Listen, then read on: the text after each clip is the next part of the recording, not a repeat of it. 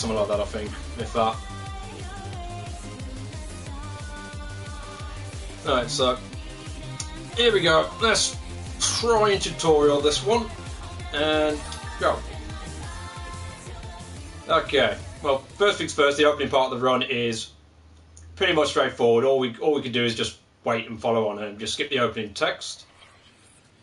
Then make your way down and across. As I say, this is pretty straightforward and lenient, so pretty much just move. Not much else I can say about the opener.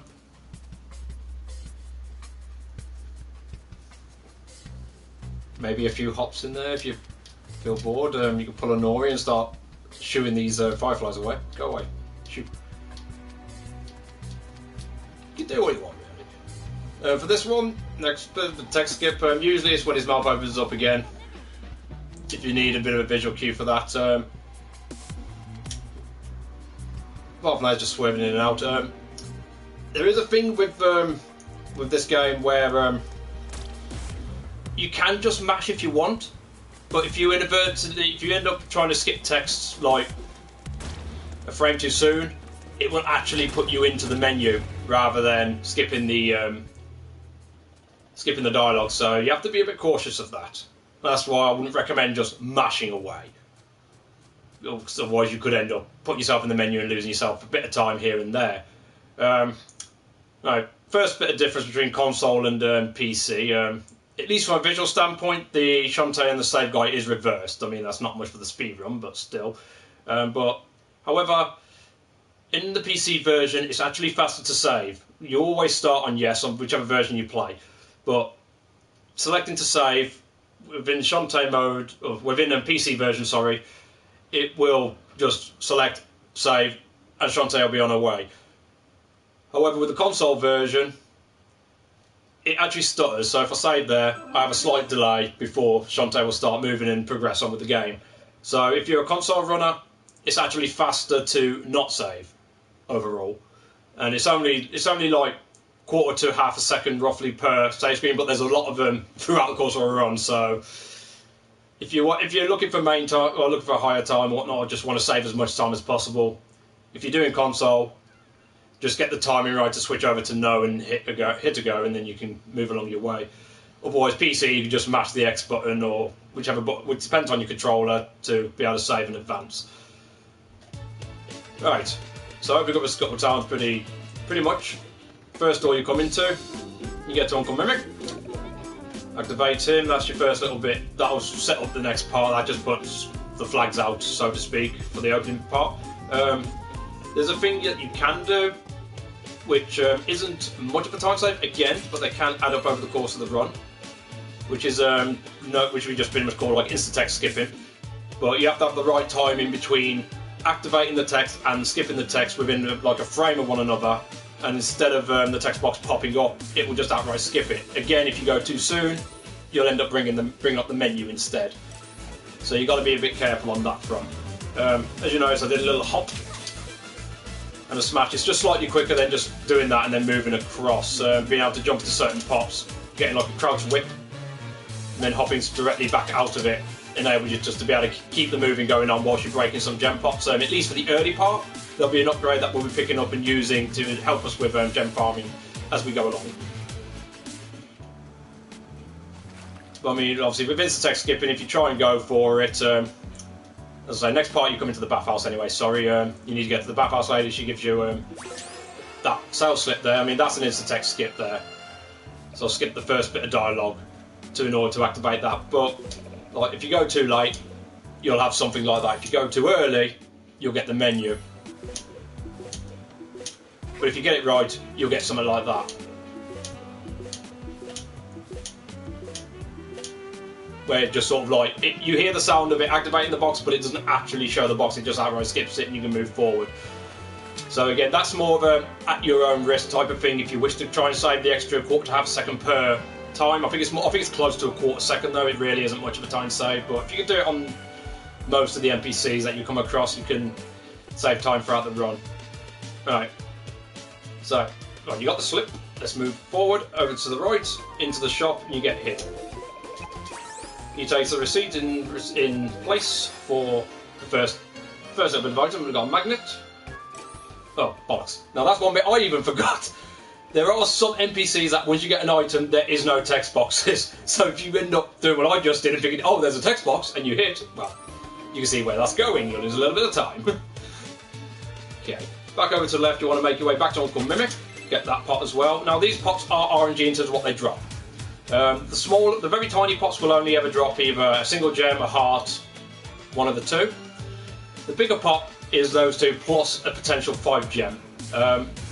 Another note between the two version differences, PC's version has 2 small pots there, and then a small and a big one here, whereas console has 1 small and 1 big for both sides. So as a console runner, I have a chance of getting a little more gems early, which can be useful, may not be, it all depends on how the rest of the run goes.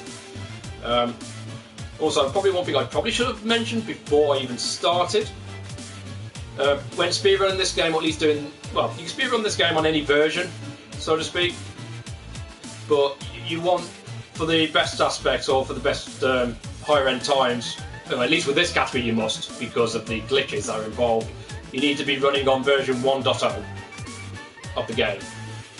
I unfortunately could not tutorial as to how to get that on the PC, I have no idea.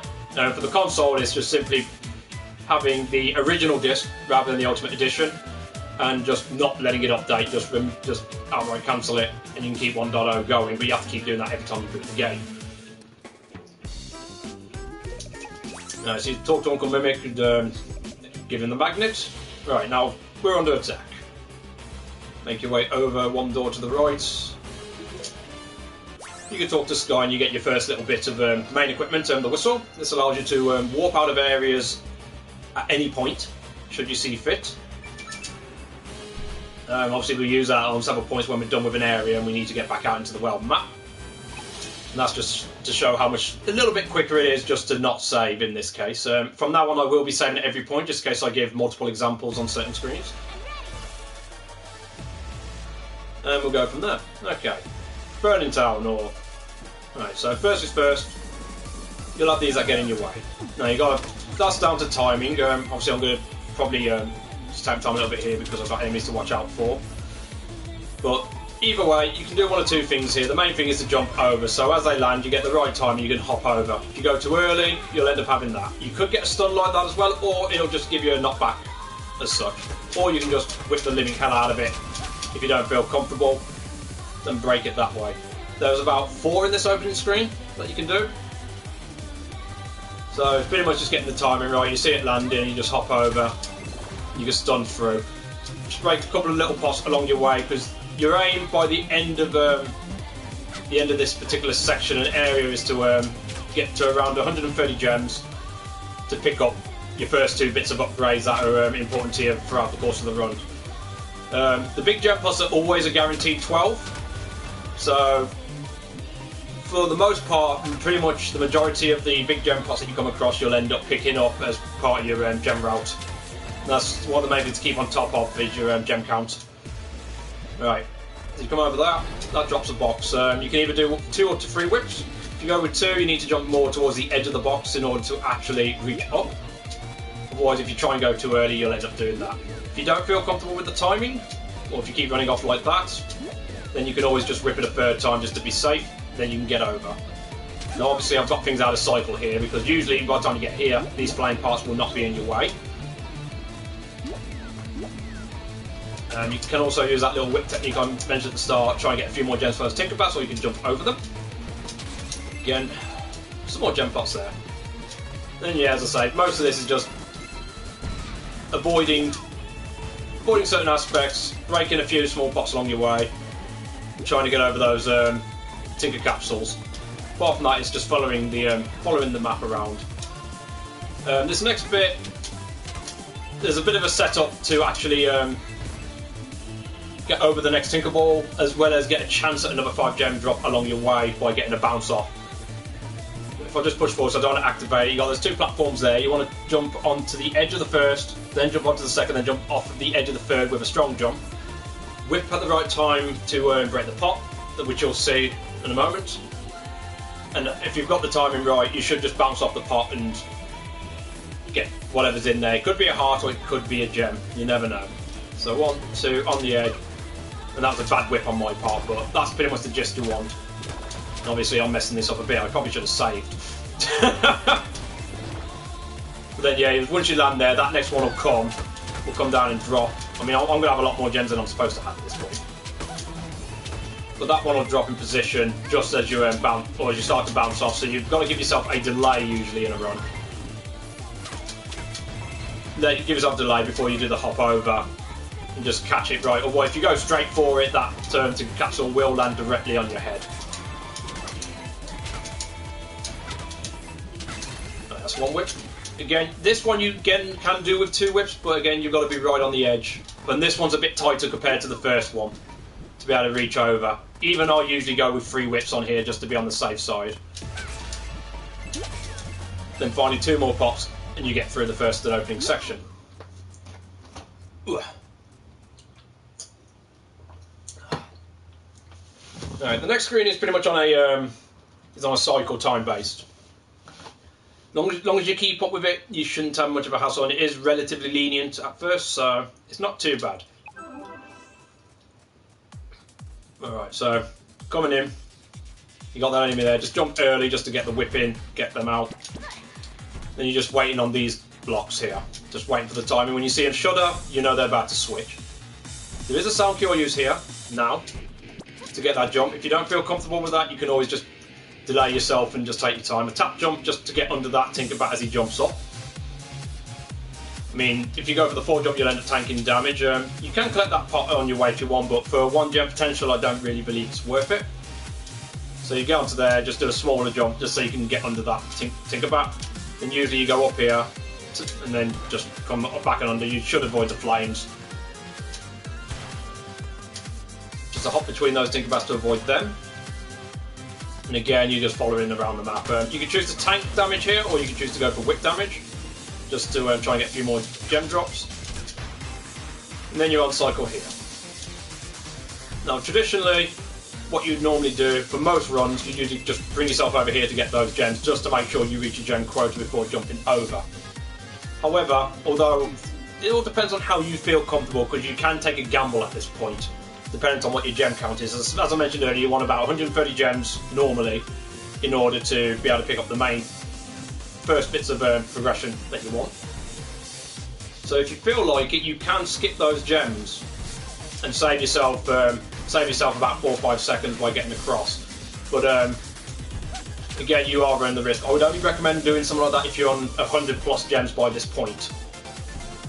And then you've got to try and get lucky with these 5 gems along the way.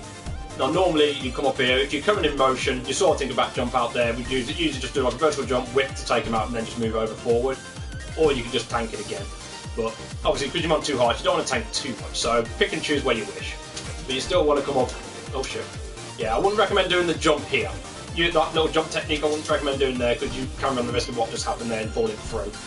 Because I mean obviously traditionally crouch and jump will push you through the floor. You've got those 2 little pots there, little pot there. Tinkerbat potential, another 5 gem potential, another Tinkerbat potential, and you're free.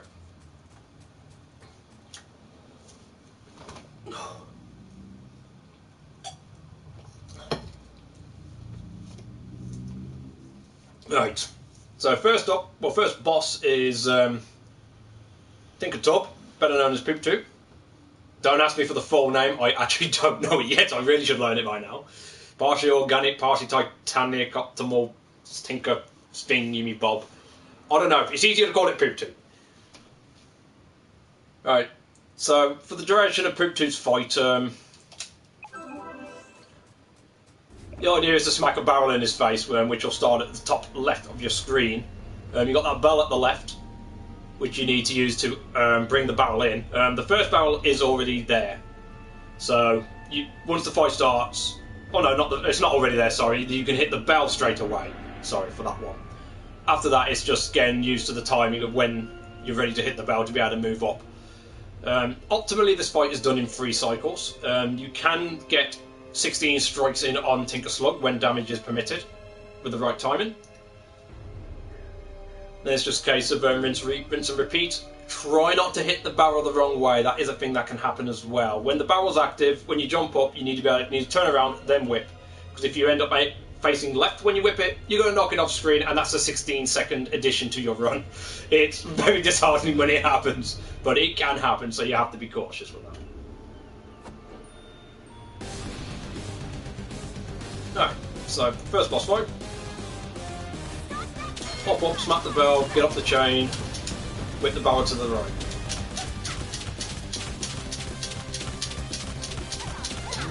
Alright, so when you got that, wait for that next wait for the next peg. So you miss a peg, hit a peg, then it should be in cycle ready for you.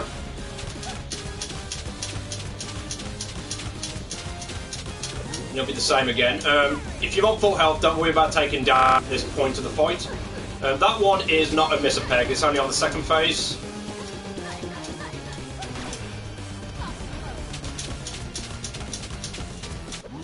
And that's poop toot down. I will do that again. I'll explain a little bit better on certain aspects because I did kind of rush that boss fight, to be fair.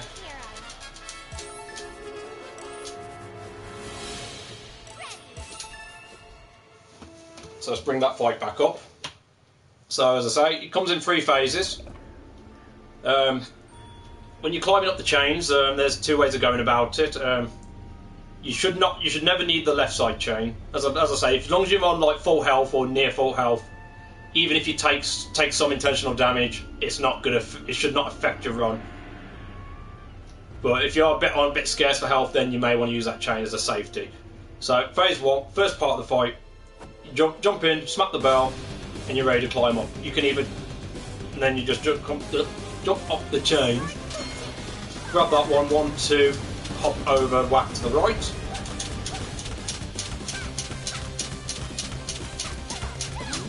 Now when he jumps up, second phase you miss a peg, then you go for the next peg. Alternatively with the chain climb, you can just let yourself climb a bit before you do your jump across. Rather than grabbing the chain and doing 2 direct vertical jumps, you can just do 1 jump, delay, and then jump to the left. With this one, after the bullets are fired, or once the 4th one's done, then it's the next peg directly afterwards. And that's Pip 2 in a nutshell.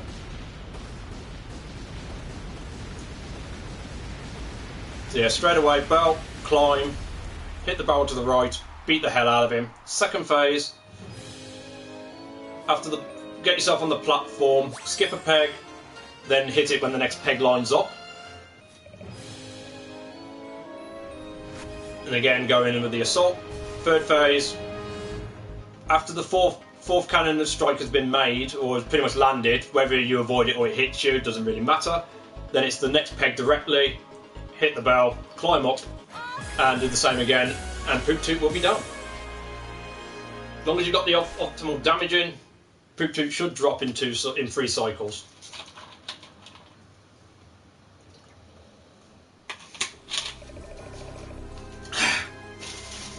Alright, so now we're on to the Genie Realm.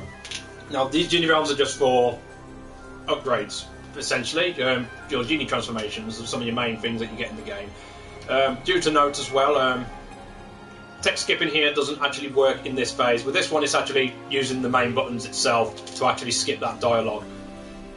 So, whenever you beat a boss, you get into the Genie Realm, you need to use your buttons rather than your traditional skipping the text dialogue to actually skip the dialogue, otherwise you'll just be there mashing the button thinking what's going on. And your first transformation is probably your most important. The monkey. Very useful in a lot of things. That also goes for that bit of dialogue there, using bottom mashing instead. Okay, I've never said that before. The game's impatient with me. Press triangle to dance. I know! I'm trying to explain things, game. Calm down! Yeah, right, so that's your dance menu. As you go through the game, when you get more transformations, there's actually 3 pages available when you collect transformations. In the case of this run, the 3rd page will not actually come into play until pretty much towards the end of the run. Your 2nd page will come into play a bit sooner. So your first couple of transformations is pretty straightforward. You hit your button, that'll be your transformation page, but monkey's always on the right. So transform, you can make your way up.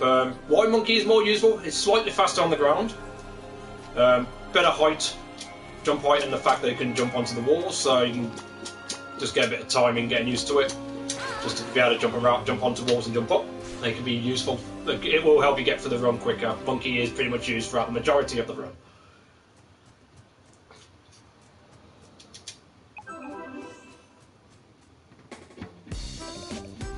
Okay, so we're back in town. Okay, so as I mentioned, by this point you want 130 gems or around and about. Ideally. Fortunately, there is a 12 gem pot at the end of the screen, which you will be getting a long way anyway. So realistically, by the time you get to Poop Toot, you would like to at least have 118. That's pretty much your note of saying, right, I know for a fact I'm going to get the correct amount of gems. But because of these RNG potential gems, again, console has more of an opportunity for a 5 gem drop versus the PC, mainly because there's that extra 5 gem pot sitting around. So if you get to Poop Toot and you're only on like 110, 112 for console, it's not so bad. You probably want to be more like 115, 114 for PC runners because of that miss gem. But again, in this case, it'll be a crouch hit and grab that. Use your little whipping technique to get that one. Same again there to get that. So you have to talk to her to get your next map count on it, and you go straight into mashing your skip text. It should skip automatically without worrying about that pre-frame menu buffer. But then you've got to watch out for the next one and make sure you don't do it again. In the event of, if you want to continue your run rather than resetting, and you're short on gems, you don't have 130 by the time you've got to her, you can just quickly pop in here. Well, I say quickly, this is about a 12-second loss to do so. I mean, most people would probably reset if they really am short, but that'll respawn the pops, so you can guarantee yourself another 12 gem and potential gems along your way. Obviously, I've got a lot more than I would normally have because I was killing a few more enemies just as I was trying to explain a few things. But it is what it is. But you want to aim for at least 130. Then you come to the shop and you'll be picking up your first set of equipment, pipe ball and super pipe ball. Now, super pipe ball is very useful for two reasons at this point. One is over the course of the run. You generally use super pipe ball to break open the 12 gem pots. This is because you can bust the pots open fraction quicker, and you can transform or get into your transformation state that bit quicker. So again, it's not much of a time save. We're talking frames, but you know, it's that every little bit. And because of how much magic is consumed over the course of 1.0, magic doesn't really deplete very fast in this. It's pretty broken. This is why we recommend you also go with version 1.0 when learning a speed run. If you do glitchless, you can do like the more recent version for glitchless, but you'll have to accept certain things being against you or that you're no longer possible. With no Up for the Danger, you need 1.0 because of the actual glitches and the tricks that are used throughout the course of the run. Now, another option you can choose to do if you wish, although this really doesn't save anything, it's just a preference. If you end up on 155 gems, you can pick up Fireball early, but that's usually part of the next shop, so that's again down to preference. It enables you to get something a bit earlier, but over the course of the run it really doesn't change your time save versus time lost ratio. So you want at least the Fireball, Super Pipe Ball. Once you've got them, you can head back to Sky's Hatchery and make your way out. Again, we've talked to Sky when you're about to fly out. She's one of those ones again where you select yes to fly out and you can just mash the button to skip the next bit of dialogue pretty much instantly. I don't know why, but it's just little information that's just worth to keep note of, just to help save a little bit of extra time here and there.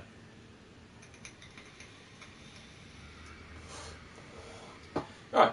So next up is, traditionally you'd think, oh, Mermaid Falls. No, not this. You actually want to go back to Main Street. There's two main reasons why we do this. Well, three actually. One of them is to be able to gather up more gems, which will add on to your gem count. Another one is to pick up an item which you need for after Mermaid Falls, so it saves you flying back out and coming back in again. And the third one is the monkey ability, Monkey Bullet, which again is very useful and does save a good amount of time through Mermaid Falls.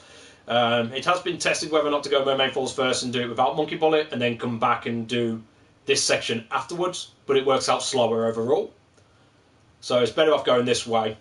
Plus you get the gem counts, as mentioned, which will set you up for the next shop before you fly out to do Island 3.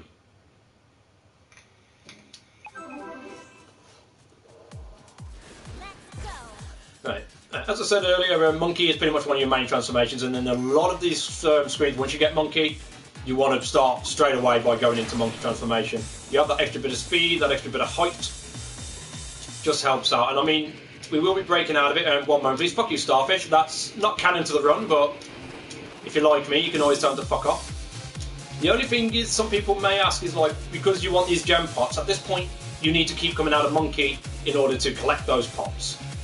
However, it's still faster because of the long stretch area that it is and the amount of pots you gather throughout the section, that you're still saving time even if you have to come out, break the pot, and then transform back in.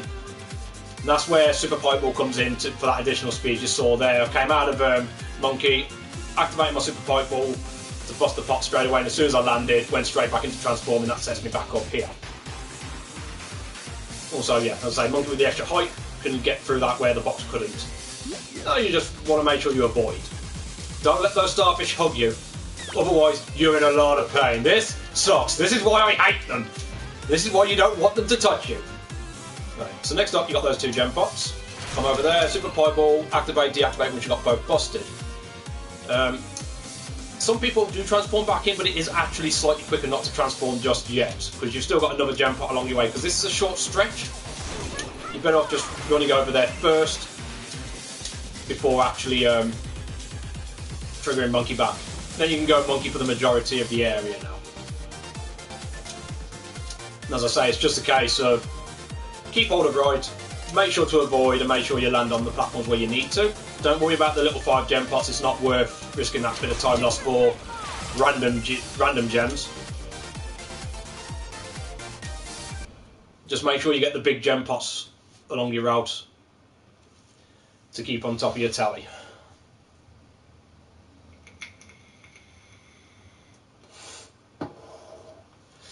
Okay, so the next bit is a little finicky at first when you first go for it. It's just to get up the side a bit quicker. Now you need to keep in time with the cycle. So pretty much I'm just going to go for it just to show the main way we do it. As soon as you come in, get into Monkey. Just jump over him, you grab the chain, jump off, grab this wall, tap over, grab that block, grab that wall, and then hop up. As I say, that can be a bit finicky. If you end up being a little too slow for that block, you can just jump onto there and then hop yourself over. That's one of the two ways you can go about it. Again, if you really don't feel comfortable with either of them, you can just take your time and just curve yourself over that way. So, as I say, there's a few potential options to go about it. The fastest was the one I showed originally. So you grab onto the chain, jump straight off, grab onto there, grab onto that block, and then just keep hopping over. If you want to play super casual, you can just do something like that. Get onto this platform first, then hop onto there. That's probably, if you go for that left platform would be the one in play. So again, you can just either attempt to go for that, but you got to get the timing right, or you can just take the chains there and move across. So that's literally your preference of how you want to go about it. As I said, so I'll keep repeating this just for sake, but yeah, the fastest one is to be able to go across that way to grab onto that block and up. But again, it's up to you. From that point, just want to come through, get onto that top, just walk off, allow that.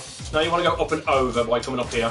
On transform, right as soon as you can get across, Super Pipe Ball on and off to get them, and a quick hop over that Tinkerbat, and you're in here. And this is one of the main things that we come for, Monkey Bullet. Now Monkey Bullet is very useful over the major course of the run. Versus Risky's Revenge, it is a slower bullet, it doesn't move as fast, but it does have the advantage of being able to penetrate through enemies, whereas Risky's Revenge didn't. So there is that added plus, which does prove itself useful in times. But it also is useful for breaking certain gem pops. You can use, instead of untransforming out and using your Super Pipe Ball, you can use Monkey Bullet instead to actually break said gem pops if necessary. As I say, it's only at certain points though. When you come out, fall down, break out, get your super fireball on, so you can break those gem pots and come across. So normally you keep your super fireball going. In fact, just to keep that on the right cycle, I am going to just exit out and re-go. Shantae, because again, another difference between the two systems, between console versus PC, magic is a bit more of a thing you need to manage in console.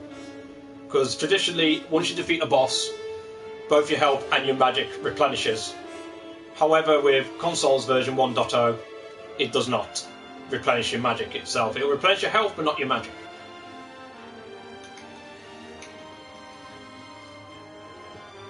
So if you're a PC runner, you don't really have to worry about your magic management that much over the course of the run, mainly because you have that replenishment aspect that will always keep you going throughout. Whereas running on consoles, you need to keep an eye on it at certain points. This is one of those certain points when we go in this next part for Tinkerbell murder. Simply put. You've got to take out 30 Tinkerbats to get a deed, if I remember rightly, which will get you the salted caramel, which is what you need for after Mermaid Falls. So that's the third reason why we come back here before going to Mermaid Falls. So we have that ready so we can set up getting into Tasseltown. Saves you flying back out and having to go back in and out because that costs you time. But usually you keep your super fireball going, take them out, come to the left side and take out the Tinkerbats. When I say you want to watch out for your magic management, what you want to see is one of their magic pots drop. At least one, so you can keep your magic topped up at all times. Sometimes it may not drop. If it doesn't drop by the time you've taken out Tinkerbat 18, I would suggest turning your magic off, because you'll need a certain amount of magic to get through the next sections. Now, so once you get that, you can go into Monkey, climb back up the left side, watch out for that Tinkerbat, and then you can start using your Monkey Bullet just to get that little bit of speed extra. And you want to get to her. That's where you get the health permit out. She gives you the salted caramel so you can advance. Well, so you can advance later, sorry. This is setting you up. Once you've done that, then you'll be going in and you'll whistle out. Then you can move on to Mermaid Falls. Before I do that, though, there is an option you can take if you want to play more safe. And that's if you want to play a bit more safe when you're doing this section, instead of starting at the far left, start at the right. So the last Tinkerbat you kill will be the one over here. Upon that, you can make your way over. You can do this Monkey Bullet here, or you can just hop your way over. And you want to go for this gap in here. And that is for an extra heart container. That's for a heart container early. So if you're not comfortable doing the run on 3 hearts, which is what a couple of us do at this current stage of the of how this game is ran, 3 hearts is usually what we consider the best in terms of the the lowest amount of health to go by. You can do the run in 2 hearts if you really want to, but for reasons that I'll get into a bit later, it's not recommended. And overall would probably cost you more time over the course of the run than it would be to gather at least 1 heart container. So again, it all depends if you prefer to go for this heart container. It costs you about 12 seconds, but you have that additional 12 gem pot there, gives you a few more gems to work with. But most people who go for this usually go with 4 heart runs, or maybe even 5. There is a reason why they go 5 hearts as well sometimes when they first start out. Console's a little different, and consoles you want at least 6 for the same reason. And again, I'll go into that a bit more when I get there, which is pretty much at the end of the run. But if you do go for this one, then when you're done, get out, and then you can make your way back over here and go back to that go back to the lady. I have no idea what her name is. Get your salted caramel and whistle out. Obviously, for the case of this tutorial, I'll keep the heart. At least I can take a bit more damage. So if I do fuck up a bit, at least I can keep the run going, so to speak.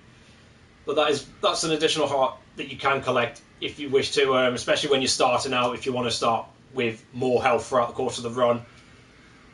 Well, as you get used to it, and then you can eliminate them as you go.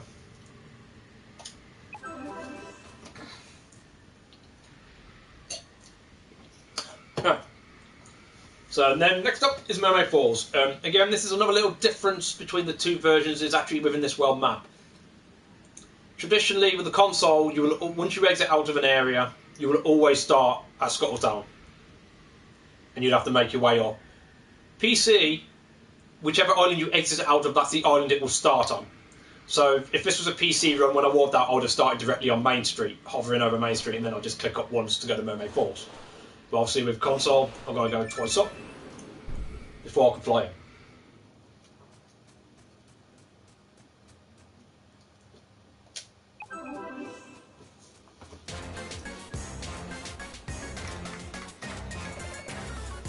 Hey Bolo, you get some screen time!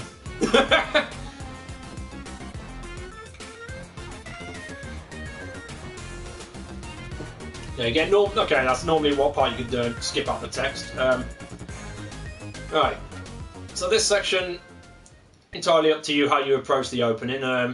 We usually use monkey straight away. For the opening part, there really isn't much of a difference in terms of time when you either go with this monkey bullet, which is slightly faster. Just hop just to knock yourself over a bit further. You can just choose to not go monkey and just jump into the water and go across if you wish. That is up to you.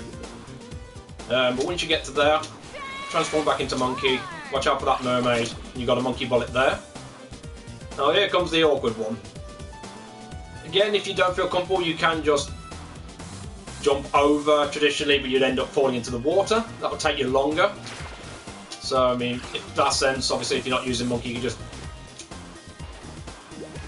can take the easy option like that. I mean, I can't go up there, but probably have to take a little bit of damage. And then transform into monkey around when you get to here, where you can easily jump the gaps.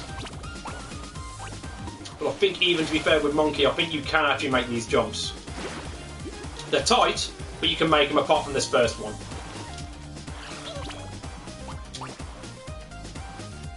Otherwise, normally, you take the monkey bullet off of this one first, and then you'll be using monkey bullet to your advantage. First one would be to get onto there, and then to try and grip onto there. If you want, you can just do the monkey bullet, stand still, and then bring yourself off the curve over and hold right. If you're not holding right when you're on a wall, monkey will just slowly slide down. So there is that. Otherwise, what we try and do normally, we'll try and curve directly onto it. So instead of letting go, we'd normally just keep a hold of right, and then curve back onto it, and then you use monkey bullet throughout these sections on pretty much everything you can. Alright, so you get up to here, jump onto here. Because we've got monkey bullet, we can use it here. That'll get you onto this wall quicker, otherwise you'd have to go the long way around. Hop up. If you've gone with 3 hearts, you can choose to tank through, which will probably save you again, just with talking frames again, but a lot of this is talking frames to be fair. But you can just tank through that crowd because he's usually always in your way. Otherwise, if you go in 2 hearts, I would suggest when you get on there, just doing a jump curve, and then you can bullet straight off of there. There is this gem pot here though, if you wish to get it. Again, it's a random chance of either health or 5 gem or single gem. Just drop down, quickly hop onto the wall, and then monkey bullet through. That'll boss the pot, and hopefully it will collect them. There are rare occurrences where you do a monkey bullet through a gem pot and it just doesn't collect them. I'm not really sure why that is, but sometimes it will.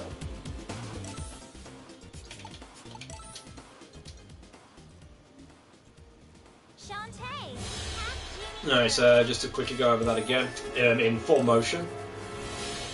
let's go. So the way we normally go about it, as I said, you can either just float over, you can try and jump over if the jumps are tight. The first jump on the next screen, you have to hit the water if you're going for a jump, or if you just want to fall in if you don't want to go for the monkey bullets. Otherwise, you just monkey bullet off first, transform to monkey, bullet off of there, bullet off, grab onto that wall, follow sequence with the monkey bullets, just fall on the edge, grab onto him by pulling back on your left, get over these platforms onto this wall, monkey bullet across, over the crab, and across. Monkey bullet timing takes a bit of getting used to, but I'm sure you'll be fine. As I say, you can adapt certain segments of the run as you see fit, depending on how you feel comfortable. If you're not too comfortable with the monkey bullets, you can practice jumping on the edges, as mentioned apart from that first jump, to be able to get across, and then hop over and do the monkey bullet up that left ledge to skip over the left side of this area, climb up, and then you're over here. And again, you can get that gem pot if you so wish to. Right, so the next screen, again, like a lot of screens, you'll start in monkey form. Now, you will be dipping into the water intentionally here, but you want to just keep your jumps over. This was where you'll jump in the water directly, because you know where you're going to make that jump. As long as you keep up with your timing right, that fish should not hit you, but if you're off by a bit, it can catch you. So again, you get into the water, you hop onto here, back into monkey form. Then just avoid the enemies, and use the rings to your advantage. Now, I do have to restart it again because, again, these rings are on a cycle. So it's just so you can see in full motion what to expect from the timing of those rings. It's not too bad. As long as you're going at full force, you should be able to reach that ring no problem. You may have to give yourself a slight delay before you jump onto the next ring, though, because you could end up missing it. So you normally get over here, make the big hop to avoid the fish, back into monkey form. Alright, so there's your ring. Try and jump onto it. We're trying to fuck it up like I did, but if you do land it, just give yourself a slight delay and run across. And again, this part you keep in with cycle, so 2 jumps up here, to grab that ring, and then you're on here. Now we're going up and over. I mean, not only just to get up to where we need to, you've got to go up to the top and to the right, but there's also these gem pots that you'll be collecting along your way by using the monkey bullet thing. When you're tight into a wall, just jump and hop onto it. So I mean, if you leave it too late and you're too high, you'll probably break the gem pot without actually collecting the gems. So you want to pretty much be tight in. So as you run in, jump in, hold right, that'll put you into that position. Then you can monkey bullet, and hopefully it should collect your gems. Sometimes it may drop them though. The game can be finicky at times. Up onto that wall, monkey bullet over. When you climb this wall, try and stay relatively low without touching the floor. Monkey bullet. Traditionally that croc would be over the left side, so you shouldn't be able to go across the top of it. Drop in, out to get those gems, and then you're onto these rings. Gem routing can be deviated here depending on how you want to go about your item management. But I'm only going to really show the way I do it myself, just because one, that's the way I'm comfortable with, and I'll point you in the right direction to other runners that use slightly different ways of going about the gem route. So in my case, I would end up dropping down, monkey bulleting off there to get that gem. Sometimes you may have to tank damage though. So yeah, once you've got them, up on the wall, up and over, you can land there and be safe if you want before crawling down. Or, as I just did there, you can just hop over, pull yourself in, get onto that ring and up to here. Now this is where you need to get a bit of a height and get the grip there. It's a bit tight, but it is doable. If you get the right position, you can jump straight onto that platform. If you're not comfortable with that, again, you just hop on, come up onto this wall, 4 hops over, and then monkey bullet onto there. So you'll land on that ring, and then it's just getting your timing right for that ring. As long as you're quick enough, you should be able to jump off it directly and get onto this side here to be able to get you moving further. And yeah, great. I feel as though my words are going all over the place right now, so my apologies on that. That'll bring you over to this side of the screen. Actually, 4 warp out. Then you have Croc. Tank damage him. Quick monkey bullet off of there. That is relatively quick. If you take a bit too much of a delay, that Croc will hit you again.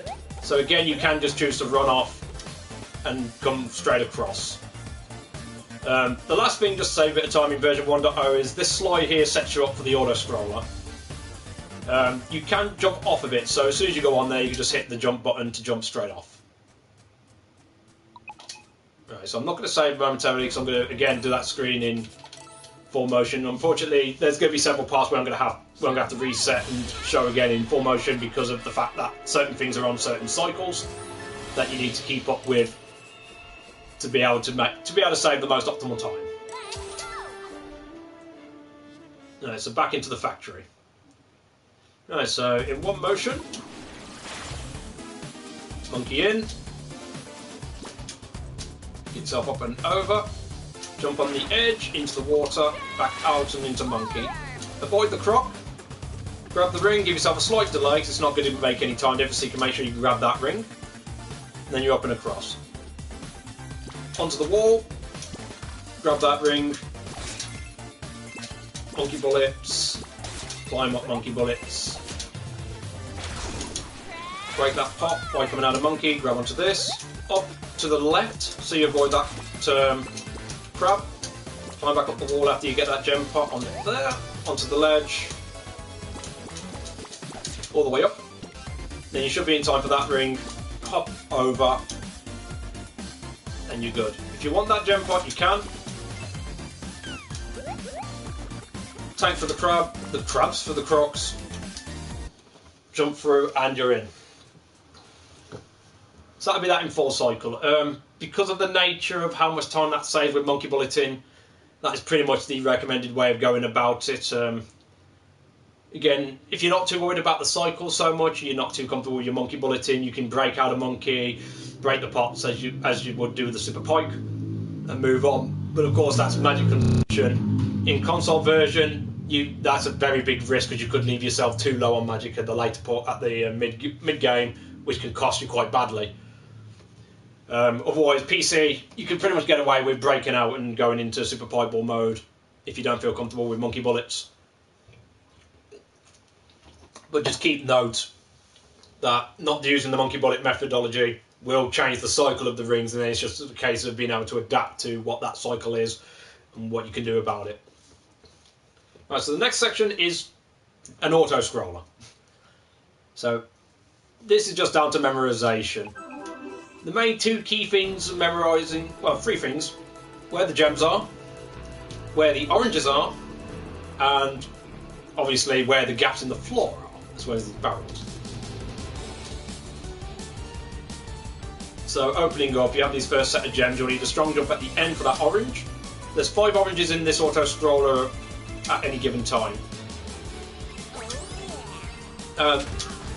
Although the oranges don't heal much, they are very useful to you for the mid-game, especially if you're going with lower hearts. If you go with like a 4 to 5 heart run, it's not so bad if you miss an orange or two.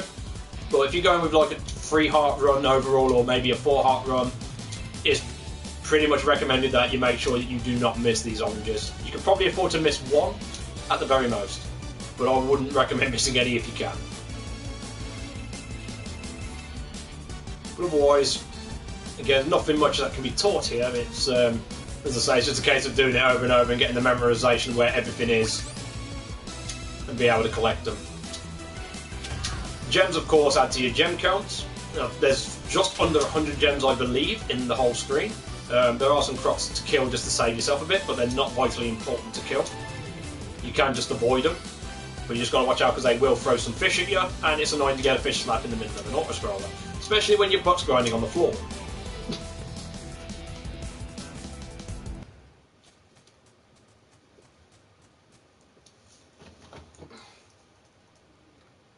Okay, so next boss, Giga Mermaid.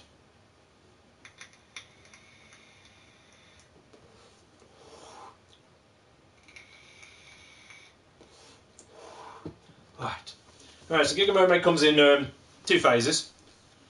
First phase, you've got to break these locks to set her free. There's 6 in total. There's a particular pattern that I generally use. I believe other runners may use a slightly different pattern in order to break the locks efficiently. And there's also a strategy which I'm not going to be using here because I don't have it at this point.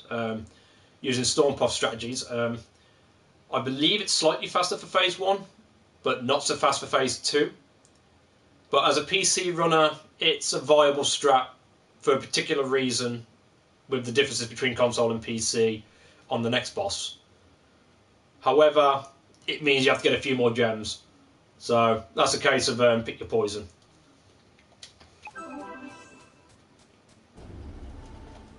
Right. So Giga Mermaid is a little random on phase 1. She can do one of 3 attacks at you. But otherwise, originally you want to get your Super Pieball, count off 4 strikes, get a strike onto there, climb up, 4 strikes, drop down, 1, 2, 3, transform into monkey. So you can make this cycle. I mistimed that a little bit.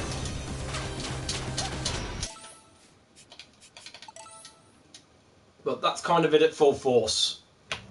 Shantae, half genie hero. But Super Pipe Ball will do a good amount of damage to breaking those locks. Counting your hair whips off is just to get your timing right. So the first lock is 4 whips. Activate your Pipe Ball the moment the fight begins. Get jumping up, jump and whip if you can on one of it, on the one in the middle on the left. If not, then you need to count 4 strikes off afterwards. Otherwise, the top one is again 4 strikes. Drop down, 3 strikes, transform into monkey. We use monkey to make cycle onto the right hand side so we can break them quicker as well. Then it's a case of getting 4, if you get the timing right, you can get the 4 strikes and break the right middle lock. Then jump up, break the far top right lock, then drop down to break the far bottom right. Again, it is a little tight to get all that cycle in.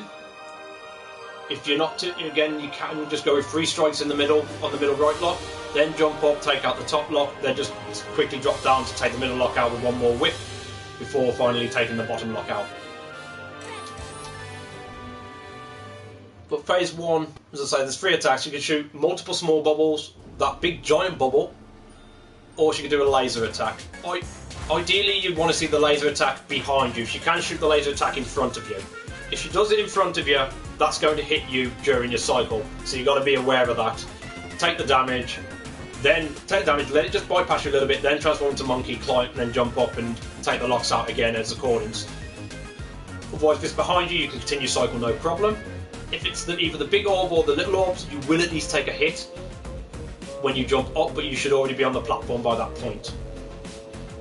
So it's not too bad. It's then just a case of health management leading up to this boss fight. I would say by the time you start this boss fight, if you've got about 3/4 of a heart or less, you can take a risk, but I would suggest using an orange just to keep yourself safe. If you've got a full heart, then no matter which attack she does, there's a way of getting through without needing the oranges. But again, you'll be taking a bit of a chance because if you make a slip up, you'll get killed, and that'll be the end of that. But ideally, you'd rather not use an orange here. So again, fight starts off, activate your Super Pipe Ball, 1, 2, 3, 4, jump straight across, jump and whip, fall down and fuck up the section entirely, go into your menu, select quit, restart, and then try and do the tutorial again. Failed! Let's try that one more time. Ah, ballsack. Yep, we got ballsack in the tutorial. I'm not sorry. Alright, let's try it again without fluffing my work, or my lines, or anything else. So, fight begins, start your Super Pipe Ball. 1, 2, 3, 4, jump to the right, onto the middle, jump and whip. Get to the top, 1, 2, 3, and 4, drop down, 1, 2, and 3, transform directly into monkey. Move over to the right, onto the platform, that's ideal, on transform 1, 2, 3, and 4, up there, 1, 2, 3, 4, 5, down there, 1, 2, 3, 4, and just wait until she's down. Whew! Bit of a mouthful. Right, phase 2 is up to her, how this is going to go. At least how it's going to start. First, you're going to set a laser that'll shoot off, just avoid them, stay to the right. Usually we go in tight to Giga Mermaid. You can actually skip that whole bit that I was just sitting there watching as I was explaining, which I'll probably show the whole fight in full motion anyway. But, so it'll usually start off with a set of lasers going out. Stick to the right, don't worry if you face tanker. It's not going to really affect you unless you're really low on health. I don't think she does any damage when you face tanker that way. But you want to stay out of her, you want to just avoid those lasers. Once they're done, you want to time your Super Pipe Ball out so your Super Pipe Ball's out and extended, but you don't activate it directly straight away, but you don't want to leave it too late. Because then we've got to just see what the game decides to do. She can do one of 3 things. Again, she can either dive into the screen whilst the platforms rise. That's the cycle you want. That's the fastest method, but that's down to her. She could just swoop in on her own and no platforms, which isn't terrible, but you'd rather not see it. Or you could see her tail just shoot up in the sky and start going left to right. That is the one piece of RNG you don't want to see. It's easy to avoid, but it costs you time. So we'll see what RNG she gives me, and I'll try and explain as I go. So again, just move away from these lasers, make sure you avoid it. After the laser down, super pipe ball outright. She jumps in. In that case, just deactivate, reactivate. When she leans, jump into her.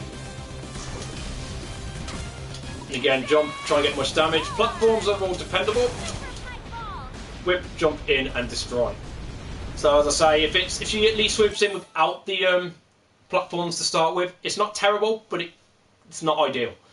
Again, it's down to RNG on certain things, but even when the platforms rise, you may get a different platform orientation. And there's usually one of two that usually happens. That's one of them, where you'd jump onto that jump onto that closest ring, up onto the platform, then jump over, get out a monkey, activate your super pipe ball, and make a whip strike to cause damage. Alright, so I may have to do this fight a few times just to try and see if we can at least get a couple of different ways the RNG works and how to approach it. Although I won't spend too much of your time on this because she may not give me those different types of RNG. It's literally going to be down to her.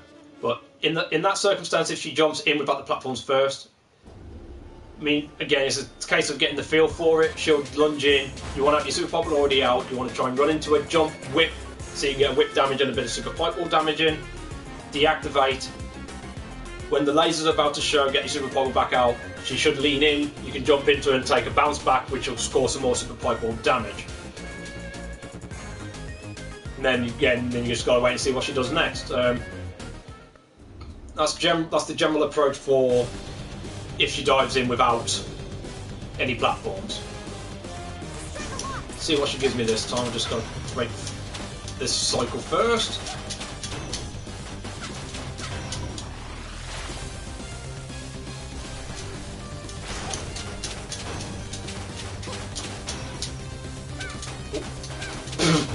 Little stumble there.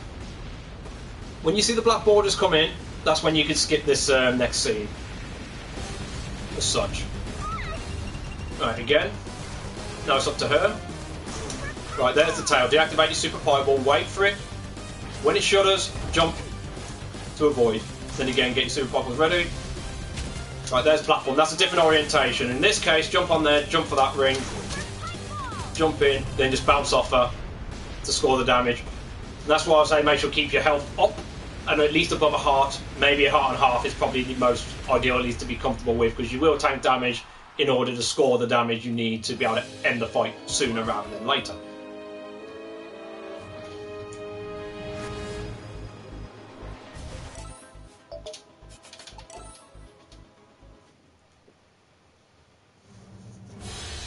Yeah, unfortunately she's one of those RNG bosses where different aspects can happen dependent.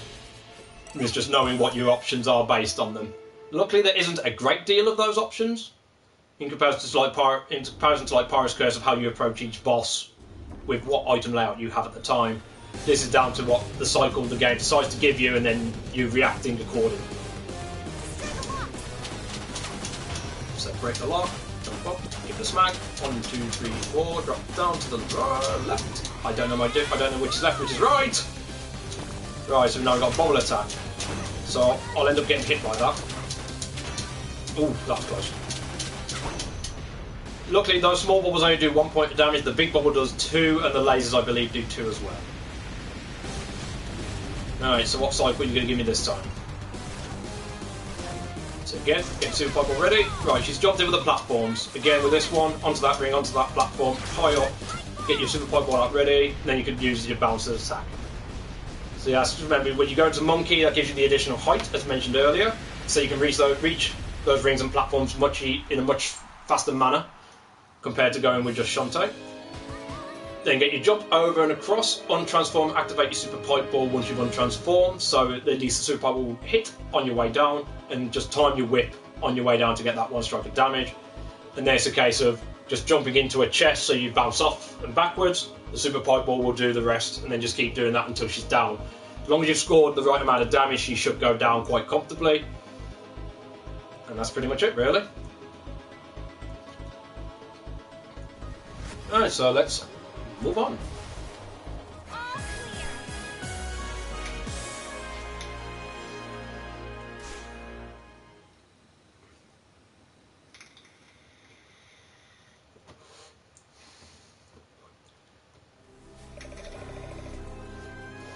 All clear. Right, so your next transformation. Again, when you're in the genie realm, you need to use your buttons to skip the dialogue rather than the skip dialogue button.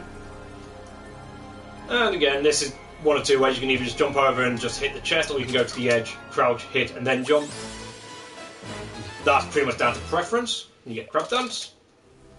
And Crab will always be on the first screen and down.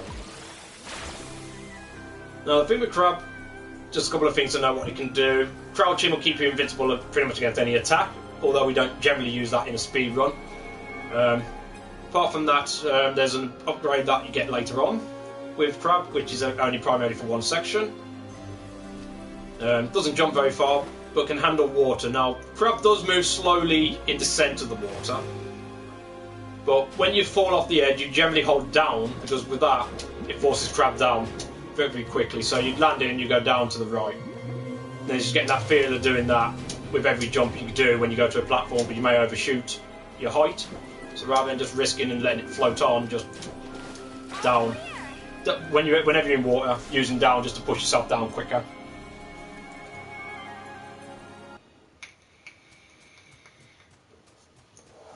And I think that's primarily used in one bit of backtracking. Would you like to save the game? Yes, please. I'm doing a tutorial. It might be recommended. Right, so now we're back in Scottown. We gotta do another bit of roundup. As mentioned earlier, when we went back to Burning Town to get that salted caramel, that's going to come into play now. Ideally, by this point in the run, gem-wise, you should be anywhere in the range of about 280 to 300. Obviously, I've got more because I've collected more gems along the way.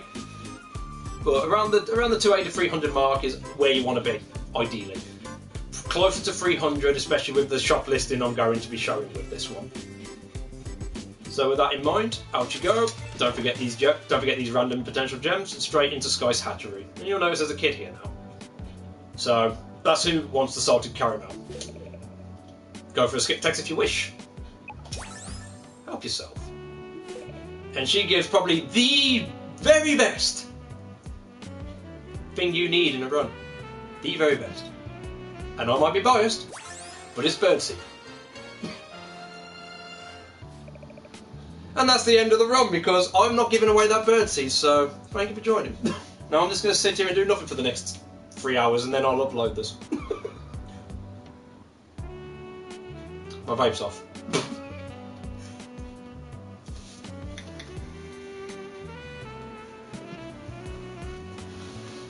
Me? No, I want my birdseed! Leave me alone! Stop speedruns your tutorial! I do what I want! Right, so no. Okay, you get the birdseed, and you move on. When you come out of there directly, you can do the... Again, if you want to use your super fireball for these pots, that's your call, but again, console-wise, be wary of your magic. This is why I usually stick with like jump whipping techniques on certain pots, because of how much magic, because as you notice in the top left, my magic meter did not replenish after Giga Mermaid. Whereas in the PC version, your magic will replenish after each boss fight.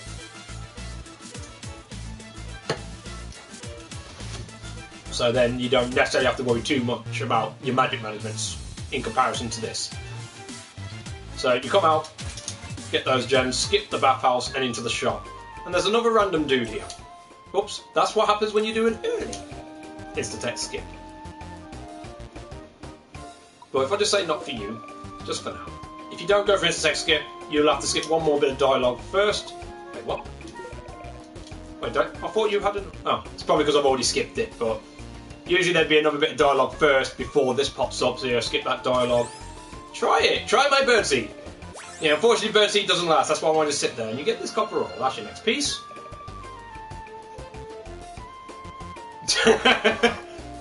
Yeah, it's just like, so how'd the speedrun go? I'm on about 30 hours right now. What the hell happened? Oh, I sat around after I got birdseed, like you said. Oh. That joke. Whoops. So you get that. Oh, what was it? Yeah, the copper ore. So you get the copper ore. Now you want to go and shop. And again, this is where shopping deviates, depends on how you approach a shop list. There's two different shop lists that get used in the run, but for the purpose of this speed run, as well as it's easier to pull off the tricks with this method, but I will at least explain the other method to a degree. With this shop, you want to purchase three things. Fireball, down for 2.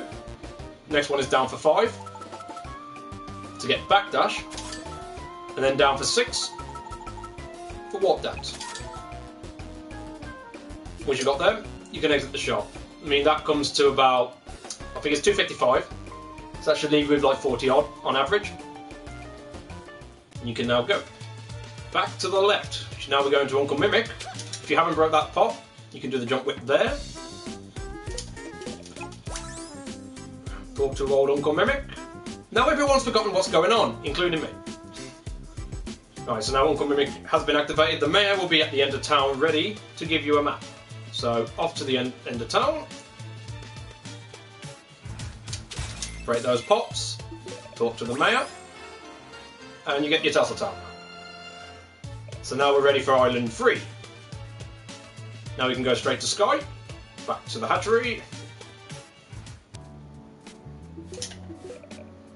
And we can get ready for liftoff.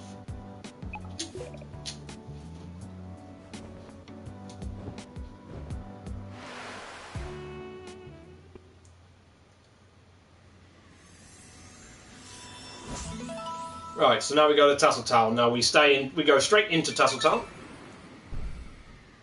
And this is where some of that monkey bullet aspect is going to come into play more efficiently. Also using for 1 or 2 gem pot breakages. Well, literally only 1 or 2, so to be fair, it's not as much as I originally thought. So that's my bad. But again, there's certain gem pots you want to collect on your route, whilst avoiding certain things. Right, so first up, again, back into Monkey. This won't be for long, this is just so you get the height to get to that. Break that open with your super pipe, then break that one. I will at least say, with this opening part, I mean, I traditionally just Monkey Bullet and tank, even on 2 hearts, I generally tank.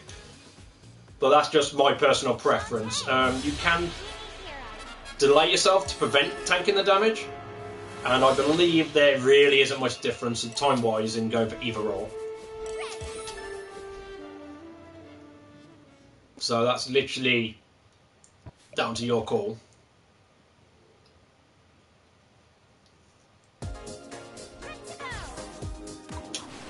So again, monkey in, get up there, exit super pipe, will get in, go on there, delay, then break that so you can get that. So again, you can delay or you can tank, your call. Make sure to avoid the enemies. You'll have a random jerk bird pop up, and he will randomly spawn around this area, so you're not going to know where he's going to be positioned. So you can either choose to stop and then move, depends on where he is, or you can tank through him, or you can, if you get enough practice in, oh, there's not doing it. If you get enough practice in, you can just get around it. So knowing the position of where that jerk bird is going to be will depend on how you go about it. I mean, you can avoid, get onto there, and you can just jump straight up, or as I showed, or was shown in that last bit, because of where he was, I knew that if I went low first, I could avoid. So I dropped down and then hopped to get there. Onto the ledge, monkey bullet, so you can reach this platform. Hop up, break out, get the gem pot there, and then another monkey bullet. Then you're following this route. You want to get out, super fireball, 1, 2, 3 whips back into monkey, onto the edge there to reach here. Now this is the way I go about it because I want this extra gem pot as part of the way I route my gems. If you've already got plenty of gems via RNG, you can take a different tech or a different approach by skipping this. Otherwise, if you go for this, once you get on here, super pipe ball across, transform into crab, and then down and into the left. Try not to activate anything here. But again, using crab whilst holding down. If you don't hold that down, then you'll find yourself just slowly making your way there.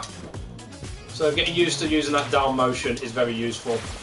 So if you do go up here, activate your super pipe ball, get into crab, in, down and across. And it's just timing your right movement to be able to land on that lip. If not, you can always just hold down till you get to there and then go across. If you choose to skip that gem pot, instead of transforming into monkey when you take this worm down, if I just jump back over.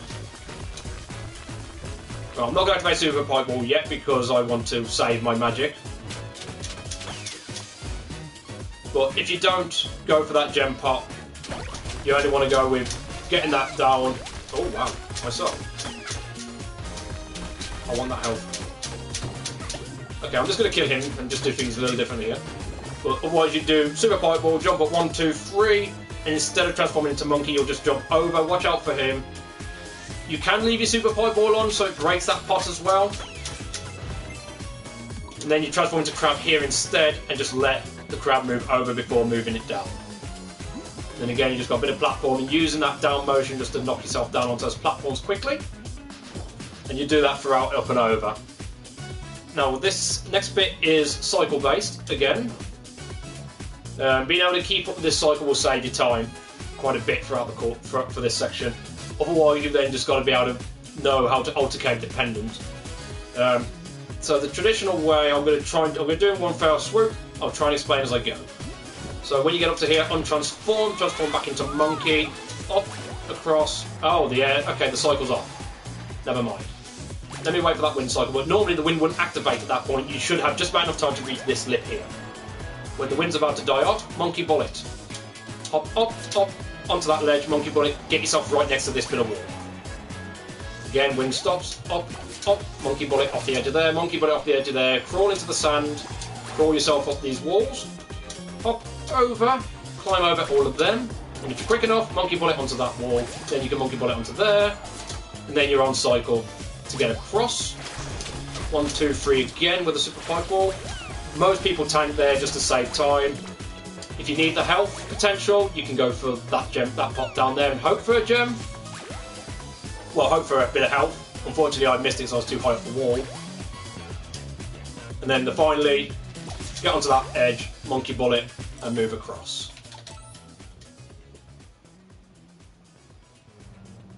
Shantae, half genie hero. Right. So now, what would you do in the circumstances of missing a cycle? Because if you miss a cycle, then you're working on a different pattern. You're working on a slightly different pattern. It's just knowing how to alternate accordingly to be able to still meet those cycles. So, just to go over the opening again: monkey in, up, transform, break the pot. Tank damage or no tank damage is up to you. Avoid all enemies. Watch out for that jerk bird and know how to react accordingly. In that case, I got lucky. Get onto that little lip. Monkey bullet, hop up, break the pot. Monkey bullet across. Optional choice here. The way I normally go: 1, 2, 3, transform back into monkey. Hop over, onto here, out. Super pipe ball, break them. Back into crab, down and across. Right. So now we're going to be on main cycle. Untransform, back into monkey, hop over, onto the block, and you should have enough time to just reach there. And then you go. Follow the same cycle I showed you. Let's just say you failed to reach this lip here and you ended here. You can just quickly monkey bullet to get that gem pot. Monkey bullet over there. Oh, wow, I missed. Right, normally you should be able to reach over at least to here. Then again, you can break that pot just to get that one. Just jump over all of them. You won't generally reach across, you may as well go for that pot, but you want to go for that pot straight away so you land in here. This is not really the best example, to be fair. You'll land in there, your monkey bullet onto there. When the wind dies, jump up and up. 1, 2. Look, if you don't have a stutter, you can just about bullet across and reach here. Then you can do another little lip there whilst the wind pushes you before you climb up. Unfortunately, there was a little finicky there, to be fair, and I even didn't reach a cycle that I was expecting to, based on what I was going for. But yeah, it's just knowing a couple of different ways of how you'd approach spent on the position of where you are when the wind cycle has hit you, and then obviously getting through without losing too much time. If you do fall back on that, you usually lose 1 cycle, lose a couple of seconds per cycle, So ideally you want to try and stay on the main cycle throughout the majority, but with a bit of time and practice you should be able to, and then you also have the knowledge of how to approach the cycles dependent on where you've landed if you've ended up missing a cycle, which can happen. Alright, so not much I could have done there. I would generally tank. You can just wait and try and jump over it or something, but again, that's runner's preference. So back here. Right, I've got plenty of gems, so just to show, again, that would be a tank. Now I would be in trouble because I would only be using 2 hearts. So I would be considering health at this point, so I've tanked too much damage. But there is 1 or 2 pots I can get, which may have help, so again, this is down to your preference, how you handle your health. You have 5 oranges at this point of the run. But I mean, that if you do decide to skip those gems, that's how you go about it.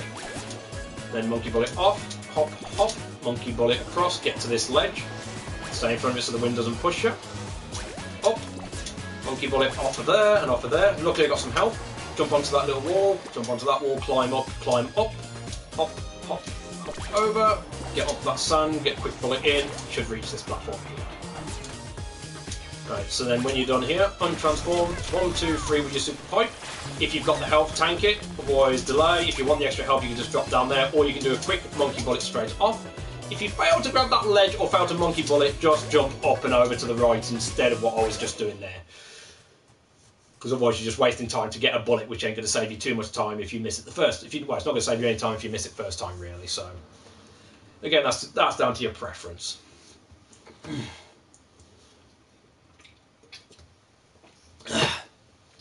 Alright, Tasseltown, round 2. And this is the tower climb. You've got Wilbur, who's going to be chasing your ass all the way up here. So you want to try and get up there quickly and effectively without him catching you. Now there is one thing I forgot to state there, and I'm obviously doing this very fucking badly because I haven't even transformed yet. Fortunately, I'm not very good at talking and doing at the same time, so yeah.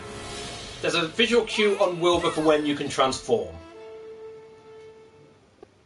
So instead of waiting for the screen to transition up and then transform, if you want to transform sooner and then try and do the first little bit blind, you can do. Usually you just wait for him to pop up and you'll see him like shudder up and down. 1, 2, 3, 4. Then you just jump over, get onto these ledges. You still want these gem pots drop vertically onto that wall and into the chain. Untransform because you want this pot on. I can't delay too much because I've got Wilbur up my ass, but super fireball into monkey, 1, 2, 3, 4, and then over to the right should get you here. Untransform, super fireball to break these blocks, 1, 2, and 3 whips, that will push the block out of the way for you. Up and up, jump, 2 whips. For this block, you want to whip just before you jump, whilst holding left, to get the first whip in. And then you can transform into monkey. Get onto there, hop over. If you wish, you can just get a certain way up, monkey bullet across, and then jump the rest of the way. Onto here, grab those gems, 1 and 2 to the left, onto the chain. Wait for them fireballs. You can skip it, which I'll show on the next run of this, but for now I'm just going to say you can just sit back and avoid. You can either walk the way through, or you can monkey bullet your way around those sections. 1, 2, watch out for these flames. Now these chains, I would suggest sticking to a particular pattern because of the way these skeletons work. So you want to grab onto the chain, 1 jump up, wait for them to move, jump over to the left. It's usually 3 quick chain jumps before swerving yourself around. Again, there you can either go one up and then jump across. If you don't feel comfortable with that, you go 1, 2, monkey bullet across onto here, and then grab this ring.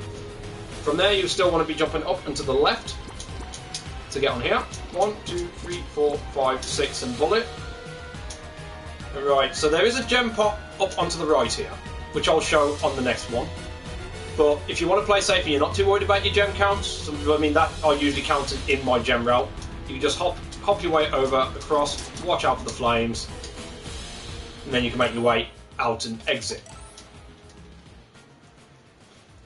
But if you go for that gem pot to the right, you'll be using the first glitch/trick of the run, which is a trick that we can't use in any other category but no what for the danger or what for the danger. So if you're doing a glitchless run, this next trick wouldn't be permitted. it's an awkward one to pull off as well. This one is pretty finicky, to be fair. Out of all the out-of-bound tricks you can do, this is the most finicky. The rest of them are pretty straightforward and not too bad to pull off overall. In fact, only one other clip takes a little getting used to. The rest of them you can pretty much do without any hassle if you go with the backdash shot that I did earlier. And it's the main reason why I still stick with it, because it makes it far more consistent. Although you can still clip without the backdash ability. Right, so try and do this in full motion, except I'll be using this in the full cycle I generally use it. So 1, 2, 3, 4, transform. Get up the walls, follow it around, get these 2 gem pots. Off the right wall, up the chain. Grab that gem pot. 1, 2, 3, 4 to the right. Untransform, super pipe ball, 3 whips. Get onto this platform, 1, 2, whip just before you jump. So literally scroll your thumb down. You can do a monkey bullet there, as I mentioned, if you wish. 2 whips there. Break this gem pot. Now this is a fireball skip. If you're quick enough, you can get past that cycle like that. But you need to really climb the chains in a particular way to be able to get that. And I will do one more run of it just to show the timing of that. 1, 2. Oh no, sorry, I said 3 there. It's actually 2, so it shows how much I remember. So it's only 2 quick chain jumps before considering the move over. Right, so now this is the ceiling clip. If you go for this gem pot, grab that gem pot, and then it's the ceiling clip here. The idea is to hop off the chain whilst untransforming pretty much one after the other in a very quick motion, and then hopping directly off the chain again to break through. Unfortunately, she didn't take that, so I might get took up by Wilbur here. Oh yeah, I'm fine. As I say, that's a finicky trick. You pretty much sort of got to hop off and untransform one after the other. As I say, I probably wouldn't recommend it to people starting out with this run. I would still say just don't worry about that gem pot. Go across and to the right, and especially if you are considering, if you're doing this as the first time and you go for that early heart container that I showed near the beginning, there is that additional 12 gem pot that you can use within your gem route and exclude that one on that top right. So it saves you doing this ceiling clip. I mean, the ceiling clip is faster in the run, but miss it once, then you're looking at losing time. So it is a bit risky, but again, right, full motion. Let's not botch it this time. 1, 2, get the gems, fall down, off the right wall, onto the chain, jump over the skeleton, untransform and get the gem pot, which is the pipe wall. 4 jumps up the left wall, hop over to the right, super pipe wall, break those. Well, okay, these blocks are already out of my way because I'm not doing it straight from the get-go. So actually, alright. Let me restart that. I forgot about that. If Wilbur takes you out on the climb, anything that you've already moved will stay moved. So, wow, my memory of this is not as strong as I thought. At least I remember how to run the game at least, so at least you can still get the information from this. I know a lot of this is seeming like I'm trying to explain it as I do a lot of it, but because of how much the game works off cycles, it's sort of how it goes. So you got the 4, hop up and around, get these gem pots, drop down vertically, jump up and off to the right wall off the chain, untransform, go into super pipe wall, up the wall 4 times and across, untransform, super pipe wall, 3 whips, jump up, 1, 2, whip just before you jump, get into that block, 2 whips again, 1, 2, 3, 4, 5, and then straight across, or you can use a monkey bullet if you prefer. 2 whips, get that gem pot, 1, 2, up here, you want to just quick hop, then jump all the way around, and then try not to clip there to be able to beat the fireball. That's generally the method around that. It is tighter than it looks sometimes, but it is doable.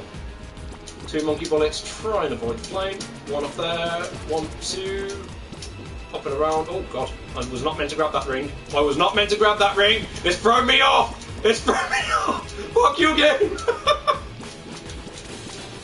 Up on these walls, a monkey bullet across, 1, 2, 3, get that gem pot and then... Oh wow, Shantae, you let me know. And then clip through the ceiling that way. Alright, I think I've been over that a few times. I think we can move on. Yeah, before I do, I'll try and explain it without visual on that fireball skip, because I kind of did both of them, both parts, one with explaining, one without, but the one that I did with explaining failed. But the idea, when you get to that particular part, you want to grab at the bottom part of the chain, or near the bottom of the part of the chain, a quick hop up it before you do a strong move over, get onto the wall, get all your jumps tight in, so you're basically hopping off the walls straight away.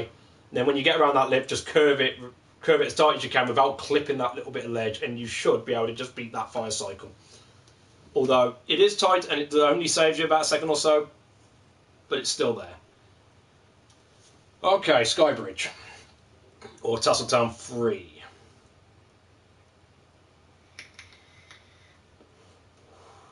Right, there is 3 ways of doing this. The original, which is the slowest, at least when we consider it at speedrun pace.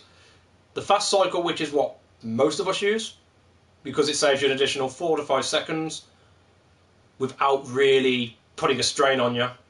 And there's one more method which I won't be showing off here because I haven't actually practiced it myself, which is the fastest cycle, which saves you about 8 to 9 seconds. But my God, you gotta have a lot more trickier time. If you want to look up the fastest cycle of this afterwards, I would suggest looking up a runner by the name of Cake Sauce, who was the originator of the fastest cycle. I believe he may have a YouTube video up somewhere. I'm not 100% on that, but I'll suggest checking that out if you're interested in having a look at what the fastest cycle is and how to approach that. But a lot of us generally stick with fast cycle rather than fastest, just as I say, because it only adds a few additional monkey bullets, which isn't that strenuous overall, just to save the extra bit of time.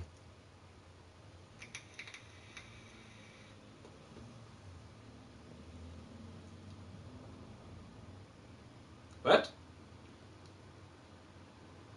Cage sauce smaller than something? I don't know. Written this way. I don't know. I'll probably read that wrong, but we'll show you do more, Trent.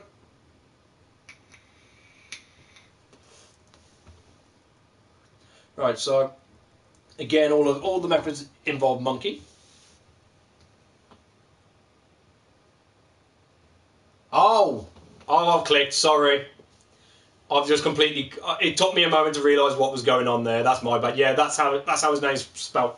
So check that runner out too, or even ask him, and he'll be able to help you with how the fastest cycle goes. Right. So first, I'll go through Skybridge with the original method, which is the slowest method. Probably the safer one of the bunch, but this area can be annoying at times, so you have to get used to it a bit. This is also the area where, in terms of heart containers, is the one guaranteed one that you would usually get. Mainly because by this point you probably took some damage, and the heart container will also replenish your health. If you're going with the traditional 3 heart route, this would be the only heart container you'll collect. The one that I gathered at the beginning is an optional one. If you go with the 4 hearts, you'd go with the early one that I grabbed and this one. 5 hearts. There's one later, or there is a risk that you can take with RNG, which I'll go into a little more bit later on. But, right. So the traditional method, or the oldest method, going into monkey, you get onto here, delay yourself, then just hop off of that block. On the edge of each of these sections, you want to jump on to be able to reach across. And then just keep following the cycle, and you'll come out and go into break that pot. And again, I'm having to keep moving here because of cycle base. Break that one, and then this is where Monkey Bullet will come in. This will get you on here. Once you see him jump on the right, you can jump. Now, unfortunately, you've got to watch out for certain arrows, which kind of put me a bit in an awkward spot there. Left me a bit wounded. In fact, I haven't done this method in a while, so I think I did that slightly different to how it traditionally was. I think there's usually another monkey bullet somewhere.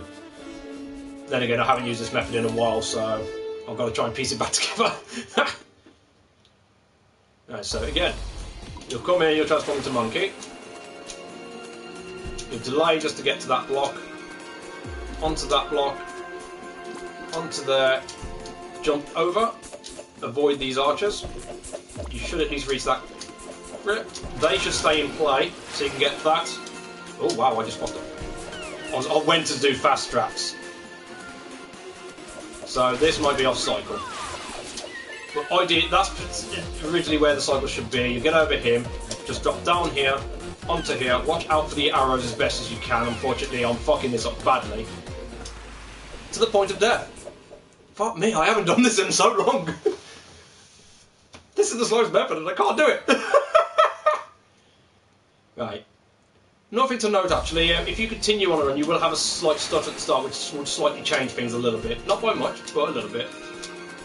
But pretty much you want to jump towards the edges of these areas. Try not to fall off. Wow, I'm fucking this up badly. Okay, can somebody get a tutorial for the person giving the tutorial, please? No, we'll get this. I do apologise, but it's been a while since I've done it this way. It's just trying to remember all the cycles, I think. Because again, this game does heavily rely on certain cycle-based aspects. Wow.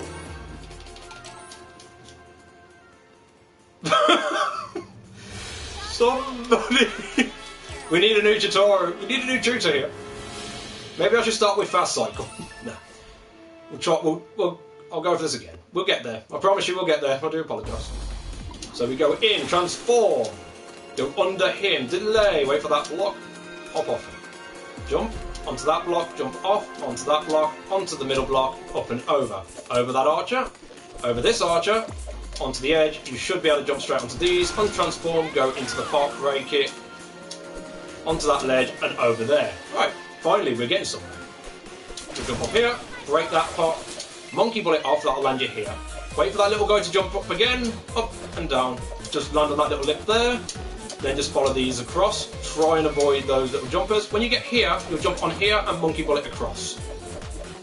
Because this is the mandatory heart container that pretty much any runner will collect. Regardless of how many hearts they collect throughout the run, that's the one they get. Transform back. You'll probably take damage there. Just straight bullet off of there. Collect the pots again as per normal. Otherwise, most of this is pretty much staying in the air. And just jumping across. Alright, so we'll get this jump up. Now you want to tank damage here, and that's to keep the run in cycle. So when you get to the edge of here, that high platform will be there. Monkey bullet off of it. Put you here. You'll tank that arrow. Onto here. Monkey bullet off. Up, over. Another monkey bullet. Hop on. That platform will be out. And another monkey bullet and across. Now the difference between the old method and the fast cycle is pretty much just the beginning and a little bit in the middle. That end sequence is the same no matter which cycle you're on or which method you decide to take. But the main time save is at the beginning of the second screen, those two rotating platforms. As you saw, when I got there and landed on it with this cycle, I landed on the one onto the far left and it was starting to move up and to the right. In fast cycle, you'll be aiming to beat that cycle so you can jump straight over, saving you those 4 seconds. But it does involve a couple of additional monkey bullets, 3 to be exact, to get across Skybridge. Otherwise, the most part is the same. There is a 4th optional bullet if you choose to use it, which I generally do. But that's after the fast cycle has been introduced. So what you do is you'll delay again, but this time you'll bullet off of that block. Then you'll follow the cycle as you would. When you get onto this platform, you'll bullet off of that and hop on there. You'll get across here. I've probably already messed up because I got caught up. And then a final bullet there. Strong jump over and then hop over this enemy here. Now this should put me in the right cycle. Monkey bullet off, jump off of there and onto that platform. And then you can begin going across to get your heart container. Right, so as soon as that's happened, you're going to monkey, take the damage, onto here, onto this wall and bullet off.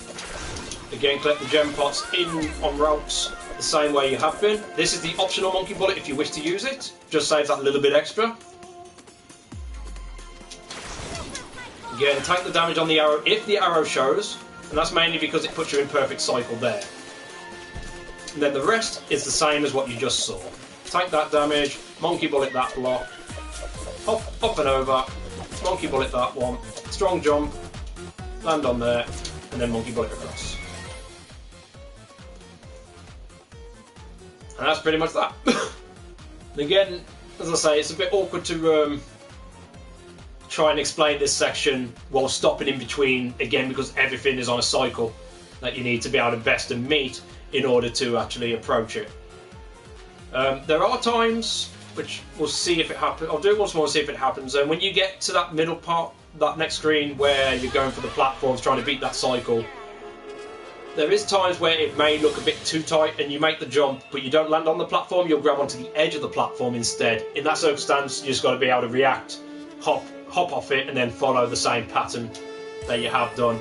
As long as you can keep your forward momentum going with those monkey bullets, you should be able to meet the cycles and be fine. I will at least mention, if you do go a little bit too quick, you may end up overshooting. So it's sort of weird because you've got to make sure to get these bullets tight in and fast. But if you get it too tight in and too fast, you may overshoot. Believe it or not, it has happened to me once or twice. So one more time for fastest cycle. Wait for that delay, bullet off of that first pedestal block. Oh wow, I just got a grip. So that's put me back. Because of that, it's now put me back onto the original cycle. So in that circumstance, you can keep going and just go back to the older method if you have that delay. Because sometimes you can get screwed over with when you monkey bullet. And then back on the old cycle, I can quickly show this again, just avoid the arrow. Hop over onto the ledge. Then just follow the blocks, just avoid everything. Apart from the platforms, do not avoid the platforms, that results in death. Ugh. Wow, trying to explain cycle base whilst doing cycle base hurts.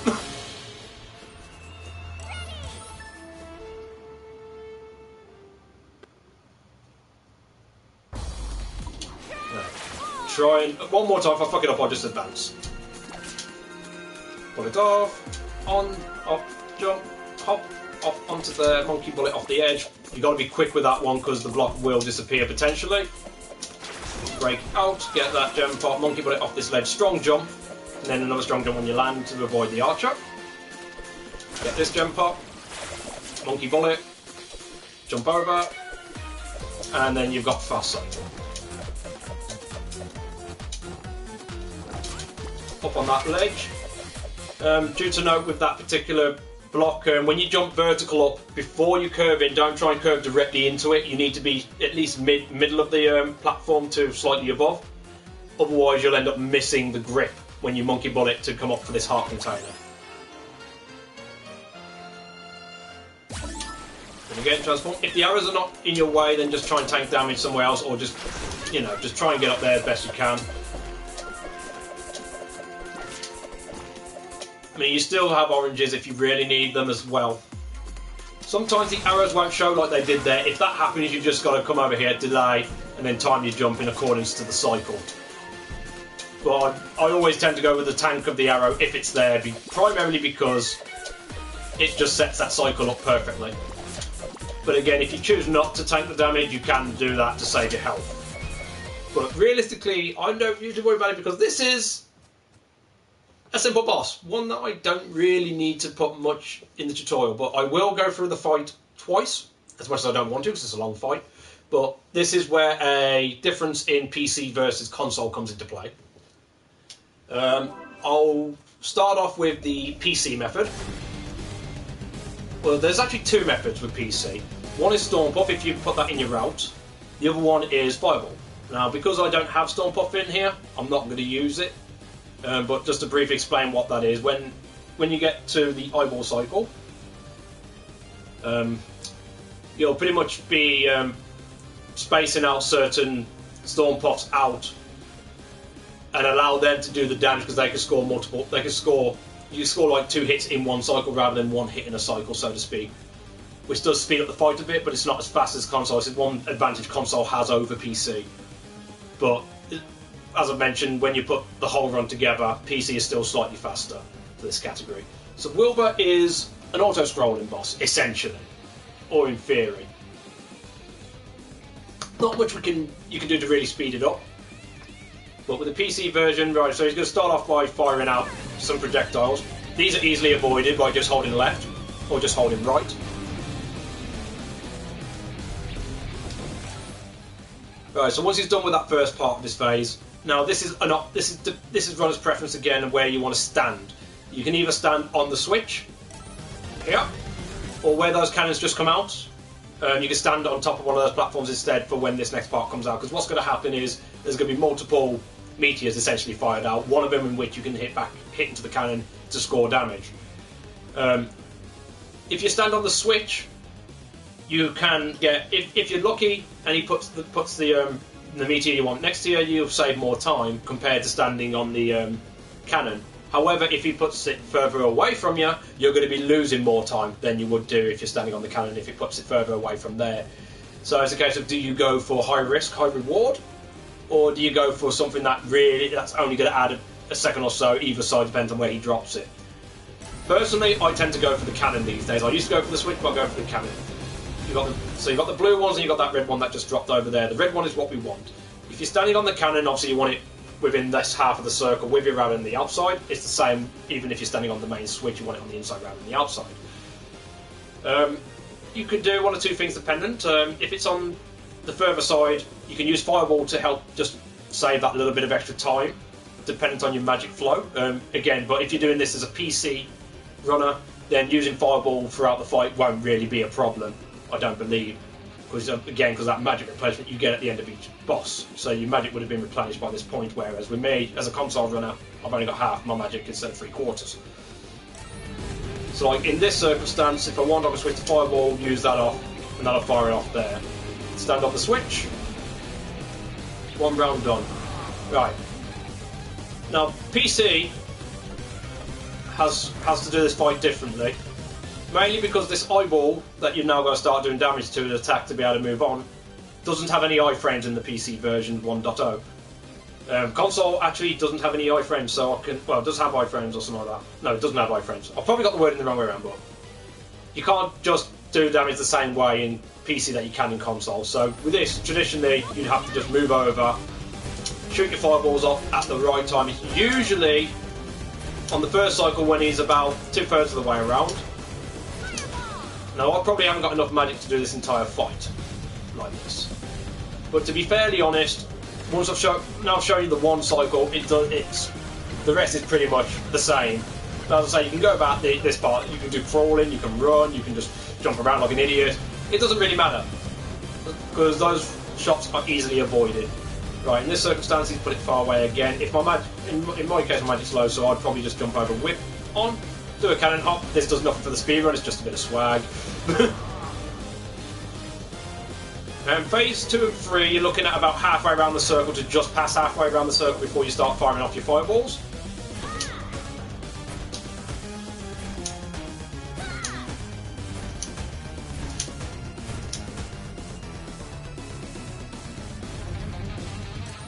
Right, so I'll restart the fight and show the console version now, because third phase, again, is similar, except the eyeball just goes around faster. So it's just getting that timing right with your fireball strikes in order to take it down. Obviously, using this method with console is awkward. As you can see, I'm already out of magic, and I need some magic left over for the next part. So for me, that method wouldn't be used. But as I say, console for this part has a faster method, taking advantage of the fact that the eyeball doesn't have those invisibility frames. And this is where we go with a super pipe ball method, where we can actually score multiple hits with the super pipe ball as well as hair damage in order to actually get that eyeball taken down quicker. So again, not much you can do with it. Yeah. Do a bit of risky shuffling. Choose which mark you want to stand on. In my case, I tend to stand on the cannon grid. Let's see where he goes. Right, he's gone far, so for me, I'd prefer to go fireball here. Just so I can just go bang, knock it in. And of course, this is all dependent on how much magic I've got at this point. If I can't afford to spare that magic, I won't. Right, so this is where the difference comes in. As the eyeball's about to drop, get your super pipe ball out, whip. Jump, whip into it, bang. That was actually quite fortunate for me, because more times than not, at least from my end, the eyeball at least will go around once more, but if you can get it accurate enough, you can take it down within 2 rounds rather than 3. But that's the advantage of the console, at least for this part. But as I said, throughout the course of the run, PC is still slightly faster. So if you want to go for an even faster time, I'd suggest going for PC. Plus, you have that extra safety of magic replenishment after each boss battle. Alright, so now all I can really do is just get through this fight, and then we can move on.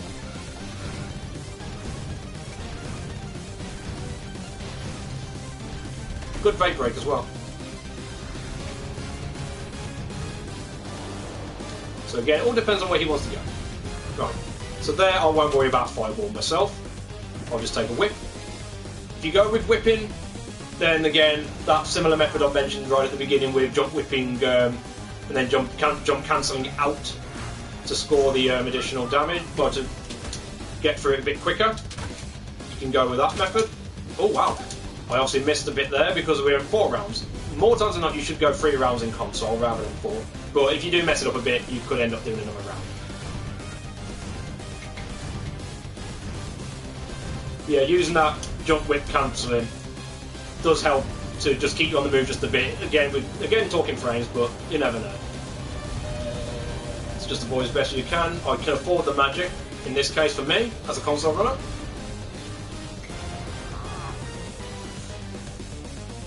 Then final round of eyeballs.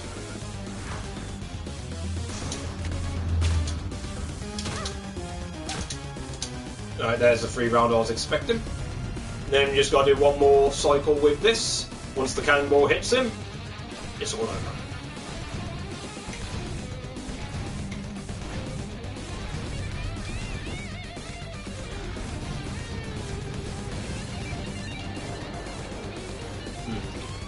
Alright, just as this end of speed run, I'm going to save my magic. I'm just going to do that. And this will be the 4th hit, and that'll be Wilbur down.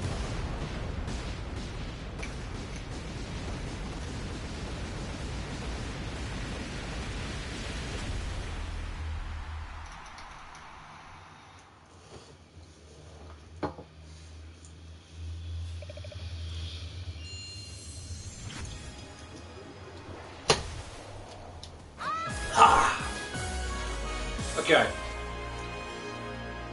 So you may be thinking to yourself, by this point of the run, when it comes to No Walk for the Danger, there hasn't been many clips or tricks in that regard, no breaking of the game. And truth be told, No Walk for the Danger, up to this point, is pretty much the same as glitchless, with the exception of that seeding clip if you choose to go for it. So, unfortunately that's just how it is. It's from this point on where some of the clips are going to come into play. There's going to be a couple for the mid-game, and then the later part of the game is where the real bulk of it is really going to kick in. So right, so next transformation is Elephant. Can be useful in areas, but this is usually situational. As well as the next clip we're going to do will involve this elephant.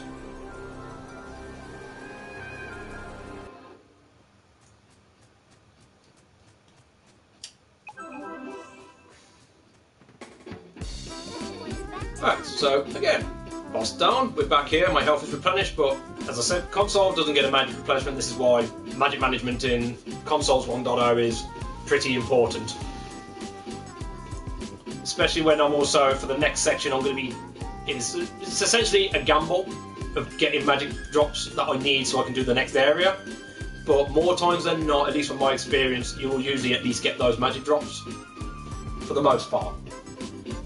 If you do not feel comfortable with it, I'll pretty much say what the safer way is. Right, so in this circumstance, we're going straight back out.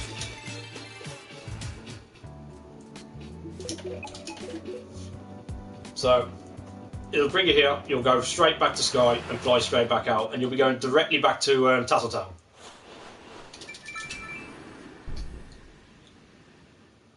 So we can pick up an item earlier than intended, which is needed to set the to activate the final area of the game. Now the opening of this on Tassel 1, this part of the run is pretty much the same, except watch out for your magic. You may use hair whips, or if you're doing PC, you won't need to worry about your magic at all. Collect the same gem pots along route. Watch out for Jerkbird. Ah, you fucker! Right, so a slight difference will be here. Instead of transforming, you'll stay back in Shantae and jump over. This will bring you to this point. 1, 2, 3. Although I would recommend doing a crouch whip for there, because you can break these pots as you go. If you're doing console and you're a bit lower magic, you want to conserve magic. Instead, when you're on the left side of it, you can use Elephant to bust it, and you can bust it straight away. Wow, I can't even hit that Jerkbird. But yeah, you're staying to Shantae until you get to this sand pit here. And this is where the clip's going to come in. Pretty much what you want to do is get Shantae into the sand pit on this right hand side to about waist high. When you get over to about waist high, you'll transform into an elephant and directly move right, slightly. So that will put elephant into the wall. Once you're in the wall, you'll untransform and then push over to the right, but you don't want to keep a hold of right, because if you keep a hold of right, it will push you too far. So as I say, you get into back waist high, you get into elephant, clip through, unclip, and you just push yourself over. So pretty much, just knocking yourself over to the right. Otherwise, you could end up finding yourself in the wrong part. I'll see if I can do that intentionally, because if you do put yourself too far over, you can recover it. At least I'm pretty sure you can. I remember being able to recover it before.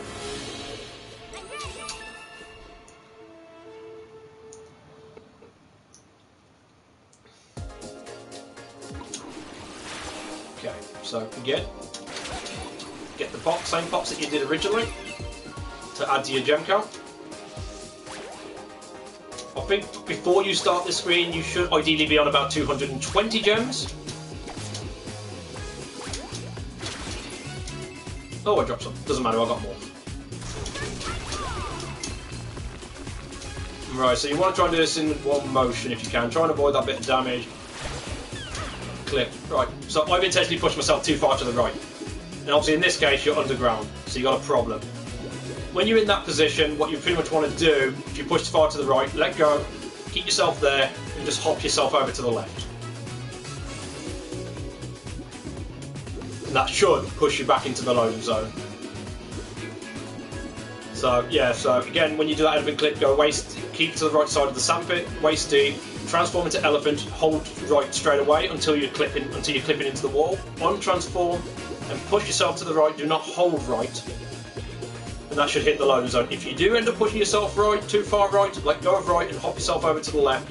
Within that range, as I showed, just in between the sandpit and where you were, you should hit the loading zone.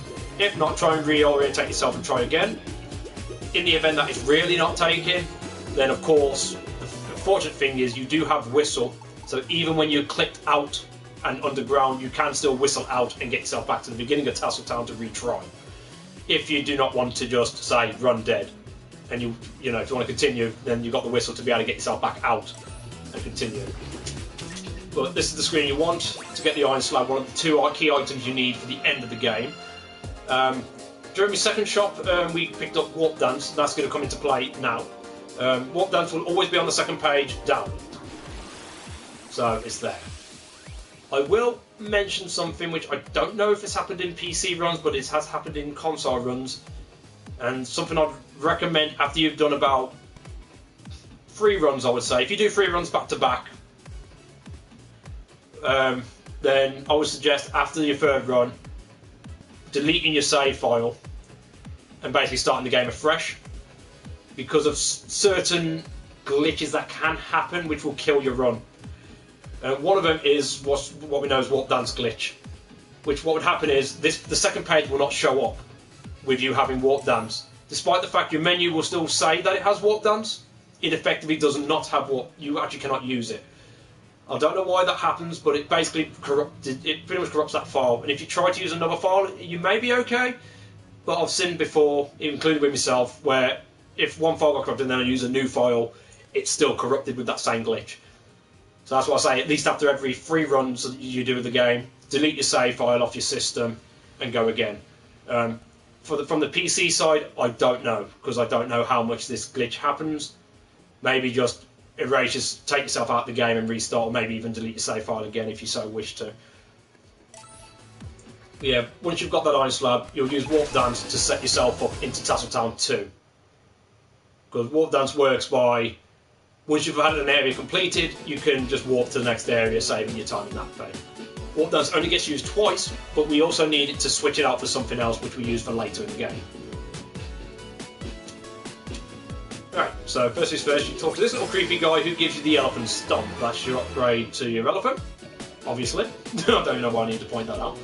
And here you're just going for your quest for your remains. So again, you'll follow the tower climb similar to how you did, at least at the opening part. Collect these set of gems, drop down, untransform, go into elephant, because you're going through that right side to get your first remains.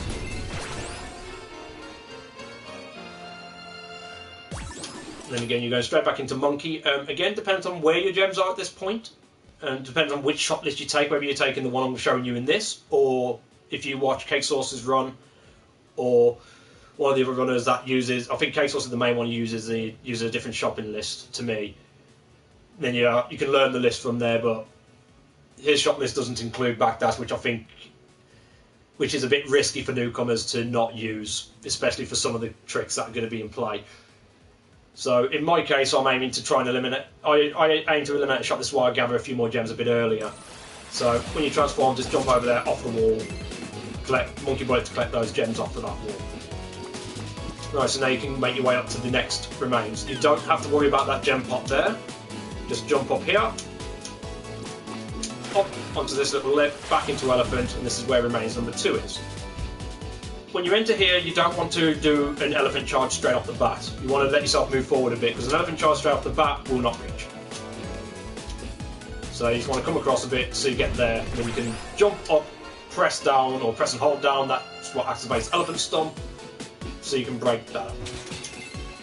2 more gem pops, transform into monkey, and move across. Again, here, if you want the gem pot that's just below you, you can go down for that, or you can just do a monkey bullet, hop over, and then you can move your way down.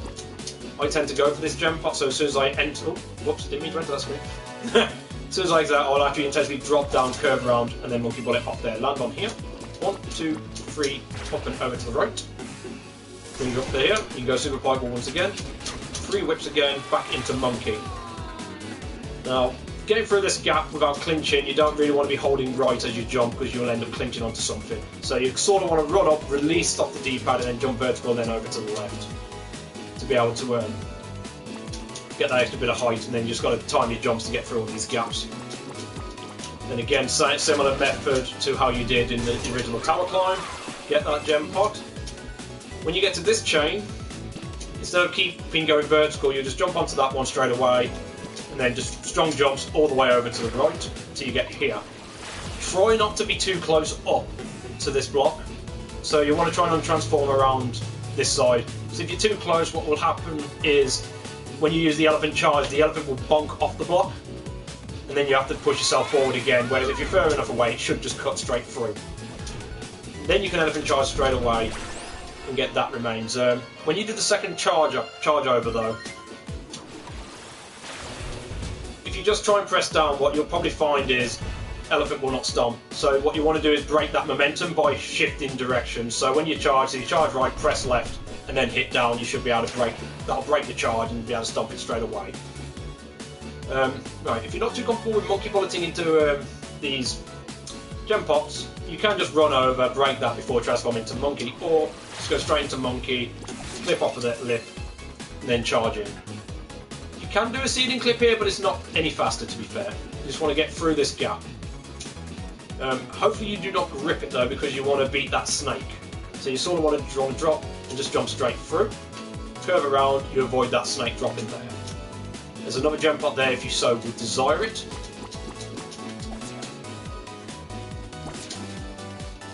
And then you're back here.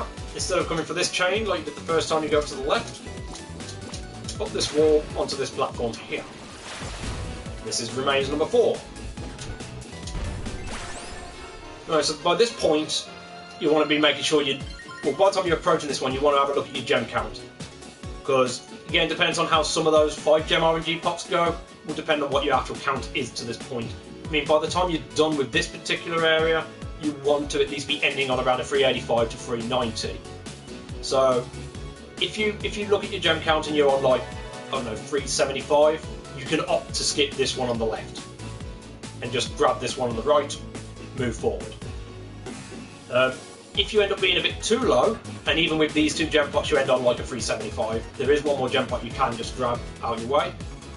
Otherwise, you just, if you do go for this one, you get that quick monkey bullet off of there, drop down here, monkey bullet off of there. Or you can just break the pot, jump over, break the next pot, transform into monkey, start making your way across. From here, you want to go back up, and instead of going to the left, you go to the right. If you want the extra gem pop, it's right there, just hop yourself over, monkey bullet into it. But you gotta watch out for these snakes, because obviously they can be a dick when you drop back down. The thing is, if a snake drops on you when you do your next elephant charge, it will stop your momentum. So traditionally, if you're not going for that gem pop, you just come up straight onto there, transform into elephant and go. If a snake drops on your head, the snake shouldn't drop on your head if you go straight for it. If you go for the gem pop above, there's that risk. So you may want to, when you land and transform into elephant, just give yourself a little delay, wait for a snake to drop before charging. But then when you're in here, again, charge, drop, there's your final remains.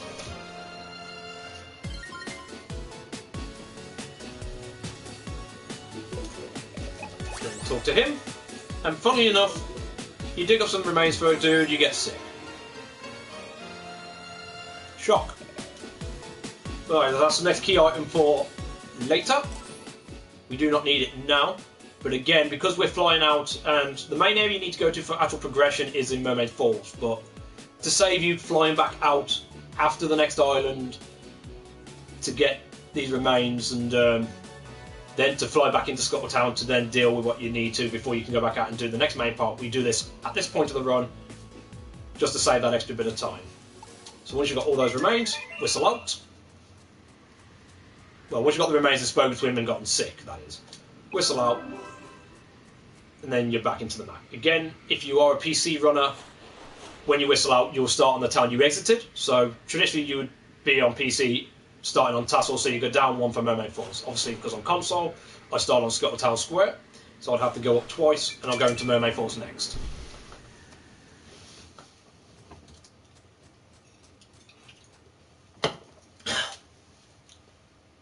Yeah, save please. I know I don't like it, but we will see. Right, so you enter Mermaid Falls after getting the remains done and getting sick. Straight away, you're going to warp dance into the next area.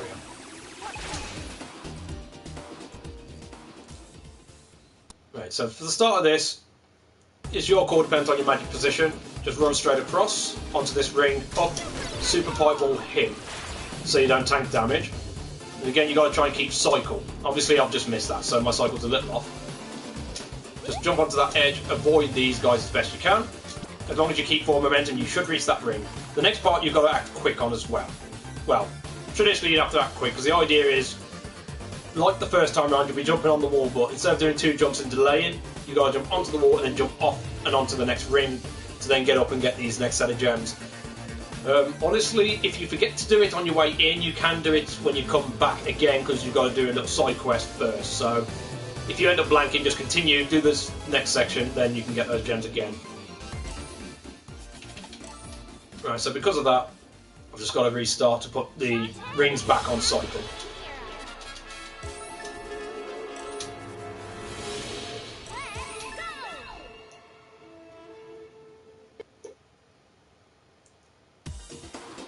So, obviously I couldn't save, because when you walk down from one area to another, you can't, it won't allow you to save on that particular screen, so there is that as well. So, come into here,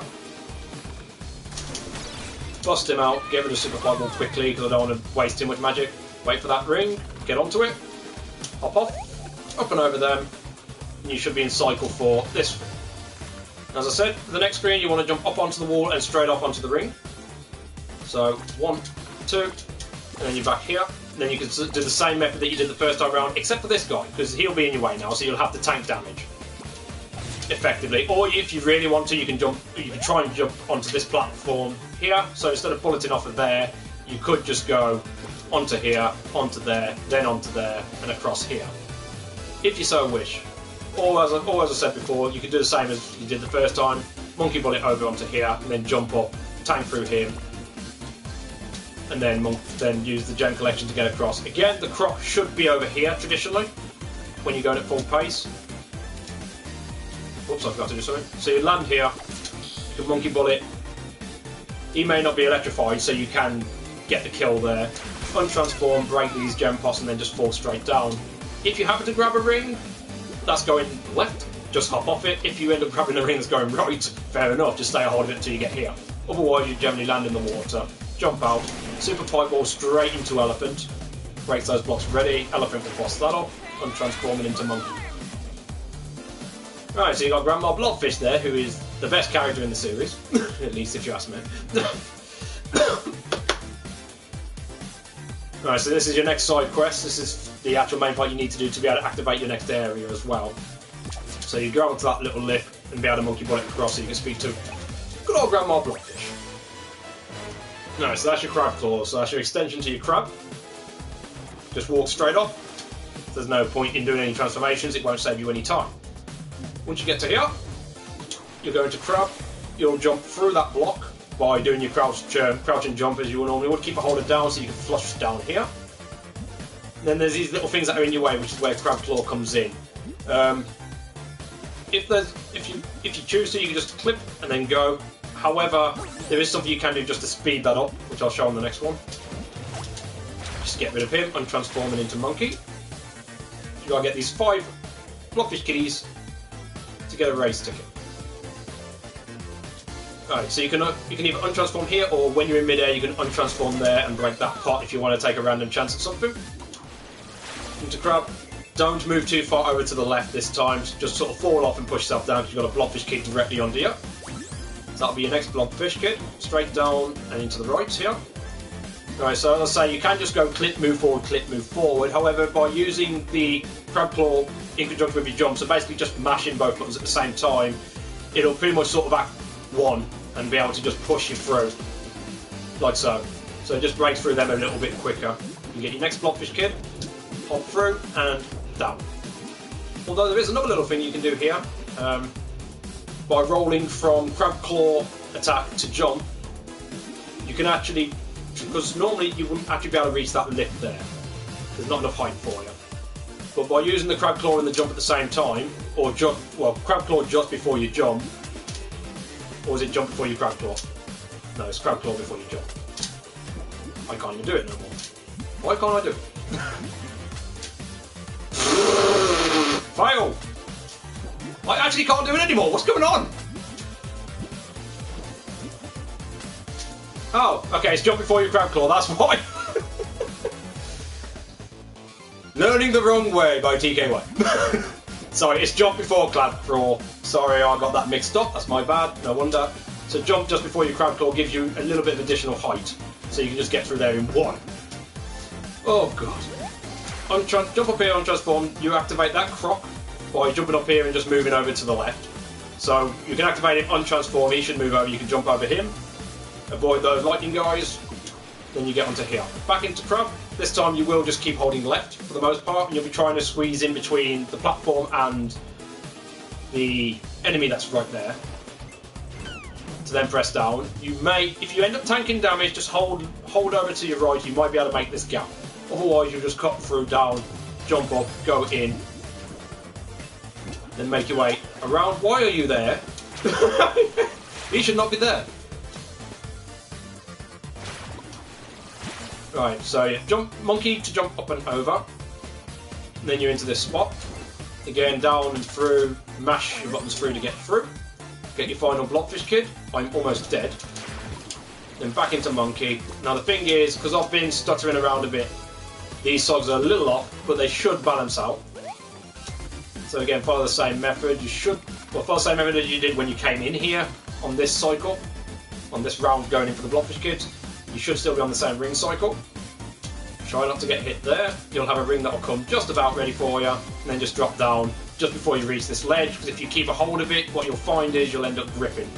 So you'll pretty much want to, just before you get there, press down to drop off the ring, and then you can move over and across.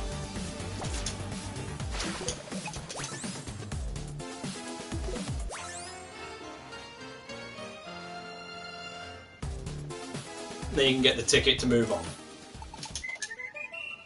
Okay, I wanted to quit, not whistle. Alright, you have to bear me a moment. I was meant to quit, so I was going to do that all in one go so you can see roughly where the enemy position should be on a general run, because of course I mentioned a couple of times the enemy positions were off cycle. I tried to whistle again like an idiot. Yay. Maybe prepare before you do a tutorial, Turkey. Maybe prepare.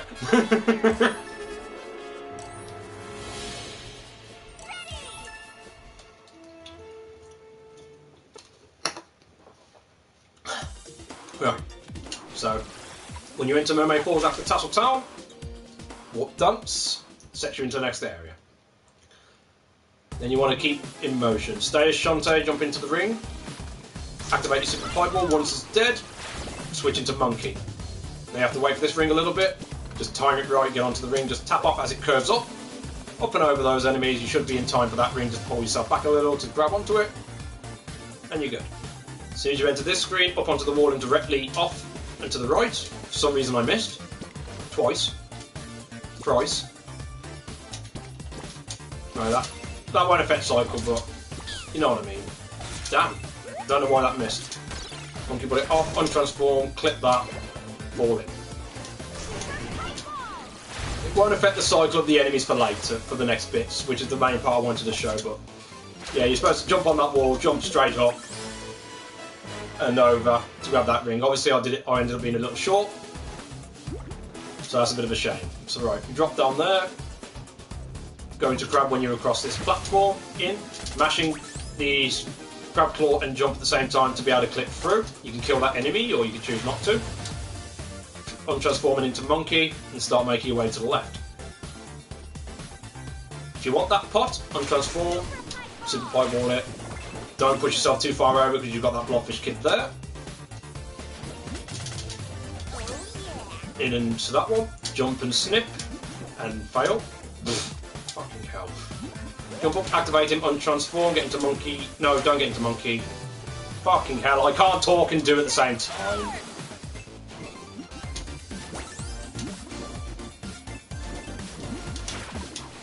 Well, the enemy positions were where I wanted them to be at least. So yeah, you don't want that monkey I did at fucking midway. Right, up and over, back into Monkey. Watch out for that croc. So give yourself a high jump just to give yourself a little bit of breathing room.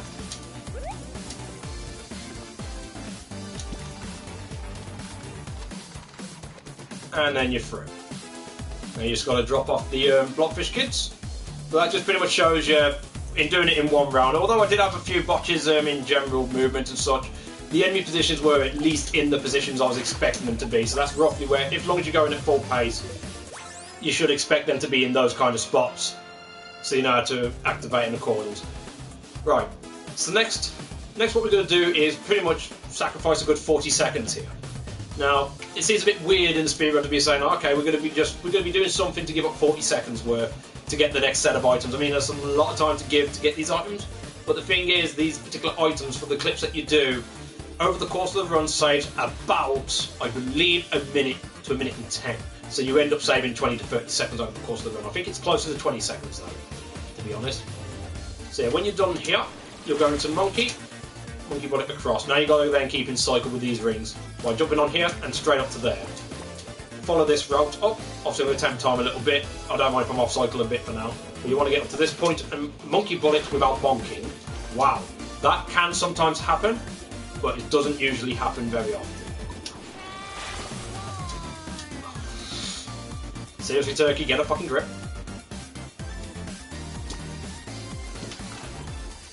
One, two, push yourself up a little bit. Monkey bullet over, you'll get onto here, you want to get these rings, oh my god. Okay, I will redo now because I'm botching this up so badly that I'm not going to be able to show it in the cycle that it's supposed to be, so my apologies for making this tutorial longer, but as well as describing things and stop stalling, especially when a lot of this is cycle based, I've still got to be able to show it in the full cycle form, so at least you get an understanding of what to look for. But at least that's the idea. And if it's not required, then by all means you can just fast forward this part. So again, my apologies.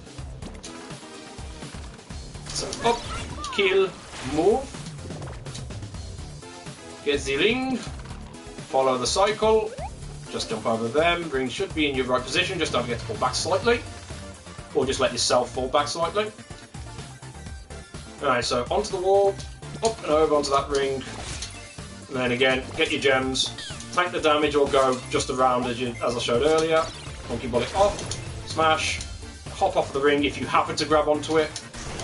Super fireball then, go into elephant, smash, untransform, go into monkey. Up and over, speak, get your crab claw. And I'll stop a minute whilst I have a quick vape.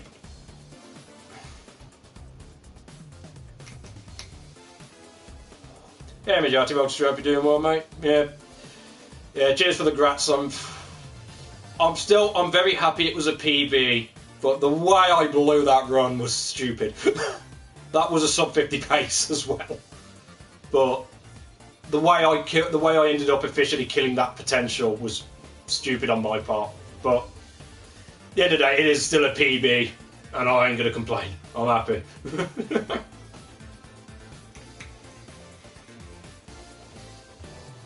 But cheers for the grats anyway, buddy. I'll catch up to you soon. I'll catch up to you soon. Maybe. Maybe never. Who knows? Right. So next cycle. Follow the water. Do not need to transform at that point. Get onto this edge and go into crouch and go through with jump. Do the jump snipping through there. Onto the ledge. Kill. Get into monkey. Up and over. If you have to grab a ring, just hop off it. Get that pot if you want. I'm going to choose to leave it this time. Push yourself over a little bit, drop down, grab that guy, come back in, jump snip through there, grab him. Jump slightly before you snip, you should reach. I didn't, but I will. Jump up, activate him, do not transform this time. Jump up and over. So you get to this point. Go back into crab, push yourself over, all the way down, into the gap. Follow the cycle around. Into monkey so you can go up and over. Onto this platform, into crab, down and jump, hold down so you push yourself all the way through, get your final, Blockfish kitty, back into monkey, give yourself a high jump so you can give yourself more time to avoid that croc whilst getting into the ring.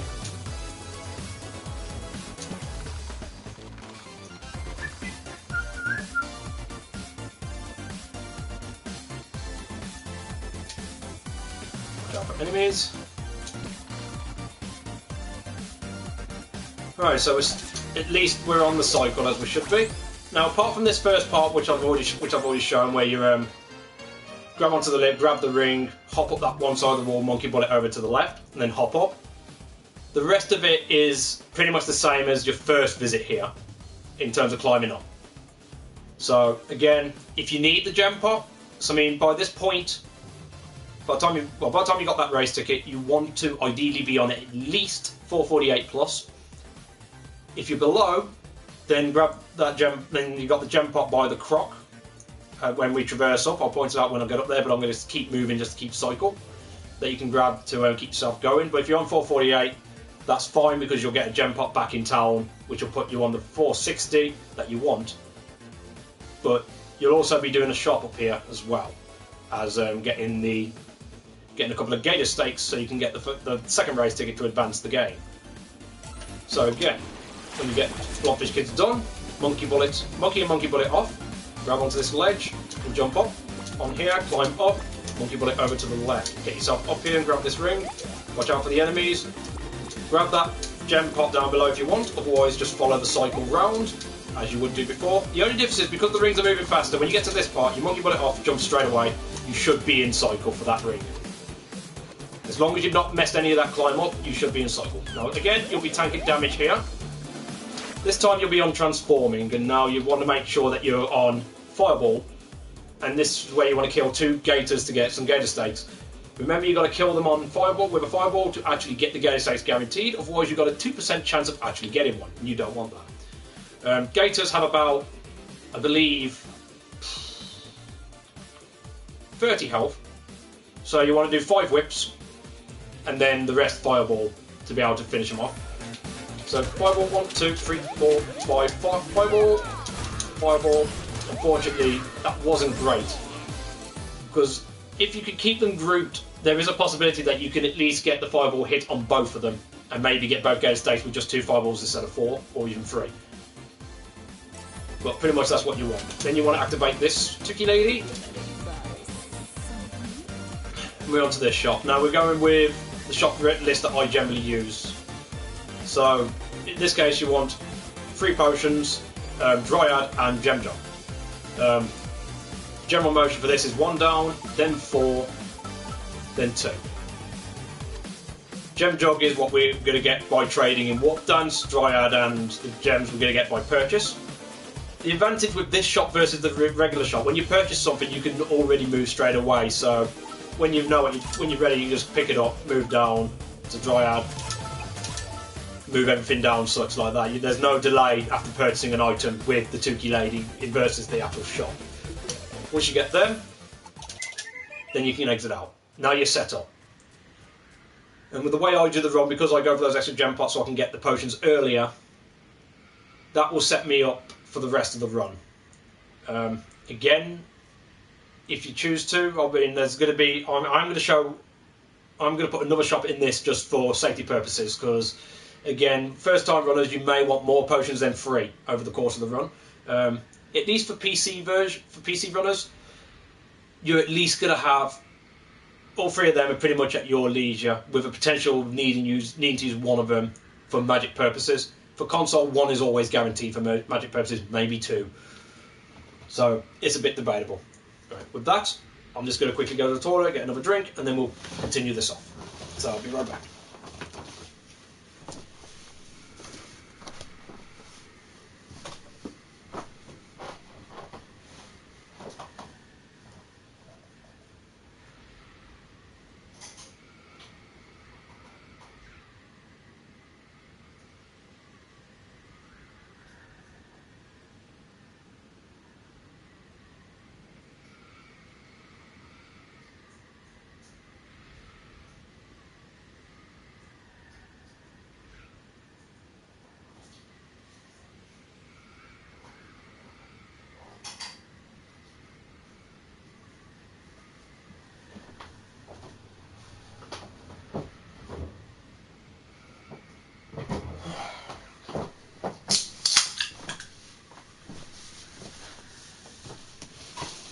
Okay. Oh god. Yet again, I'm spending a lot of time on the tutorial. More time on the tutorial than I thought I would.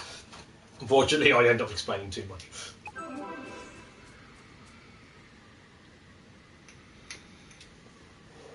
Right, so at this point, you've got Tassel Town out of the way. That sets you up for after the next island, which will be Cape Crust Stadium, or Cape Krusty as we generally know it.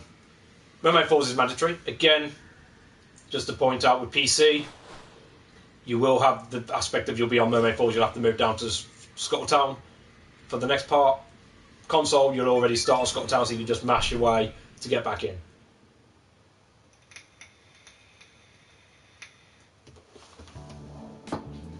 Right. So from here, we're going right.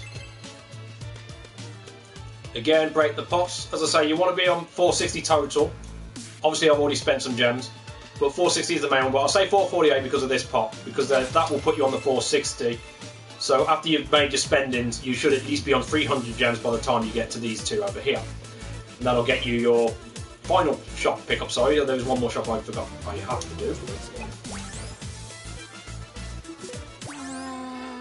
But you get the 2 gate estates that we got by doing the Crocs and fireballing them. That gets us the 2nd race ticket, which we can then give Rotty both tickets to get the next section up, the Dark Shard.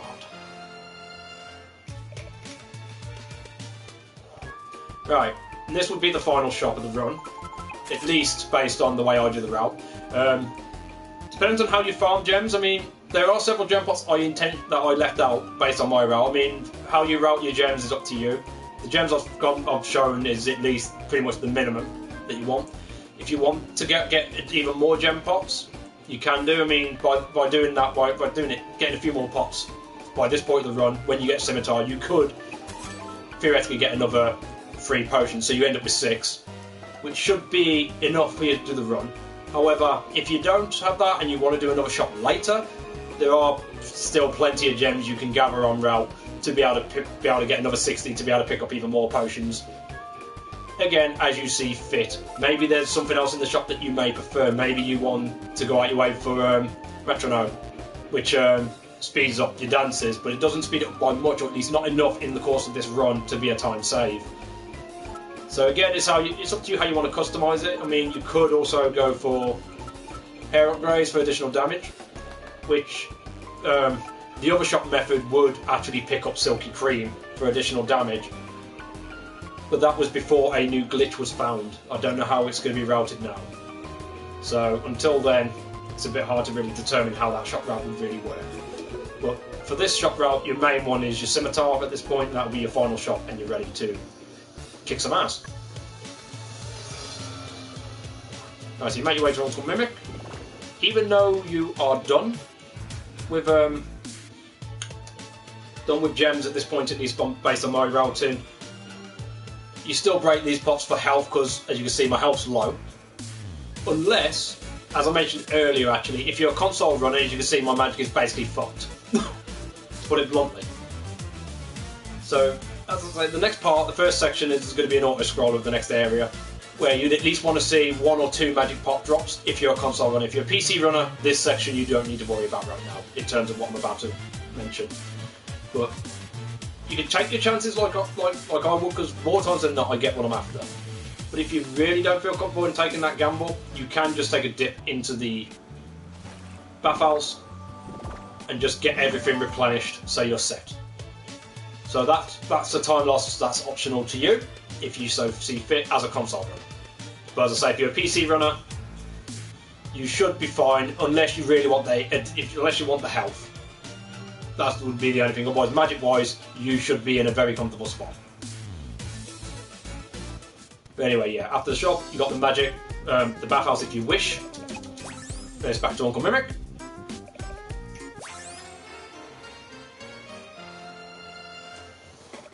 To get yourself the Cake Crustacean map, and off to the next zone. So then back to Sky.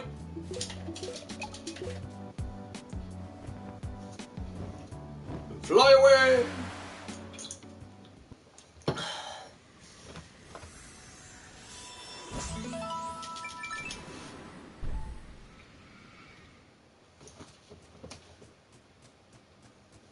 Right, again, this is an auto-scroller to start you off. So, not much you can do apart from just follow everything as you go. If you again, console runner, if you're taking the risk of trying to get magic drops and such from here, the only additional thing you'll need to keep in mind is killing all the guys that are flying. And again, it's up to you how you do this. Just jump over and just whip them and then move. You can use the whole jump cancelling to break through. Otherwise, if you don't need anything from these guys, you can just outright ignore them and just follow the area. And just let them go down quietly. Maybe a cop shot if you really feel like it. But yeah, apart from that, really not much I can really say about this area apart from just don't fall.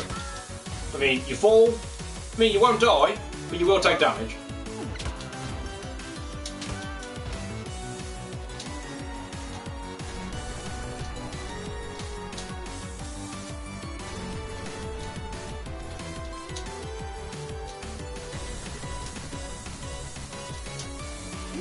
Oh wow! Oh wow! Whoops! Just because I know I'm gonna have enough magic, I'm just gonna use my scimitar. Alright. Now, I'm at least on the amount of health I would traditionally have in a run, so that'd be 3 hearts. If you go with 4 heart run, or even 5 heart run, because the 5th heart will be coming up in a moment, will be coming up on the next screen if you choose to go for it. Depending on what health you've got for this next fight, it's sort of dependent on how you go about it, or if you've got additional potions, you can just pretty much tank throughout most of this fight. I would say usually at the most on a 3 heart run and you're on full health, only tank twice.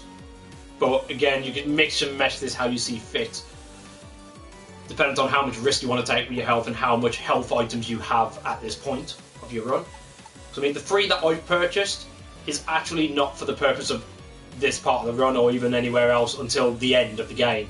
to the final set of bosses, I've just got those potions in ready so I don't have to go out my way for a shop. But if you need to use them, then you can do, and then take another shots as you see fit. But Twitch and Vinegar, you'll pretty much just, at first they'll just go in a circle, then one of them will pop out and start attacking, and your aim is to try and kill that one before they go into another spin cycle. The carpets are RNG. They will either go clockwise or counterclockwise. You ain't got the choice of that. Ideally, you want to go counterclockwise.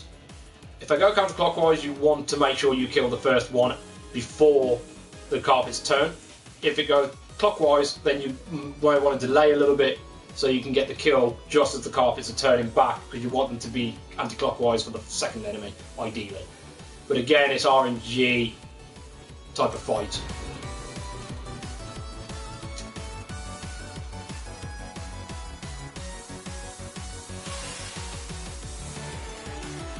Right, so again, usually for me, I would start off with a bit of tanking. Not much, but a bit. So I'll get Scimitar out, tank a little bit, and then I'll probably won't bother from this point. So especially when they're going clockwise, I'd rather have them going counterclockwise. And then it's just a case of just scoring the best damage you can. Unfortunately, yeah, I made a fuck up there. I accidentally killed before the carpet switched back, because I wanted them to be clockwise at that point. With the second one, the second person, when she comes in, she'll either start at the bottom or the top. If she starts at the top, there's a very good chance she's invincible. Again, I'm not really sure why that is, but if she starts at the top, she'll pretty much be invisible until she starts from the bottom and then makes her way back up. If she starts at the bottom, then you're good to go straight away. Shantae. I mean, that's also another reason why you'd like the carpets to be anti-clockwise by that point of the fight, because if the carpets are going anti-clockwise and you're in at least, and she's in the right position in line with the carpet, you could essentially just whip damage and scimitar damage and eliminate her that bit quicker. Well, I didn't really want to show the auto-scroller again, but I kind of have no choice. I was just going to do the Twitch and Vinegar fight again just to see if the RNG does change a bit. Just to give you an example of that. It may not, but we'll see. Maybe this time I won't fall to my doom and start taking damage for no reason. But again, if you've got like 4 hearts and you've got 4 full hearts, then you can do another 2 tank damage. So you can go for four tanks in before going with the carpet patterns. But as I say, these are only really guidelines. It's really down to you how risky you are with your health in terms of tanking the damage to get the damage that way. So it's really up to you. Okay, hurry up, watch score. I'm running out of things to talk about right now.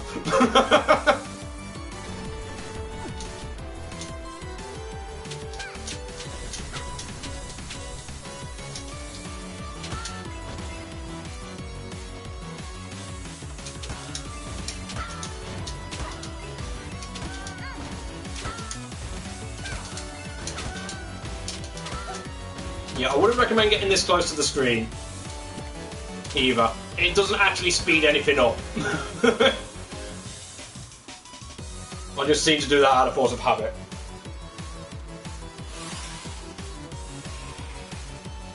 Alright, so let's try these again and see where the carpets go this time. As I say, ideally you want them to be counterclockwise. I mean, if I do go counterclockwise, I may only do 1 tank and then try to get as much damage as I can afterwards. Right, so that's counterclockwise. So for me, I would only do 1 tank on that. But because I've got more hearts, I could tank some more if I really want to. Now, I really want to take her down before the carpets switch, because I don't want the carpets to switch. Right, so that worked out. Now, she's going to start at the bottom, so she won't have iframes. Unfortunately, my carpets weren't lined up by that point. Unfortunately, not much I can do about that. But then that'll be them down. Also to mention, this area in particular is where these oranges are usually the most useful. If you've opted to go for more heart containers, so 4, or if you go for 4, and even if you go for the 5th one, the oranges probably won't be of much use to you. I mean, a couple of them just to keep you going, sure. Especially if you go for the 5th one, because the 5th one will replenish your health outright again, anyway, setting you up for the last part. But otherwise, if you're going with something like a 3 or 4 heart run, you just need to keep in mind where your health is at the particular time. I would easily say if you're on 1 heart or less, heal. In this circumstance, heal more than once. I'm going to heal anyway, just to show someone else. Snow's quick, fast eating. Instead of, because I mean, normally when you use an item, you'll consume the item and then you've got to wait a bit before you can consume the next one. You know, that bit of delay that you usually get. But by consuming it and then hitting back straight away, or in my case, circle, being a PS4 pad, and then mashing again, you can eat quicker. So, like that, pretty much. So, only useful really for the oranges, but there is that. Just as a little bit of a tidbit there. Okay, Cake Crusty section 2. Now this isn't really a hard section to go through, but enemies will hit hard. And you will be tanking damage at least once, but you may end up tanking twice, dependent on how the enemies are spawning out of one particular part. It's also due to note, with version 1.0, it's another reason why I mentioned earlier on about only doing something like 3 runs before erasing your save file and then rebooting the game, is there is another glitch that can happen. Well, to be fair, it could happen at any point of the run, but it seems very, very rare to happen anywhere, apart from this one exception. When you get to the end of this area, the game can crash.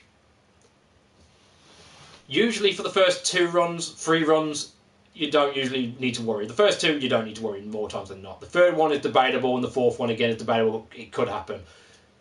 So that's why I suggest about erasing files and rebooting the game. Because it, at least from my experience, it eliminates that risk of it potentially crashing on you, especially if you're on a solid PB run and then it crashes. It's very disheartening. Apart from that, right, Cake Crusty 2, again, you'll be going straight into Monkey. And just avoid guards. After the first guard, you want to delay just to let him move forward before you jump. Jump over both of these because you've got enemies that can potentially drop in. And then just get your time right to hop over there. You can just jump that kind of straight over until you're here. Alright, so that's your first little section. I'm just trying to make sure I don't get hit while I wait. Now with these lasers, again, they're usually not too bad. When you're going in general cycle, you're just waiting for this one to disperse. And then you can pretty much move, give yourself a second or so delay just to watch out for that. Now this is where a risk could happen. In that case I got fortunate. We tend to say thread the needle there by getting through those guards, but again they sort of jump out at, like, sort of oddly in their own fashion, so there's a good chance that you'll go for a jump to thread the needle and another guard will just drop out, smack you in the face, and there goes a full heart of health. So that's the last thing you want. So yeah, again, just make sure that if you ever fall below a heart, or you're on 1 heart of health, to get your oranges ready and heal up. Otherwise, yeah, you just run through that floor, past them. Watch out for the gunner. Right, for this bit, you want to jump on, and I would generally crouch here just to try and avoid that cannon strike. Now, the airship that's coming into the foreground at the moment is what you're paying attention to primarily. What you're waiting for it to do, it'll go over to the right and then it'll start to move into the left. Once it starts moving into the left, it can be landed on. If you jump any time before then, you'll just go through, hit the floor, and then back to your last start point, which will be pretty much at the beginning of the area. So it's just waiting for that airship. It's usually after the second cannon strike. There it moves. I'm good.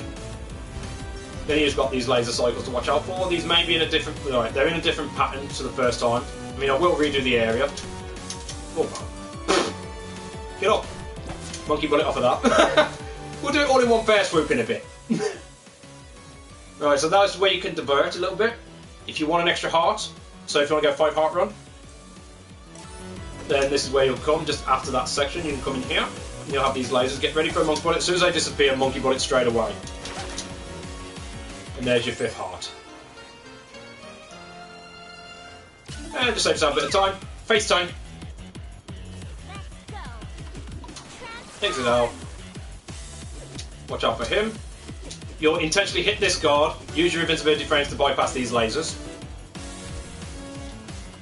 And then the rest is just jumping over to the end and into here. And this is where the game can crash. Once you enter here and the save guy starts to pop up, the game could just crash. So be wary of that. Shantae, half genie hero. Right, back in. Right, just to show it in full cycle, I'm not going to go for that heart container on this one. Actually, no, I will. No, actually, no, I won't. Actually, it doesn't really matter. But yeah, just to say, avoid him, delay, and jump. Jump over both of these just in case the guard jumps out. You want to get a sort of a half jump onto there so you can jump straight over him. Jump straight over that, wait for these lasers. Through, onto the edge of that, and through here. Now this is where you get lucky or you don't. I got lucky, so I don't take damage. Through the floor here, up, over the cannon. There can be a random guard that spawns on that little bit of lip as well, so just be wary of him. You can troll you. Again, wait for that ship in the foreground to start moving to the left. It's usually just after the cannon strike, second cannon strike. Alright, so if you've done all that at this point, the laser pattern should look like this. Just nudge yourself forward as you go. Onto here, monkey bullet. That cannon can eat your monkey bullet as well, so you have to watch yourself on that. Just thread through him, tank your damage, and across.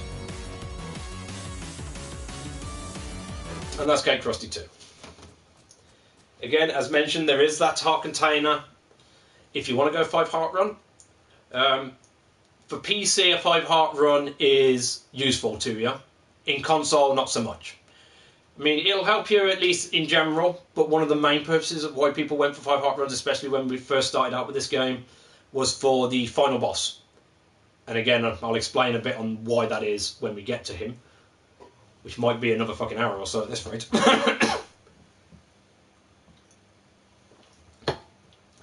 But at least it's there. Right. So when you enter Gate Krusty 3, you want to move to the right, jump over the spike pit.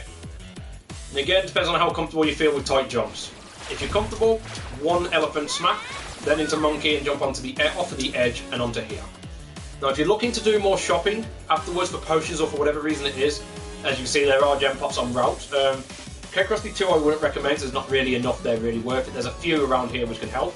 That be one of them, so you just jump up, untransform, break the pot, then get back down to here. What's here? You go into elephant and smash, and then you can go through. And again, you can use monkey to get through here if you want. So again, this is up to you on this part. You can do it one of two ways. Monkey's one of them, just for that added bit of movement. However, because of the short distance that you're travelling and the fact that you've got to untransform as well not long afterwards, just here.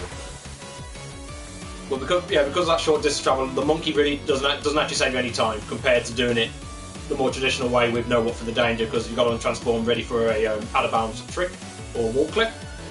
Because as long as your magic is good, like half bar plus, you can go straight into scimitariing and doing some jump whipping into these guards.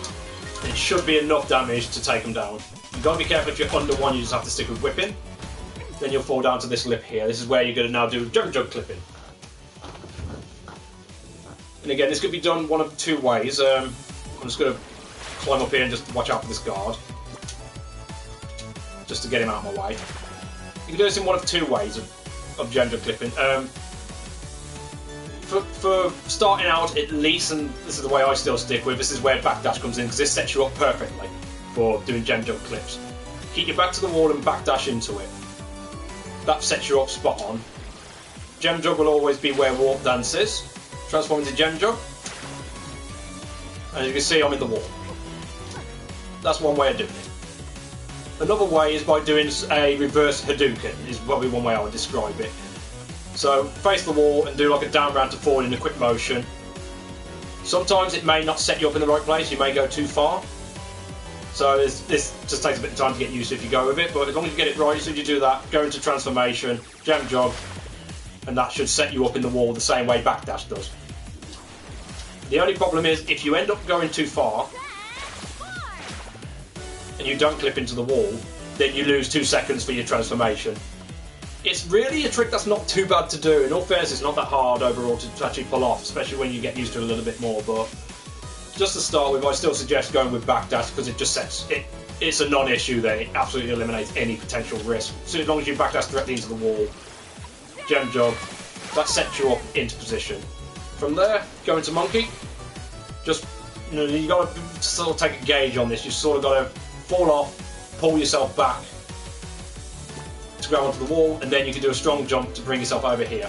I know there's people who will let themselves fall onto a little platform that's there, but I'm not fully sure where it is, and then jump over. But one of those two ways can be done. From there, get up the chain, cross the top, just avoids all the laser potential. Again, if you want gems, untransform, bust the gems over before you move over, or just move over, then untransform. And then this would be done similar to glitchless, really, to be fair, because there is a gem jump that you could do at the end of this, near the end of here, but it saves no time whatsoever. So I don't really see the main point of doing it myself, but it's optional. But you want to just get across, monkey bullet off that edge, ideally. When you get here, quick tap on, monkey bullet off that wall. Then you can just keep holding right, climb up these chains, land on here, try and avoid the saw, and then over the top of this guard. Now, if you're going over the top of the guard, you need over 1 point of health, because when you come over here and you transform into elephant, you're going to take a hit. And that will do 1 heart of damage. So if you're on 1 heart or lower, you do not want to be on this side of him. Well, it doesn't matter really. You can be on that side of him, but you've got to remember to kill him before transforming into elephant, otherwise you'll end up killing yourself. Although I don't tend to use this, I will at least show where the clip is. If I can get back over there without dying. The clip would be on this ledge. Is it this ledge or is it the one below? Oh, okay. It could be on this one, but one or the other. That's a crap. One or the other. Transform into gem jog, back into monkey, jump through the wall, and then yeah, it's probably the platform above to be on the safer side, rather than tanking damage. And then you can go on and across. Yeah, we'll take that death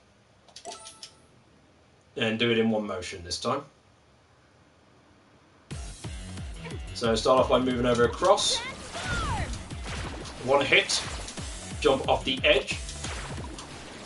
1 hit, scimitar. If you don't feel comfortable with that first block doing it in 1 hit in a tight jump, just hit it twice and it'll be in close enough for you to do what you need to do to be able to jump over.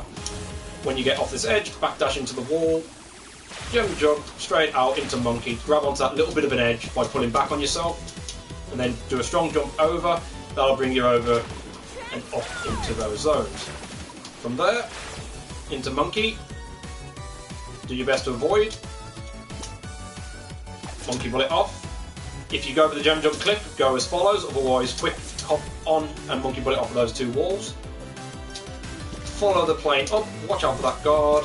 Get over him if you've got the health. If you don't have the health, kill him before you transform into elephant. Otherwise, transform into elephant and then just mash your way through. Again, there's some more gems there should you want them. Activate your scimitar before you enter here. So it's ready. 1, 2, 3, 4. And that's the airship down.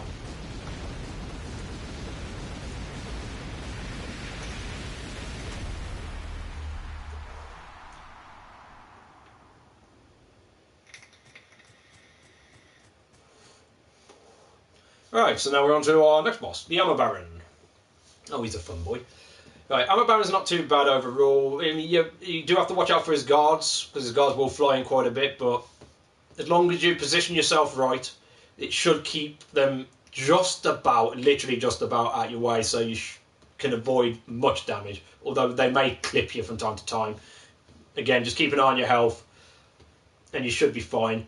Also, with both versions, and I don't know why this is, the only time this happens, both your health and magic get replenished before this boss fight, as well as after, except again, console, the magic won't replenish after the fight, but before the fight, both console and PC, magic and health will replenish. So even if you are low on magic or health, you don't need to worry about replenishing it as long as you make the end. You can just go straight into Armor Baron, it will be fully replenished in 1.0.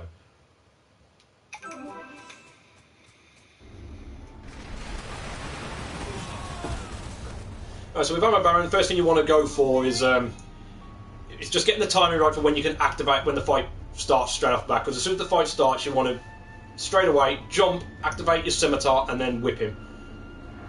As well as get yourself in the right position, and then from there you want to jump, time your whips, so you can get two hair whip strikes with each jump, and let scimitar do a lot of the work. And then it's just a case of following him until he laughs. When he laughs, then he's going into his next part of the script. And then from there, it's just pretty much going left to right and just avoiding guards. So it's just getting the timing right. Now, just jump and whip. Just whip slightly before you reach him when you're going with no hair upgrade. Right, he's gone to next cycle. Get the right distance. As soon as you see that thing, move over. 1, 2, 3, 4. Move over. 1, 2, 3. If they switch, then switch with him. 1, 2, 3, 4. You should be able to at least get 4 for most of the rounds. And he should go down around now.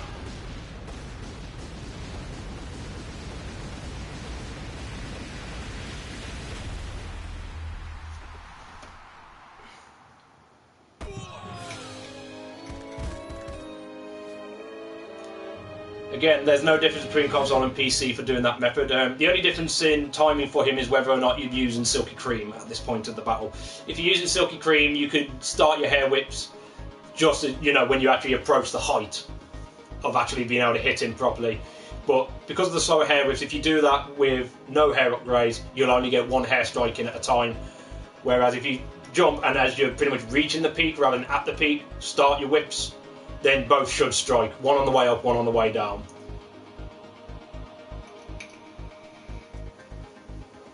As you saw, once his guards were stopped and he started laughing, he moves back into the middle. If he's moved at all, then you'll see that circle on the floor. You want to try and keep yourself. You don't want to be right up by him, so to speak, because when you switch sides, you're likely to get hit. I mean, that's fine for a bit, but on lower heart runs, you will end up taking a bit too much where you either need to heal again or you will die. So you want to pull yourself over a little more to the right, so your scimitars are at least still hitting and your hair whips are still hitting. And then once you see that, start to move, maybe do a tap jump so you can get a couple more scimitar strikes in when you approach the other side. And then when you approach the other side, turn around, jump, and then just keep following that same motion until he goes down. Just pay attention to when those floor circles show up and then move accordingly. And then eventually he will go down.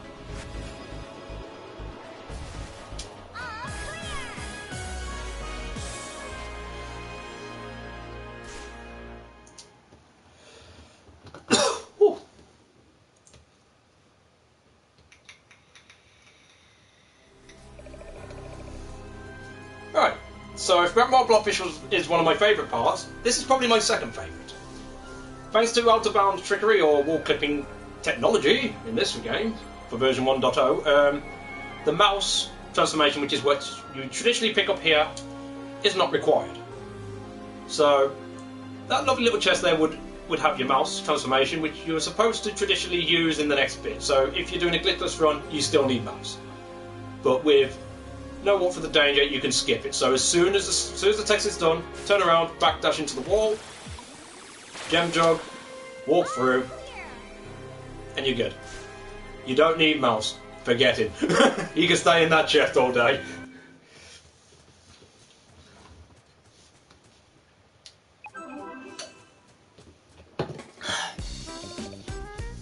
Right.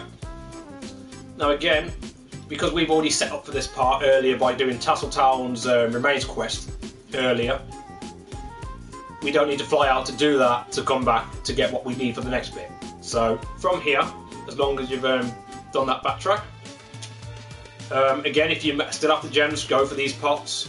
I will mention something that I probably should have mentioned a little earlier with this girl. If you're looking for a 5th heart in an alternative way, or a 4th heart, or even a 6th heart in an alternative way rather than the ones I've shown you, she can give you a heart container which you need to trade a monster egg for. The most optimal chance of getting a monster egg is going to be on the next part. And if you can get a monster egg, you can trade with it, but it is RNG as to whether or not you'll get it, but usually after 2 or 3 kills you should have one, although it's not a guarantee. But that's not for now. In this case, we come into the bathhouse. This is the guy who's going to heal us from being sick. If you're in PC or in PC mode, you'll just talk straight to him and go. If you're in console and you have a Silky Cream upgrade, you can talk to him and go. If you're doing it the way I do it, without a Silky Cream and on console, the amount of magic you have, ideally you'd want to replenish that. Mainly because by the time you do the next boss, the Jewel Barons, you'll basically have no magic, which will mean you will have no choice but to use a magic potion straight away when you get to the final area. So for me, I would always go into the bathhouse and talk to him. So you drop in that case, if you're doing console, no Silky Cream, you'll drop in, move directly to the left, and then you can talk to him from there and get your magic replenished. It's only a second at the most, but it's there anyway. Right, so he gives you he cures you, gives you a lollipop, and now you can go. So we're off for this next little backtracking to get the light shard in Mermaid Falls. Now again, like I showed earlier with the very first visit to Mermaid Falls, if you don't feel comfortable with Monkey Bullet strategy, you want to either try going for those full jumps as Monkey or just outright go into the water, that's fine. And you'll still be on an okay cycle. Again, this is going to be a cycle-based thing. If you can do the Monkey Bullet strats well enough, and it is pretty precise, you only have a couple of frames probably to recover from. You can meet this next cycle straight away, but it's, as I say, it's a tight cycle to meet. So again, you can either follow the same pattern as you did before, or with the easier method where you just go into the water and transform into Monkey to do the climb up. Or you can go for the Monkey Bullet strats. For this circumstance, I'm just going to go with the Monkey Bullets, as I've already shown the other way. So for this case, I'm just pretty much going to be showing you going for that cycle. I may not get it though, but you want to be quick. So as soon as you're ready, get into Monkey, pull it off, give yourself a few hops. As soon as you get on here, Monkey Bullet, Monkey over, sorry. Monkey Bullet and across. Now this is where you need to keep up with it. Monkey Bullet, grab onto that ledge, Monkey Bullet, grab onto that ledge, Monkey Bullet, grab onto that ledge, Monkey Bullet, grab onto that ledge, Monkey Bullet. Up, up. Ah, there was a delay, so I may not meet this cycle. No, now I've got a bonk, so I'm definitely not. Right, now there's two little things that went wrong, so I missed the cycle that I wanted, but pretty much it would be around there if I made the cycle right. Then I could begin my clip. Unfortunately, that wasn't the case, so I get to miss out on that. I'm only moving over here because of this Naga. Right, so as I mentioned not long ago about getting a monster egg, Nagas are probably the best chance of getting them. So if you want that chance of monster egg in, go for them. In this case, I've got one. So now I can trade that in for a heart container. I'm not going to trade it in now, I'm just going back to begin to try and meet the cycle again. But there's that option if you want to take a chance at a monster egg. There's already a Naga at the beginning of this screen, so if you're not going for the one cycle and you want to play a bit safer, or you don't feel comfortable with those Monkey Bullet strats, there's the one Naga at the beginning of this area that you can kill, and if you get lucky you get a monster egg, and then when you go back you can trade that in for your 5th heart container, or if you've already gathered the remaining heart containers I've already shown, you can go for your 6th. There are plenty of other heart containers throughout the run. I think there's like 14 odd, I think, overall, if you really want to go that far, but for an 80% run, I'd probably say you don't really want any more than 5. Anything after that is probably a bit overkill in terms of keeping on health management, but again, you run the game as you see fit and enjoy it the way you see fit. Right, let's try and get this cycle this time. So again, it's the same as the original Mermaid Falls visit. Oh, that delay has probably already screwed me. There's that Naga I mentioned. Oh, now that's definitely screwed me. Alright, so forget that cycle. Again, if you're going to play safe, I guess what you could do, if you don't feel comfortable with Monkey Bullets, try and do those jumps, or not bother with the Monkey Transformation at all, until you at least get to here, then you can go Monkey Transformation. You will at least need to do this Monkey Bullet to get up to where you want. That bloody bonk is annoying. But this is the platform you want to be at. before well, you want to be on the edge of this block to do this next clip, but you don't want to be too far over, because if you're too far over, you'll end up falling through. So you want to be sort of like a foot either side with Shantae. You'll use Dryad. As soon as you're in the wall, on transform, you can walk through. As soon as you drop, backdash into the wall, use Gem Jug Clip. Just fall off slightly to the right until you drop, then crouch, crawl to the left, and then you're in here. And that's where you need to be. That's where you get the light shot. I will have one more attempt at getting this. One cycle. Just so you see, hopefully, what it looks like, if it works. Unfortunately, I'm having Monkey Bullet delay and bonks. That is kind of messing me over here, but we'll see. one more try.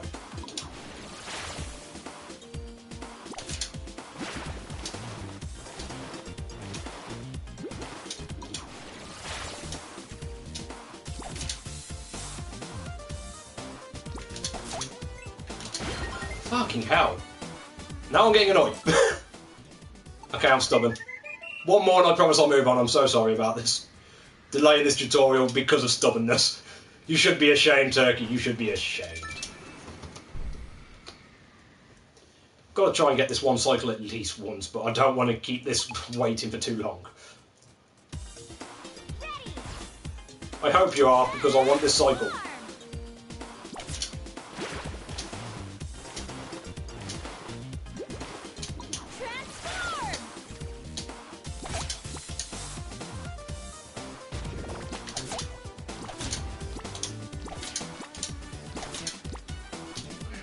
I'm not too sure about this, there might have been too much delay.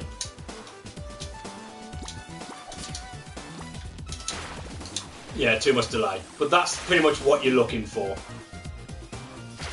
But yeah, unfortunately there's a little too much delay in that, so I won't keep you waiting anymore, but that's pretty much what you're looking to do. If you get it precision enough, as you saw how tight that was, you'd have just that little bit more across to get yourself over into position, transform into Dryad, and move on. And again, when you're in the wall, untransform out of Dryad, drop down, get into Gem Jug, backdash, then Gem Jug, move yourself over so you drop, crouch and crawl to the left, and you're in. I may try and go for that afterwards, but once you're done, whistle out. I really want one more attempt. Forgive me. Stubbornness is really kicking my ass now. Definitely last attempt, then I'll move on with the tutorial and I may try it at the very end. But I won't do it again one more time. If I do, I retire. Promise. Skull Solver. Last attempt. Fuck you, stubbornness. I want this on the tutorial.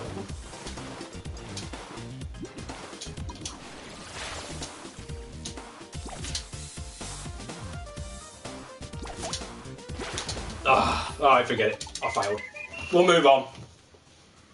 I ain't gonna keep us here any longer just to try and get that. As I say, I'll probably try at the end of the tutorial again to get it just to earn show, but for now, we'll move on with what we're supposed to be doing. So, just remember, fast forward those fails because I suck. Anyway, right, so once you've got that light shard, you'll be returning back to Scuttletown, making your way back over to Uncle Mimic's workshop. And that's where you get your next map, going into Hit the Baron's castle.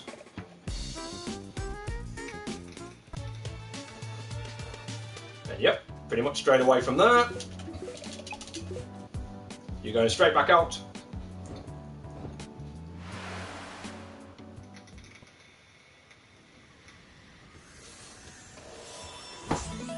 And here.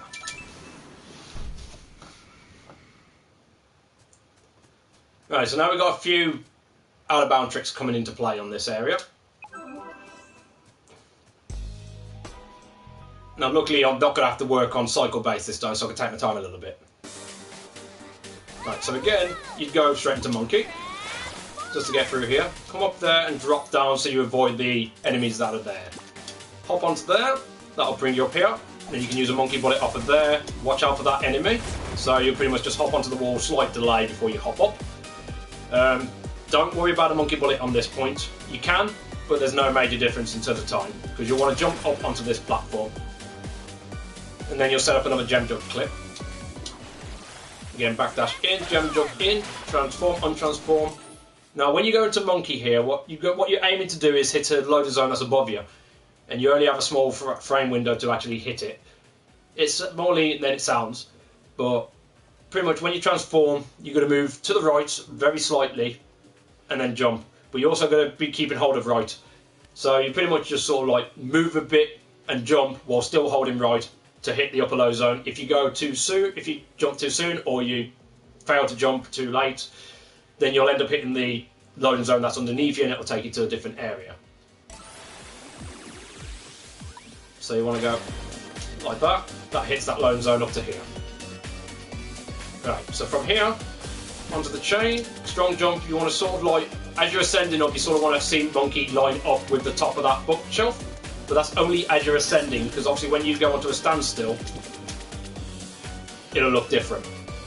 So as you're ascending, you pretty much want to be in line with that top edge of the bookshelf, so you can jump to the right and grab onto this lip here. From here, we're going with another gem jump clip. And then we're going to talk to good old Poe to get the zombie hamster. Right, this is one method I'm using right now. There's a trick that I'm going to be doing again in a moment. But in the event of you don't get that trick or you don't want to go for that trick, you'll just talk, you'll be pushed out of the side and you'll be brought into Poe's side. We're grabbing the zombie hamster early, same as the iron slab, that's for later on in the run. Then we'd have to clip back out. Now clipping back out isn't hard, it's just going into the wall, but this is a big time loss if you end up going for the wall all the way. Because you'll need to transform to Dryad 4 times. I don't know why the number's 4, but 4 times is a guarantee. So you can clip back out, fall down, you want to get onto this platform rather than the top one. If you go too far down you'll tank damage, which you really don't want. Backdash, gem jump clip, back into monkey, and then just follow the path right to go all the way. If you want, just to try and get a bit of extra time, when you land here you can do a quick hop, so you pretty much land on the edge of here, then you can just quickly pull back and get that monkey bullet there, and then you can move on to the next area.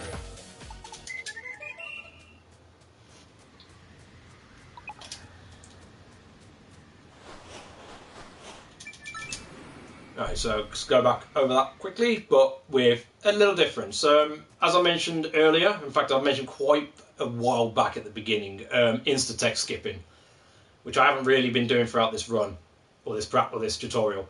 But with that insta-text skip, even though it only saves you bits and pieces, like quarter seconds throughout the course of the run if you do it with the majority of NPCs, that one in particular for the zombie hamster is a big time save. That's like a 10 to 13 second time save if you can get it. So ideally you want to get that insta-text skip. Because what that will actually do is you'll collect the item whilst remaining in the wall, saving you having to do those 4 Dryad clips to exit. So again, gem jump, transform into monkey, slightly move over, jump up into that loading zone. Grab onto the chain, jump up, get yourself about in line with the top of that bookshelf, whilst you're ascending, not when you're still on the standstill. Get into this position, backdash, gem jump, and you're into the wall. And you want to be close enough that you can talk to him, but not too far over that you're out. And again, with insta-text skipping, it's within a frame window, I believe, where you use the talk to people, or scimitar activation, or magic activation, with text skipping. So activation followed by skipping text in that order, but you need to get it within a frame window. If you fail, actually no, I got that right. Okay, I've got that right, but it's probably because he's already got the item. Okay, it's probably because I've already got the item that didn't work, so sorry about that. Now you see, a professional would have known that and would have reset the file. But as you see, I'm just a dumb bird. We'll get there. Right. Unfortunately, I'm not too sure if I did accidentally save. If I have, then I'm not going to be able to show this properly.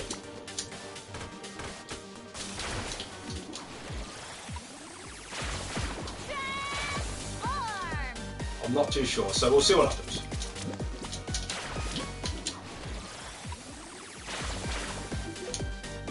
Yeah, I did save. Okay, so the problem is, because I saved after grabbing the item, it's always going to push me out. But as you saw, there was no text box that popped up there. But what was supposed to happen... I'll just dry out back out first.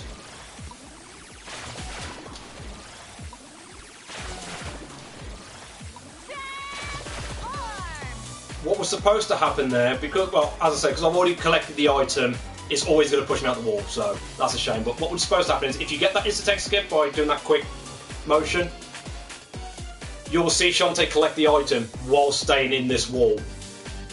So that way, you can just walk out. So yeah, unfortunately, in this actual tutorial, I can't physically show what happens there, but hopefully the explanation is good enough.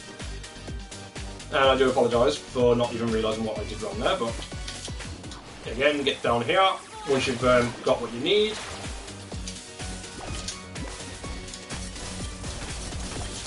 And then we can move on to Graveyard. Hey Noiro, so I hope you're doing well.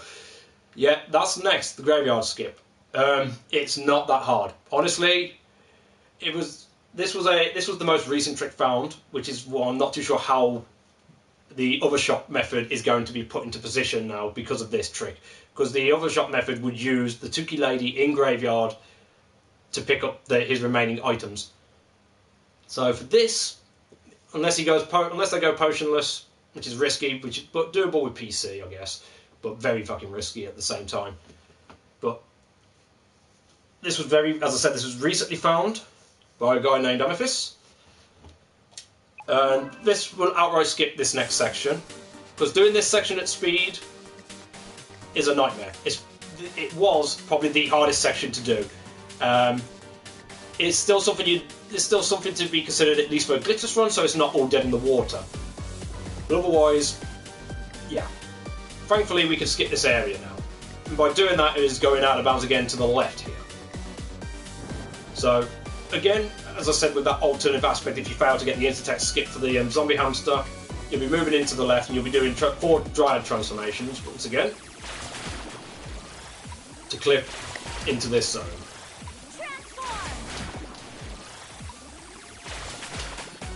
Right, so now I know I'm going to be out of bounds. Now what you're going to do, because once you start your movement, you're obviously going to be off screen, you're not going to be able to see what you're doing. But as long as you keep the timing right, you should be fine. But what you want to do from here is go left straight away. So left and jump at the same time. Strong jump. So let me restart that. Left and strong jump at the same time. And then you got to get the timing right to jump, strong jump a second time, which is more of a feeling aspect. But if you're used to seeing Shantae do like a full jump in general for a run, you have a good idea of when she would land. So it's like full jump, so in this case full jump, about that kind of pacing. And then maybe give yourself a half second just holding left, just to push yourself up against the next wall. Then again, 4 more Dryad transformations.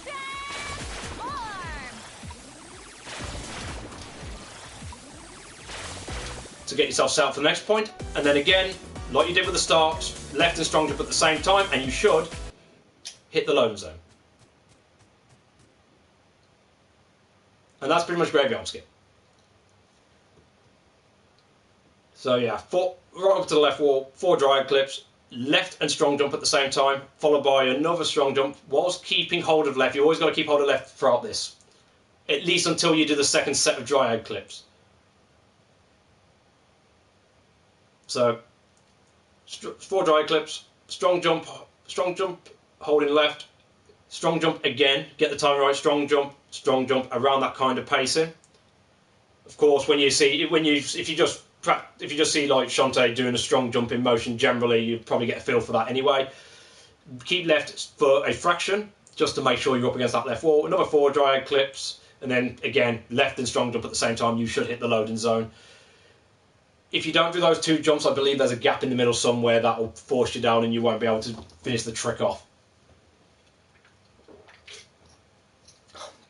Yeah, it really is a simple trick. I mean, like a lot of the tricks in this game, it's pretty they're pretty simple to pull off. I mean, that's why I didn't mind doing the no walk for the danger run rather than a glitchless tutorial to start with. Because in all fairness, the majority of the tricks involved, or the bulk of the time saves, are not hard to pull off. So at least that's that fortunate. So, yeah, I mean, I learned that just from being told it in the chat. And I just did it. It was like, oh, okay. So it really isn't that bad. Can't see the game code, a bad tutorial. It's the fact that I'm doing the tutorial that is bad. Come on. With my talking? Pretty much in that order. Just making sure you keep holding left whilst you're doing the jumps until you go to do the next set of dryad clips, and then again left strong jump. You're done. Right.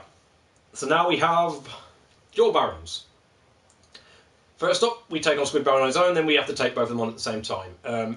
Pretty much like his Pirates Quest counterpart, scripted fight. So there's the only bit of RNGs that are in this fight is the way Squid Baron stomps, whether he stomps far or close, and whether he does a strong jump in the air, but that's at the end of his first phase fight, as well as the positioning of where he stomps at the beginning of the second phase, and where Hypno Baron is going to start with his swooping around cycle that you need to adjust to on the fly. Again, you can get hit pretty hard here, so if you're going 3 heart runs, be cautious. But apart from that, you just want to keep on the same cycle aspect, and you should be fine. Pretty much, as soon as this fight starts, you want to use your scimitar and get about 5 or 6 strikes in. From now, 2, 3, 4, 5. I'll just do 5 to play safe. Jump over, try and get your whips in where you can. 1, 2, 3, jump over, crouch. Just follow him, just try not to get hit. Let the scimitar do a lot of the damage. Get back over here, strong jump to avoid, then just keep whipping, and then jump whip when he's doing his stomps, just to keep with him. If he does that, just try and get the flow right to be able to get the final bit of damage to put him down. I will go over this fight again, because I mean, just because of some RNG aspects, it just at least shows a second side of it, should it come to it. Right, so Jaw Barons again, when the fight starts you want to get your scimitar out ready, and now you just want to keep an eye on him and follow him. And then get your whips in according. So he starts off nice. You can score at least 5 strikes with no silky cream. Now he will always end on either side. Guaranteed is after 4 stomps he'll go on either side. Watch out for Hypno Baron. Watch out for anything that he throws. Jump over those projectiles. On this cycle, I know I'm going to have to crouch or I can move early. If you score enough damage with no silky cream, Squid Baron should be down on the 4th round. And then this is a case of just following him, scoring 2 whips at a time as you ascend. Just watch out. Make sure you don't get twatted by anything. And that should be Hypno Baron down.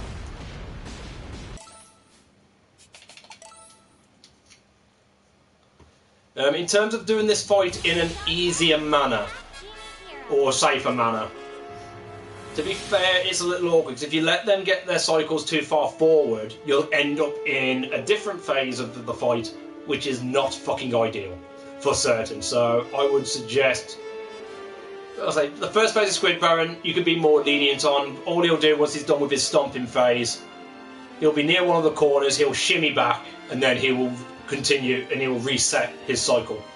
So if you want to be a little more lenient on Squid Baron, like, instead of going for the whips on him, as you're jumping over him at the beginning of the fight, you can just jump over him, let Scimitar hit him a bit. If you don't want to go into him, get 3 whips, jump over and crouch. If you want to play safe on that and just stay in the middle, you can do that. But just be aware of where he'll go from there. He'll go for those stomps, big jump, stomp. Then he'll do some more little stomps, big stomp, I think. Then he'll shimmy into the corner and restart the cycle. So the first phase you can be more lenient with if you want to take your time a bit more and play a bit safe. The second phase, I would suggest trying to keep up with, at least with Squid Baron's first part. Once you get Squid Baron down into Hypno Baron, you can take as much time as you want, apart from your magic consumption, of course. Because all Hypno Baron will do when he's on his own is he'll just spin in those figure 8 circles throughout until he's dead.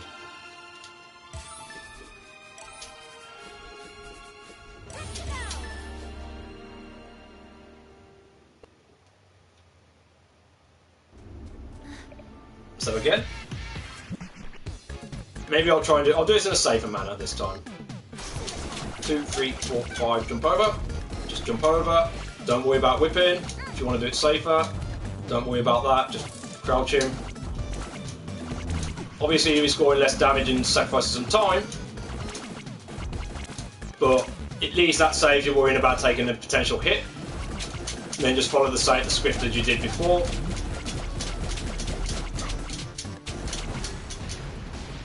And as you see, he at least didn't even make it to his other phase, so at least that wasn't a worry. Obviously, under these pretenses, you'll be using up more magic, but if you're a PC runner, you get the magic replenishment by the end of this fight, so you should be fine. Console, it's a bit different, because obviously you end up with less magic, which will probably mess you up a bit. For this phase, again, just follow him as best as you can, because obviously his stomp patterns is going to change. Luckily he's being nice. Right, and Hypnobonus, I believe, has changed his cycle a bit. But again, just avoid his projectile. Yeah, he has changed. So on this circumstance, if you could get in there, you can just squeeze in, or you may have to tank damage, or just wait and delay. Your call. And as I said, if I just sit around here, let him do his thing for a minute whilst I have a quick vape, at least I'm almost certain this is all he does. I'm almost certain. If he does something different now, I'm going to shit myself.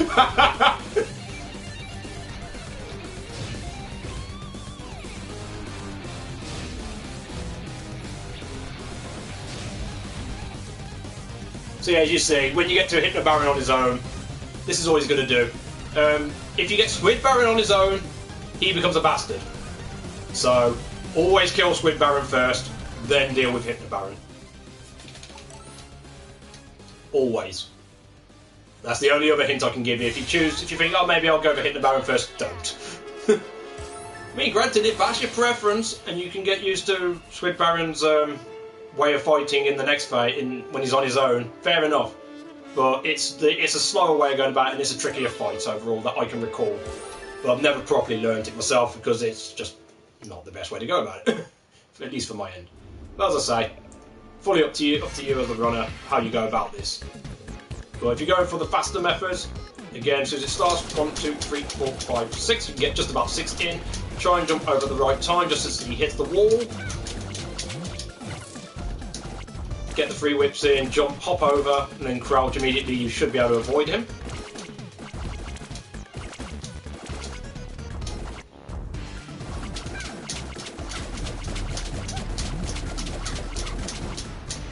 And that's Squid Baron down phase 1.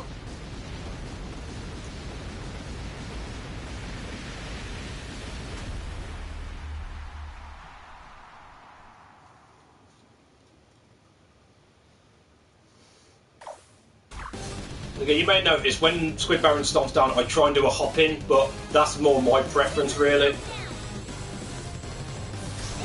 I mean, like that, nothing I can do. I can get 2 strikes in with that one. It's up to him how he goes. If he stays close, you should be able to score 5, 1, 2, 3, 4, 5, 3 on the ground, 2 on the ascension. But again, that's up to him. Hypno Baron's pattern, again, I think is similar to the one I had last. So again, I can either tank, or I can go a little early, try and get the hop over. Unfortunately, I messed it up a bit, but that's the risk you take. As long as you can take Squid Baron down by 4 stomp stages, it should be fine. Then you just got to follow Hypno Baron, try and just get a bit of damage by hopping up. Get 2 whip strikes in, follow him around, and that should take care of him. There is occasions where he will, instead of when he goes to switch side, obviously on all the examples on this one, he switched sides whilst going upwards. Sometimes he may switch sides when he goes downwards, depending on his RNG. If he does go downwards, you can score more whip damage by just hopping up and getting a couple of extra strikes in that way. So that's pretty much down to him on that one. But apart from that, well, that is that.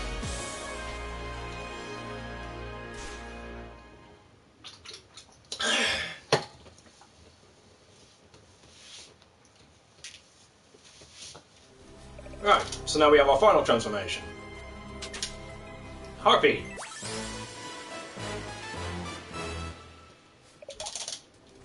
Right, usually the setup for this room, because the thing with Harpy is, when you try and fly from here, sometimes you can be a little awkward, because she'll just float over, and then you've got to try and get into that gap there. So that's a little awkward. So usually, as you can see with these floors, there's a few lines in the floor where the blocks are separated. So when you get Harpy from here, you're already pretty much on this line. Just move over to this line, then transform into Harpy. Stay vertical until you reach the roof, and then move over. That's usually the safest and easiest method to get out of there. Otherwise, if you try and fly straight away, you, as I said, you'll probably end up swooping out a bit, and you may just get yourself a little cluttered in that roof. And right, now we're back in Skytown. Now, because again, we've done a lot of breaking the game, skipping around a bit, you've already got the items you need to progress, which is the iron slab from the elephant clip and that zombie hamster from Hypnobound's castle. So you can go straight into talking to Uncle Mimic and pass them over. Do not mash anything in between, because if you do, you'll end up doing that. So wait until both of the items have shown up, rather than trying to skip after one item. Once they're both shown and this text box comes up, then you can skip the text. And you get Risky's hideout now. Now again, this is something I've noticed, I don't know how many people have actually, but there is a slight difference here between console and PC. With PC, once you get given the map, there's one more text box. With console, it just goes straight away. So you don't have to worry about skipping another text box. Granted, there's no real-time difference there, but you know. Just worthy of noting, depending on which one you do, which version you run. And I mean, I think most people are going to run PC, but unfortunately with me giving a tutorial, I can only run it through console and try and explain how the PC methods would work, or how PC way would go, just because of the differences. And this is going to be the awkward one for me to explain, because I've never attempted the PC version of this way. Because again, there's two ways of going about it. The PC way of doing this next skip is different to the console. Because if you try and do the console's method on PC, as far as I'm aware, the game freezes or soft locks or crashes or something like that. But now this is one of the biggest skips of the game. It saves about 1.5 to 2 minutes. And you're going to be doing this blindfolded, essentially, because you're going to go off the screen, up and around. I will show the console method first, because that's the one I know. I did look into the PC's version as well, but I've never attempted it, as I said, so I will try to pull it off, but I can't promise anything. Right, so we are ready to go, and first things first, you're going to dry a clip through the floor, which is going to be awkward. So you want to get yourself to the edge without falling off. There is a setup to be able to get yourself into the right position, although it's a setup I don't use, nor do I actually really know. So again, I'm going to recommend looking up someone like K-Source to find out the method of setting up, because I believe he uses like the crawling method, possibly someone like that. I think it's the second hand, or the closest hand to you on the edge. Maybe not, actually I don't think it is, but I will try it. Okay, maybe over the ledge. So I'm just trying to figure this out just so it's a show. But that's pretty much what you want to see. And there you go, you're through there. So I'm just going to push myself out. But usually I just run up and I try and gauge it, if I'm honest. Usually I would say if you got pretty much like a foot either side or very close to it, it should clip. Sometimes it may not. In this case it did. But from the looks of it, if you want to set it up with crawling method, the hand closest to you, just nudge it past the lip of the map, or of that ledge, sorry.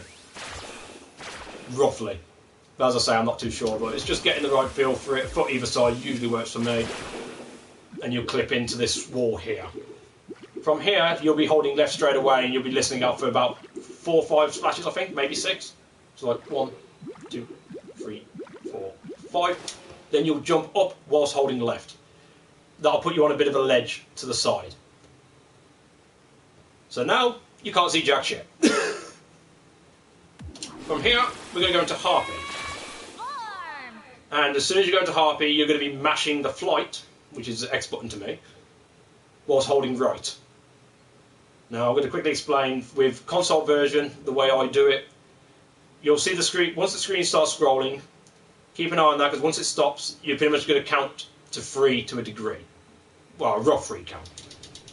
Before you untransform. Or at least I do anyway. So, mashing, flying, holding right, going across, 1, 2, 3, untransform. we're on top of the lip somewhere. Now this is where you need to use your hearing, because you'll hear Shantae's footprints pretty much, or, well, walking animation, I best put it. It's a bit faint, but you can hear it. And pretty much what you're listening out for is when they fully stop. There is a point when you're moving across where it stops temporarily and then re-continues, but you're waiting for it to stop.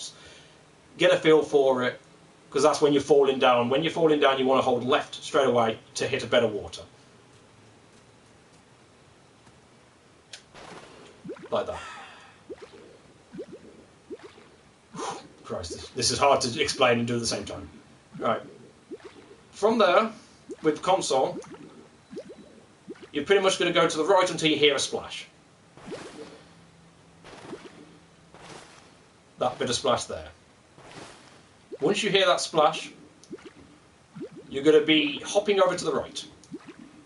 Now, this is the part that's going to be a bit tricky to explain, because there's no real timing to how long you've got to leave it, because you're going to be basically hopping out of the water through an invisible void and then curving yourself back in.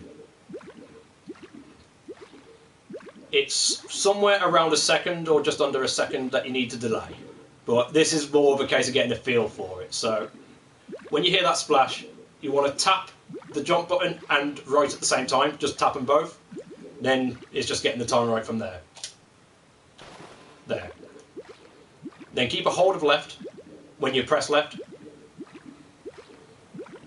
If you've done it right, the music will activate. In my case, I've done it wrong, because the music didn't activate. So, if that happens to you, you can whistle out and restart if you wish, or just let yourself get back to the surface. Just roughly gauge that. It doesn't take much time for you to resurface. Then you'll try and reset up again by going right and waiting out for that splash.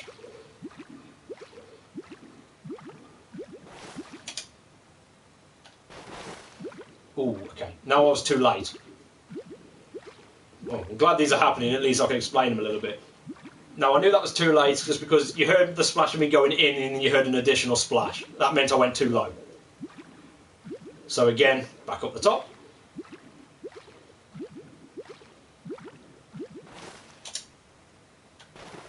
That'll be fine.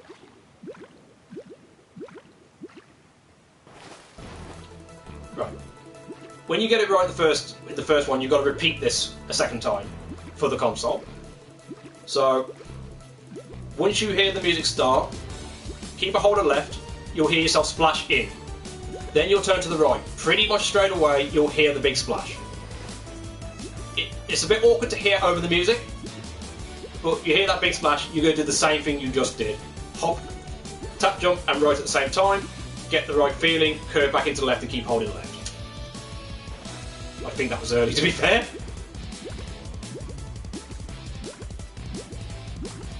That was too early, yeah.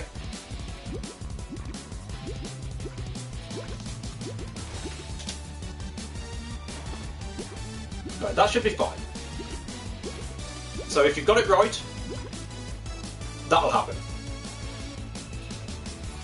When those black bars comes in, you've done the trick correctly. The game will skip the auto-scroller section and take you directly to the beginning of the hideout. Hey Zero Tolerance, well, sure, hope you're doing well, buddy. So I'm not going to say because I'm obviously going to do that again, but that brings you here. And then you're ready to do hideout. Shantae, Yeah. Obviously, trying to break that down, obviously I made a few mistakes, but at least I got to at least explain, like, if you've gone too early, if you've gone too late.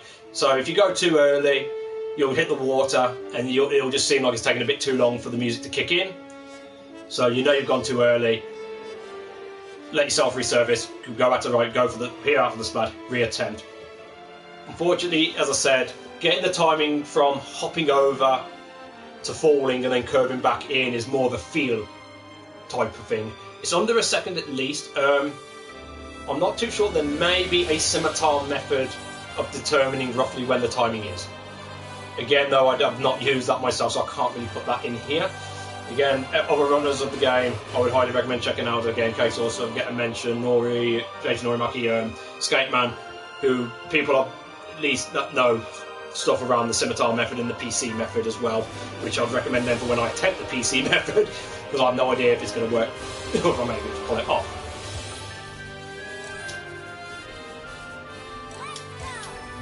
But for now, I'll again do this in console variant, but this time I'm going to do it all in one motion.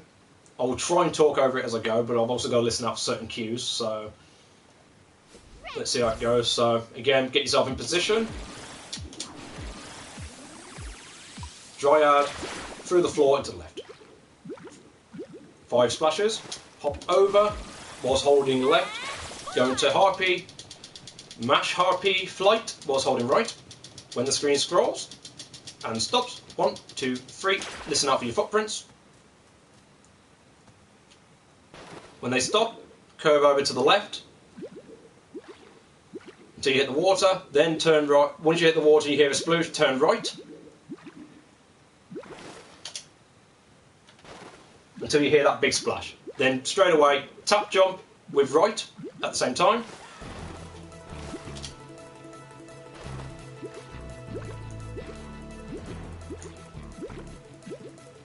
Right.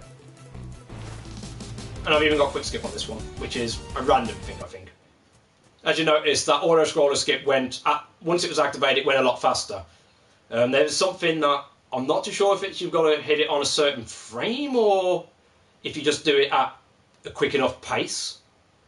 That when the auto scroller skip activates and you hold right, you'll hear a splash. Pull back left and then hold back right, you'll hear a second splash, it will skip the remainder of your waiting time and put you through. One thing I should have probably said, there is a little bit of a sound cue when you go for the cut on the second time, to be fair. The first time is a little awkward, as I say, it's more of a feel than an actual pure timing. You know, it's not really something I can give you exact seconds on or anything like that to be able to determine when to curve over. It's just the main thing of when you're going across the roof, listen out for the footsteps, you'll have a slight pause, then it'll restart, and then it'll pretty much come back straight away, and not long after that is when they'll stop. When they stop, you pretty much want to stop going right, move left. If you've curved off enough, you'll hear yourself splash to the water. If not, you'll still hear footsteps, and then you just have to go right again until you fall off. Once you're in the water, keep holding left until you hear one sploosh, turn around, go right, keep going until you hear that big splash. When you hear that big splash, tap both jump and right at the same time. Just tap them, let yourself fall a predetermined distance. As I say, try and use this as a, like, from a visual, well, I say visual, from a sound aspect, from when you hear the sploosh, hear me tap, and then hear me hit the water, because that's roughly when you're cutting in. But for the second one, as long as you do it all in quick succession, after the music activates and you drop back in the water and hear the first sploosh, turn directly round, you'll hear the big splash pretty much nearly quickly. As long as you activate your tap and jump pretty much in quick aspect, you can use the music to a degree for a sound cue. Hey Balance, what's your hope you're doing well, buddy? Ready to go. So again, hopefully I've not gone too far. 1, 2, 3, 4, 5. Fly away. Yeah, a bit of oral. Can't go wrong with that. 3, 2, 1. Drop. Listen out. Hop. Curve. Right, now listen out for the music. Now. Roughly around that marker. Right, in this case I didn't get the quick skip. So, as I say, I'm not really too sure exactly how quick skip is activated, and it only seems to be on console. But because of the more recent method for, well, I'll say more recent, the main method probably used for PC version, or the fastest one, even without the quick skip, thanks to that particular auto-scroller thing, that's what changed the tide in PC's favour for overall speed, because before the Harpy method of doing the auto-scroller skip on PC was found, the console was believed for this category to be in favour of about 10 seconds. Thanks to that, it's now the other way around, roughly. But thankfully, there's not much time difference either side for this category for it to be a main issue. So running whichever version is pretty much down to preference. I'd probably say the console just takes a little more awkwardness, mainly because of no magic replacement, as well as something that's going to happen with the final boss. Mainly damage output. But as I say, it's just down to your preference and what you prefer to run it. If you're not bothered about top speed and you just want to enjoy yourself, have a good time, then pick whatever version you want. If you want to go for top speed, PC is my recommendation. Especially if you go for something like a glitchless category where it has like a 30-second advantage, roughly. But that will be more explained should I do a glitchless run. Well, a glitchless tutorial at some point down the line. Okay, so I'm going to attempt the PC's version. And I'm going to attempt to explain it. Again, the names I mentioned earlier, Nori, Skateman, Cake Sauce, guys like them, amongst everyone that runs this game, who are basically PC runners. I'm probably the only console runner in the boards. They'll be able to explain how this works better, but I'll do my best to explain it. Now, the opening of the trick is the same, where you're going to dry out to clip through.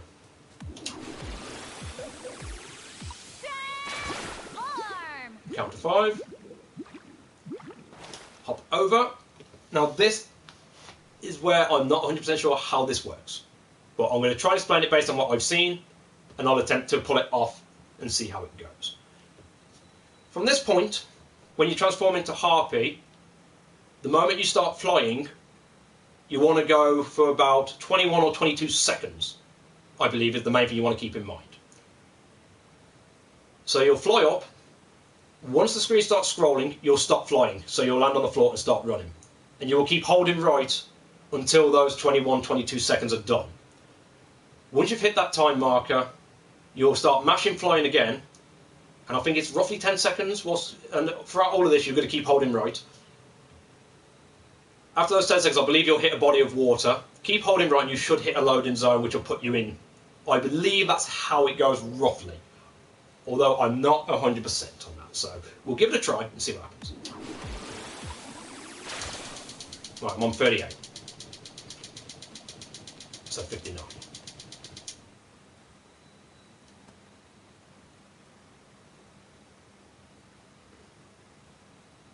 If this works now.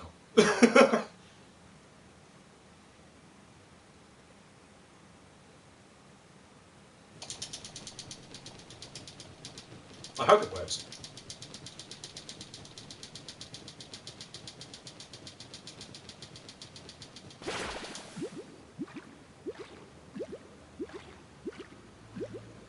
Hey! I did it! Okay, so there you go. There we go. Depends on how you mash your flying will determine if it's 21 or 22. Okay, so I'd probably just say the moment you start mashing, try and go for like 21 and a half. That'll roughly give you what you're after. I will try it once more just to be sure of it for the case of the tutorial. But I believe that's the fastest PC method. There is another method, which I'm not going to show, unfortunately, because I really don't know how it's done. It is slower overall. It works with counting splashes in water whilst moving right and then curving and scimitariing out, or something like that. So again, those 3 names I mentioned. If you want to find out a different method of how to approach it, look them up, check them out, or just message them. They'll be able to give you the correct information to the original method of auto-scroller skipping within the PC version. There is also a couple of neat little things like fucking Magic Crab and stuff like that, but that means doing the auto-scroller. This is before auto-scroller was found.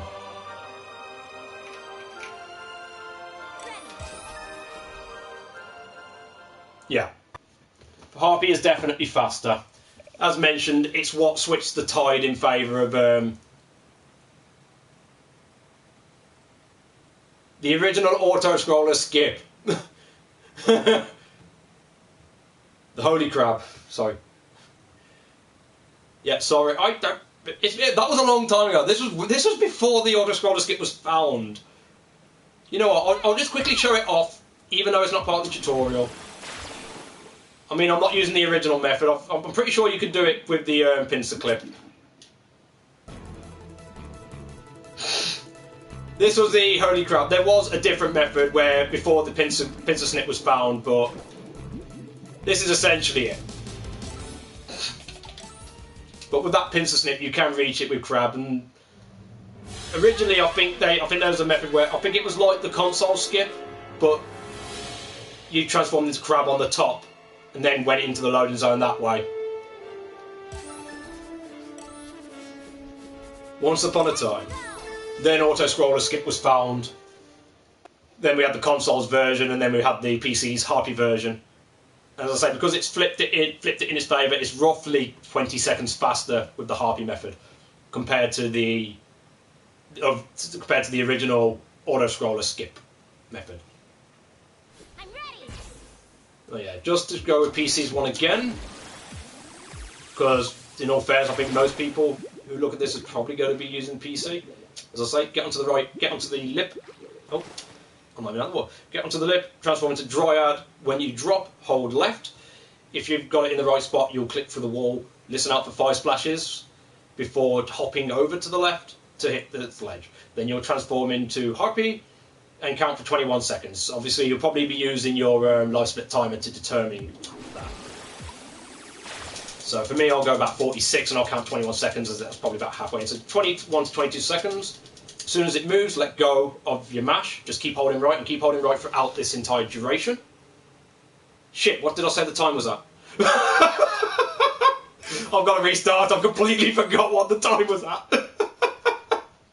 Oh, crap. You can tell I don't use this method normally. Was it 46? Whoops. Whoops. Anyway, let's go again. Whoops, I think I'm too low. Oh, no, that's fine. 5, hop over, Harpy, 34, so 55. As soon as the screen starts moving, let go of mash. Keep holding right throughout the duration. In this case, I'm going at 55. When the 21 to 22 seconds has elapsed, you'll start mashing the Harpy again.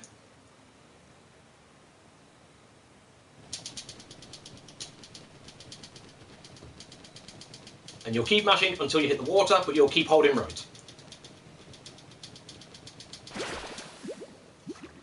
And it should.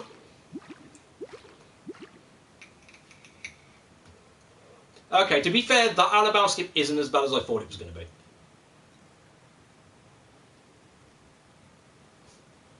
Well, good thing is, if something goes horribly wrong with the console version when it comes to UKSM, at least I can now run the PC version, theoretically. Now I know how to do that skip.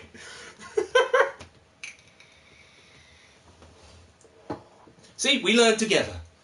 But yeah, that's the PC's methodology, because the console's one doesn't work on PC. So that's what, again, another part of the time save between console to PC.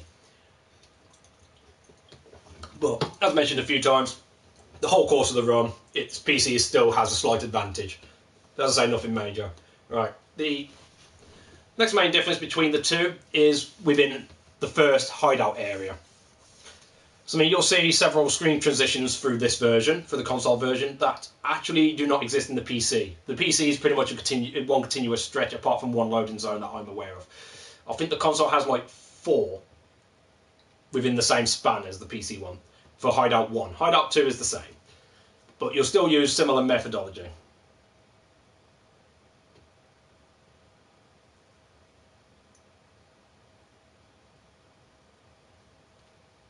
Now, to be fair, Trent, that was the first time I attempted it, and that was just from watching it being done, and honestly, it felt alright.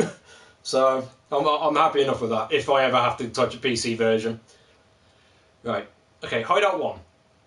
To be fair, between the two versions, there's not much difference apart from one little bit, at least with Hideout 1, because of those loading screen transitions. You'll go straight into Monkey, and make your way across. So Monkey Bulleting here just to get a bit of extra speed. The same here. So you want to use Monkey Bullet a few times. Just keep on the motion, jump onto that wall, and you'll monkey bullet onto here. Right, so I'm going to be out of cycle a bit here, but I don't mind this area so much. Again, you can just use monkey and jump over and across if you don't feel comfortable with monkey bulleting. So from here, when you're on this ledge, you want elephant, one stomp, then you can either untransform and go, or you can do an elephant dash when it's low enough so you don't hit the spikes. Then you got mini poop toot. Pretty much when you get onto this ledge here, you'll want to activate your scimitar. It's about 10 strikes, and he'll be down, and you'll go straight into your harpy. Right, so this is one of the differences between the two, because usually you wouldn't have a screen transition here for the PC, and I believe with the harpy corner here, what they would do is they would fall off the edge first. As long as you're keeping all of this in one stream using all the monkey bullets, you'll fall off first, then you'll tap once and fly off. But because we have this screen transition here, for the console it's a little different. We'll do one tap, 1, 2, and then fly off. I mean, you wouldn't untransform there, but I am going to take a drop. I mean, this will put things out of position for me. There is a transformation you could get much earlier on the run, which I failed to mention, but it's really a lot of time added on for safety. Knows the back transformation. It's back in Mermaid Falls, in the factory area, second area, and it's up the top left. Which, if you've got that transformation, you can use bat here if you don't feel comfortable with the harpy corner. There's an even riskier method with monkey, I believe, with that top spike, but I don't think I'm going to be able to pull that off. What the fuck just happened? What just happened? Okay, I really would not expect to pull that off. But again, if you don't feel comfortable with harpy, there's always that way. But that one's even tighter than harpy, so I'll stick with harpy if I was you. I can't believe that just happened. Yeah, when you get into this screen, if you're console, 1, 2, hover up. When you get over here, 1, 2, 3, get the timing right, you should be able to cut through there straight away. If not, you just flutter your way over until you get to here. Just avoid the spikes as best as you can.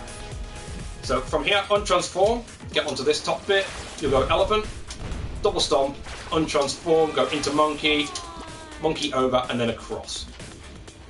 If you really want to, and I think this is slightly slower, you can do a gem jug clip here. But it's now on page 3. So you go gem jug, transform to monkey, same thing as in Cape Krusty, you'll come off slightly, pull to the left, but instead of strong jump with your monkey bullet, to get yourself across that way. But that, I believe that's slightly slower, so I'll stick with the elephant method. Monkey bullet, try not to get caught on that ledge. Avoid these enemies as best as you can. There are those monkey bullets there if you see fit. Monkey bullet over to him, and again you can go up and over or down. Up and over would mean just cutting over here, grabbing onto that block, and then finally landing here. Can I get back across? No. Otherwise, the downward side would be just dropping to a degree to here, hopping onto this ledge, pulling yourself down, and then bulleting underneath. Onto that wall, that'll bring you here. As soon as you want to transform straight into scimitar, take this big tube down, back into monkey. There's a monkey bullet there, or again, if you don't feel like it, you can just hop over everything and move across, or again, there's another monkey bullet there you can do. So on and so forth. So really the only differences here is between a faster method and a more conservative method is just not using the monkey bullets and just using jumps instead. So again, that's down to preference. Oh, did I actually save after the scroll skip? I think I did. Yeah, okay. So, I mean, again, if you really don't want a monkey bullet, you can just take this conservative aspect and just jump over everywhere. Just fall down there, strong jump over him. Don't jump into the spikes. That's not clever. Okay, so I'm probably going to end up taking a bit of damage for that. Elephant down, across, up and over. Scimitar once you get on here. Take him down and go straight into harpy. Again, for console, you'll want to go up and over. Tap 1, 2, and then through. 3 taps, maybe 4 if you want to play safe. Don't want to take the risk of touching the spike. You don't really want to get sent back. Make sure you reach that lip. I think PC's one. I'll try and get the timing right based on enemy movement, but it's like down and then 1, 2, and through. But the enemy's there. But as I say, if you keep it with full pace movement, regardless of whether you're doing console or PC, either of those methods will work. PC will be down and down, under, and then up.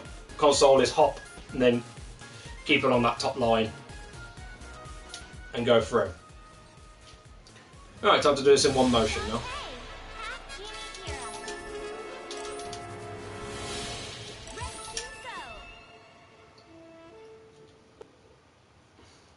Right, so the general method would be on here, monkey bullet across, get that bit of time, same here. Hop over this enemy, try to avoid him, grab onto this top wall, monkey bullet across to avoid the gunner. Elephant in, 1 stomp, 1 dash, untransform. Come up here, get into scimitar. 5, 6, 7, 8, 9, 10. I mean, that was 9 on this case, but that's fine. Go into harpy, try and avoid what you can, onto here. Tap through, 1, 2, fly up, 1, 2, 3. If you clip your face, doesn't matter, just fly quickly just to get your momentum back. Make sure to avoid the spikes, go up and through. Untransform when you reach the ledge. Elephant for 2 stomps on that platform, monkey bullet up, and jump vertical. Right, for here, monkey bullet across. Try and land on these edges here so you can get that monkey bullet there. If not, just jump over and go straight through.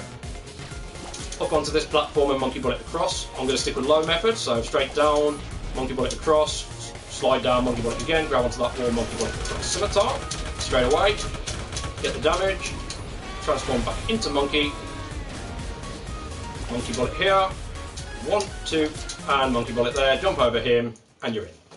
That's the main method for console. PC would be faster because of less loading zones, but the only difference in terms of your timing is that harpy corner. With PC going down and under, then back up, rather than hovering over the top and going through. Hey Juzzles, welcome to the stream. Hope you're doing well, buddy. Oh, fuck's sake. I've got to remember I've got my vape turned on. Wow, I'm already out of vape.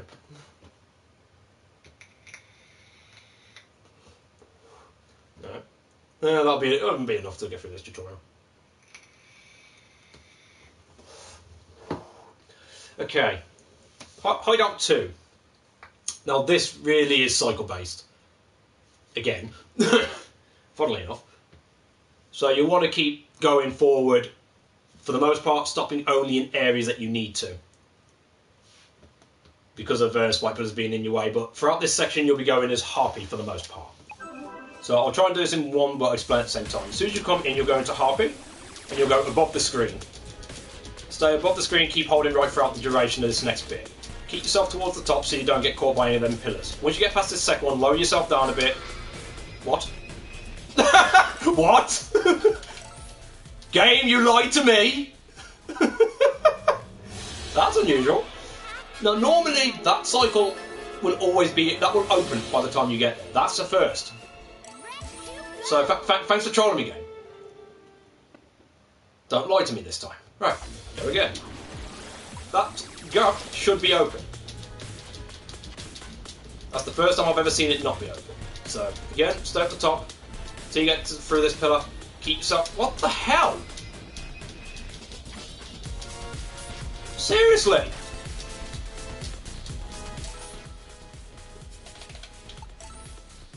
Okay, I'm a bit confused.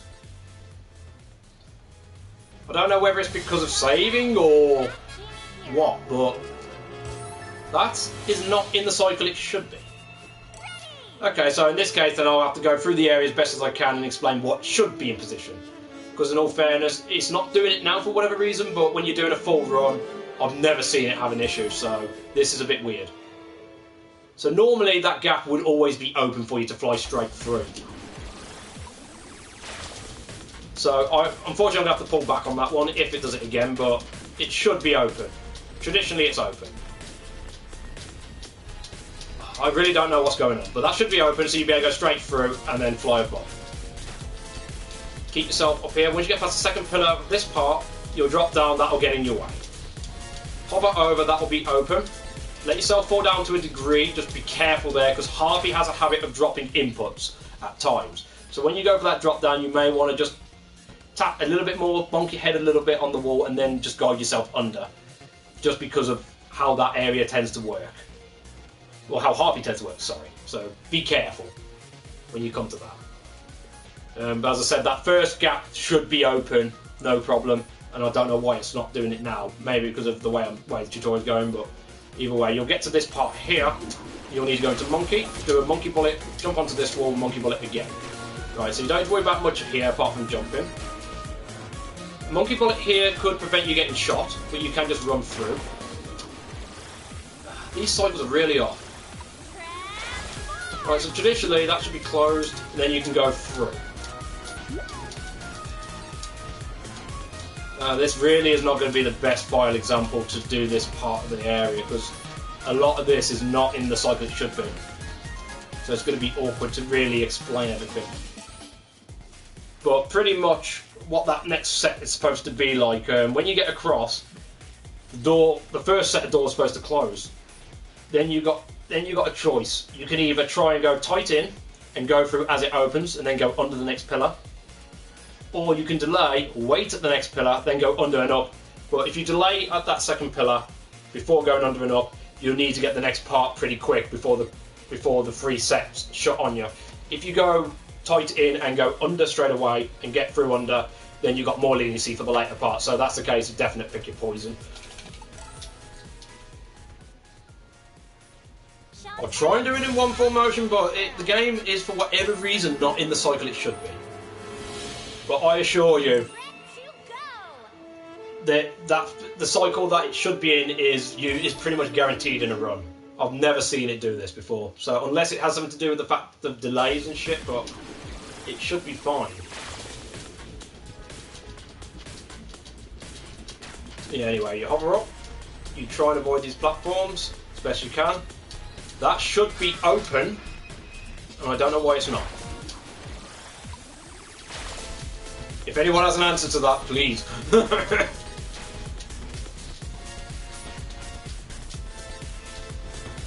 Yeah, okay, so that one should be open, so you should be able to just lower down and go straight through. Hover over everything. That pillar will stay down every time, usually, but that gap should always be open when you get past. Unfortunately, you have to take mental notes on this because the game, for whatever reason, is not cooperating.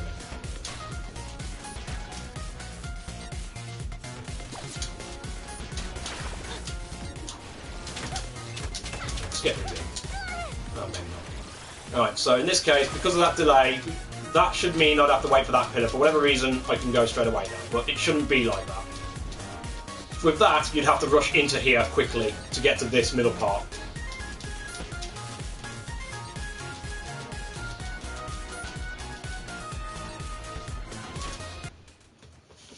Alright, well, unfortunately the best I could do is describe it as the way I did. As I've said fucking 100 times now, that should not have been in that cycle in that way whatsoever.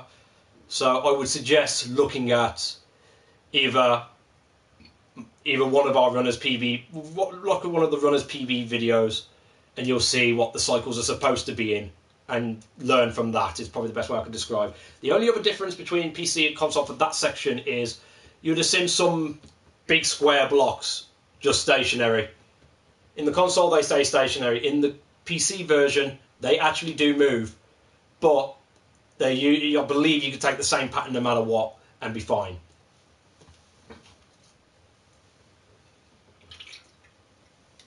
And now we're on to the final stretch, as we have a few bosses. So first, just a quick hop to get yourself some health. You only need one heart, it'll max you out. Obviously I'm doing this in 4 hearts.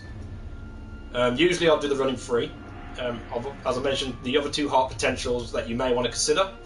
For PC runners, 5 hearts is a bonus. It will obviously sacrifice your time, but when it comes to the final part of this gauntlet, it can prove useful to you when you first start out, because it means you can take more hits before healing.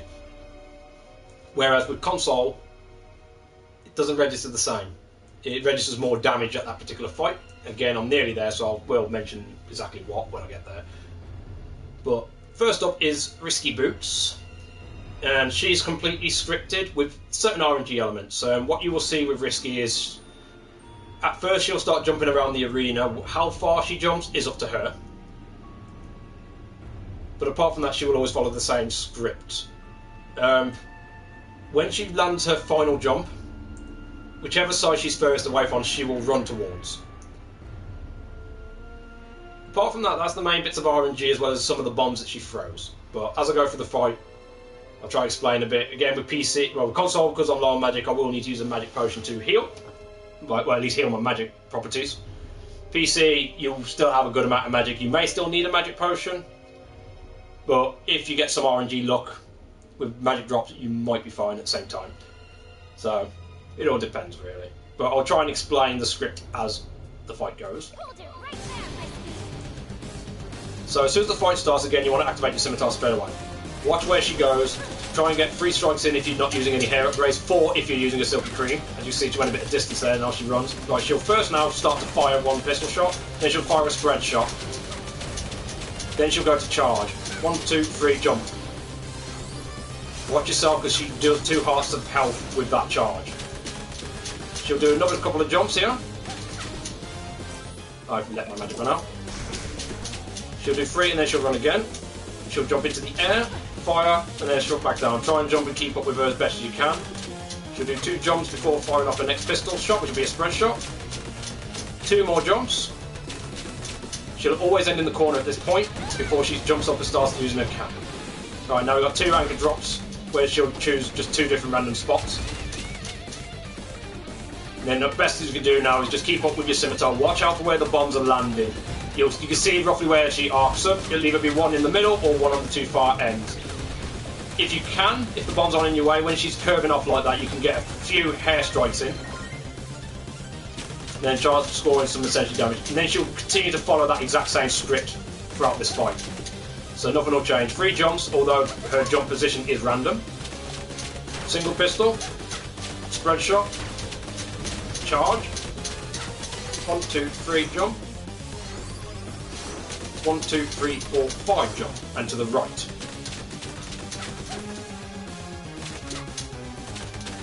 One more jump, she'll run.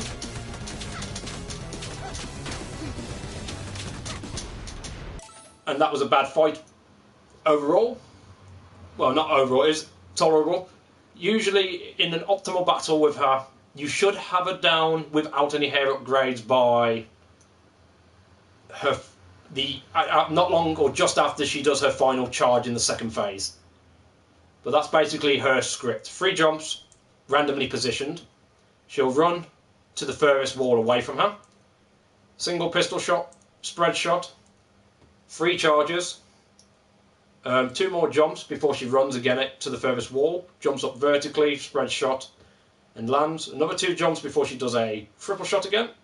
Another 2 jumps, then she'll go into cannons. And before she goes to cannons, she will always, her second jump will always be to either side of the wall, either far end. After that, 2 anchor drops.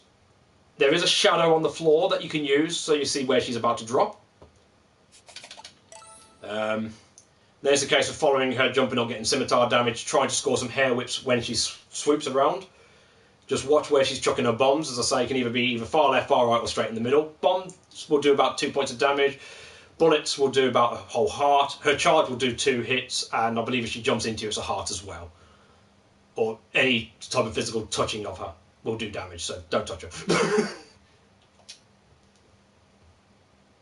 Shantae, Ask Genie Hero.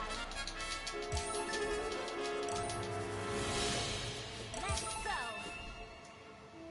But once she's done all that and she jumps back up of her anchor, she'll hover down with her hat, score some more damage there, and then she'll follow that same script until she's down. So I'll try and do it a bit more optimally this time. So here we go. Activate your scimitar. 1, 2, 3. 1, 2, 3. Can't get 3 there because you jumped too far away.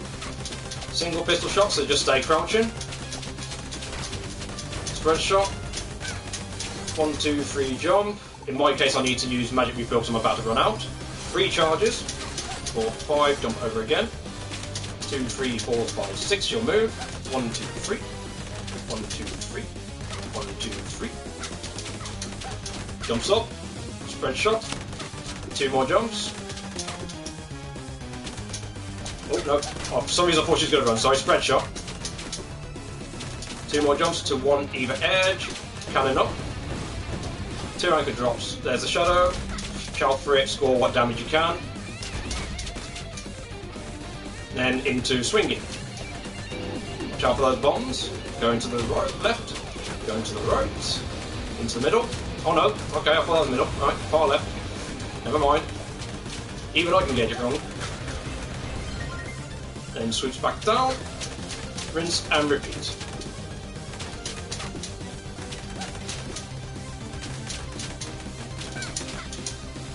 Try and get some hot damages where you can as well, just to keep momentum and more damage in.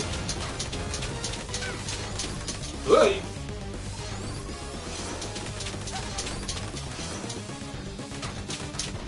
And there we go, good fight.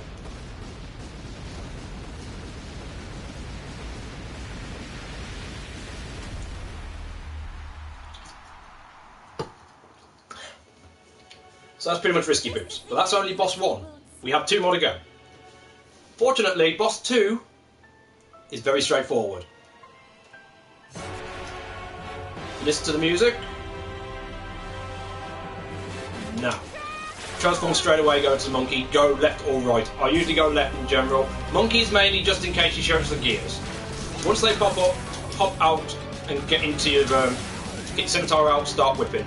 Only take down 3 pillars at a time before transforming back into monkey. Use this line as a guard. Then go back again in a circle. If a gear's thrown out, this is the main reason for monkey as well as being slightly faster. Because you take a hit, it's going to ruin your momentum. Again, guide yourself up with the line. And then do the same thing but in the opposite direction. Except now, there's a potential of 3 gears showing up. Like so. So you just do 3 hops over. Smash. Smash. Bang. And again.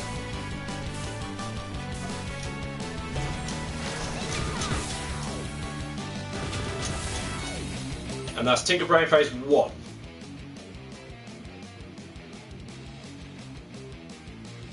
Oh, can you? Alright, that's news to me.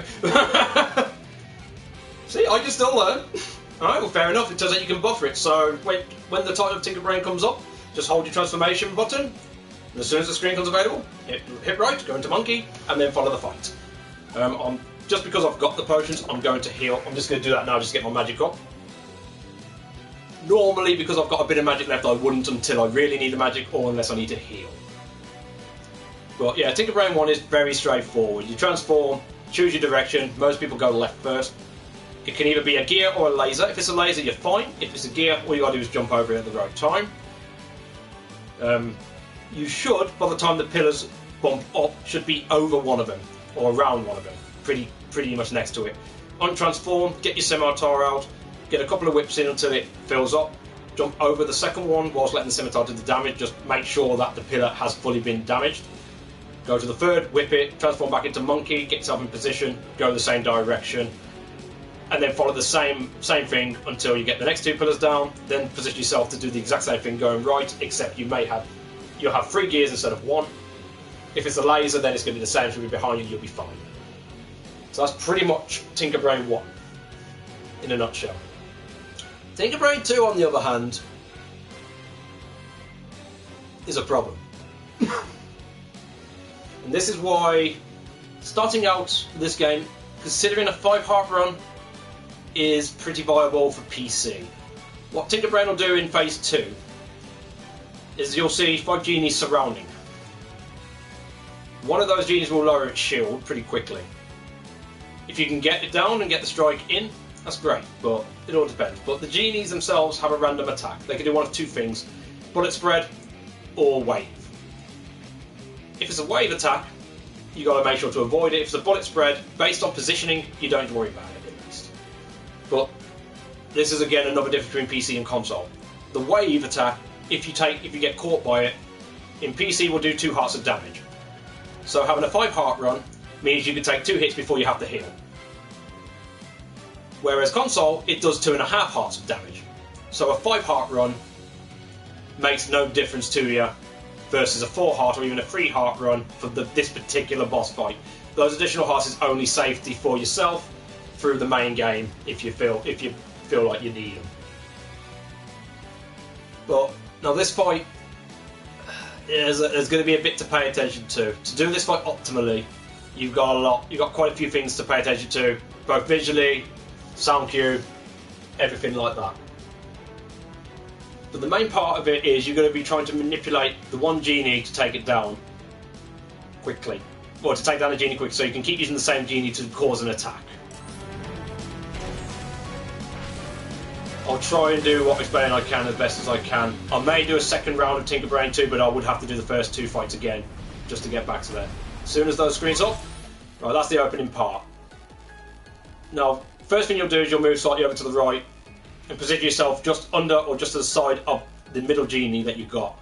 That should give you some visual to the one genie to the left far back, and you're looking for which genie's dropped its shield.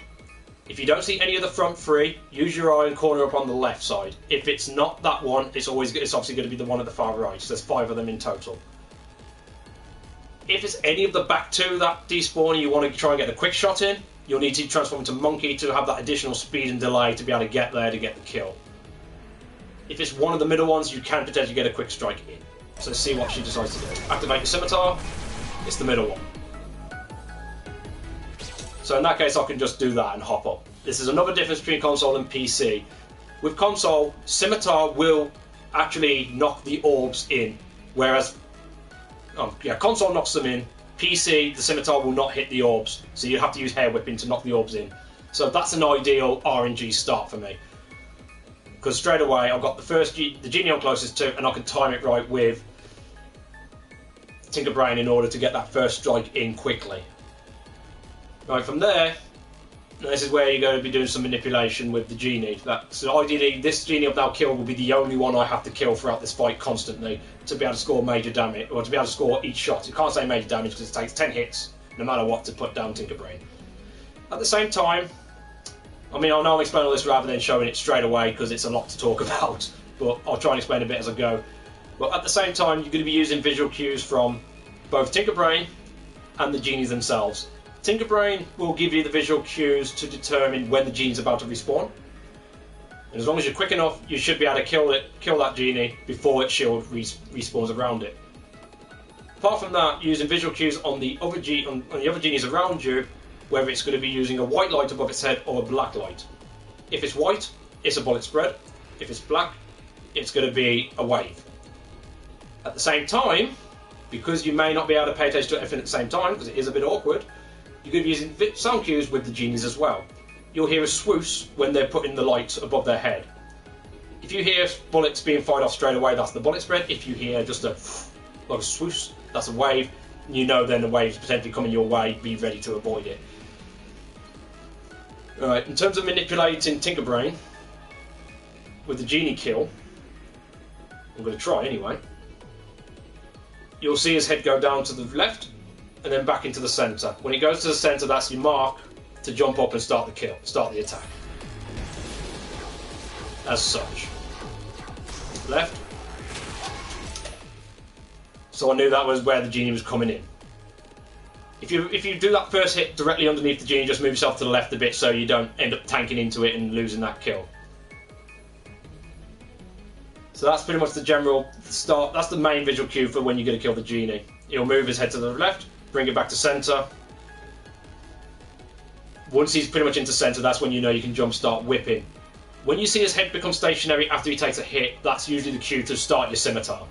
It's up to you if you start it earlier or later, depends on how much magic you really want to consume.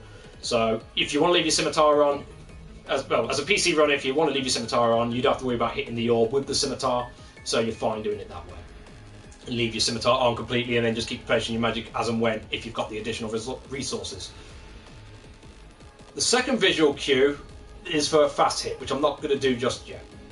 I'm going to go with a standard attack, because I mean getting the fast strike in is a bit tight at times, but otherwise you'll pretty much wait for the first gap to show, then on the second gap is just getting the feel for it to strike in.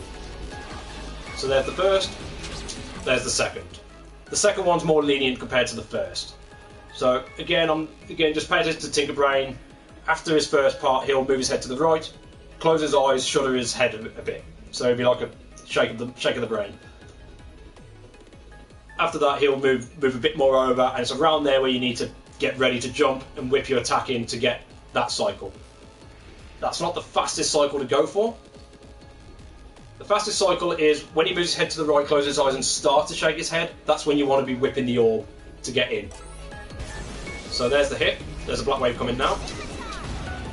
So off, kill, blink, smack. And that's pretty much the gist of the fight. Up in the centre, smack. Luckily I'm getting just bullet spreads.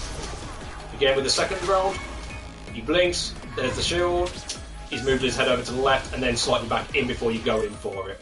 Now I did take a hit from the black wave because I was mainly paying attention to Tinker Brain's visual cues just to explain that side of things. But as I say, with the waves, if you got a chance, usually it's when you hit Tinker Brain or hit the orb into Tinker Brain, you can scan your eyes across the genies to see if any one of them's doing an attack. And again, based on whether it's a white light or a dark light, will depend on whether it's going to be the bullet spread or the wave. Of course, if it's a wave, you want to avoid it because that hurts. Especially when you're doing free heart runs, once you take one hit, you got to heal, unless you want to really risk it.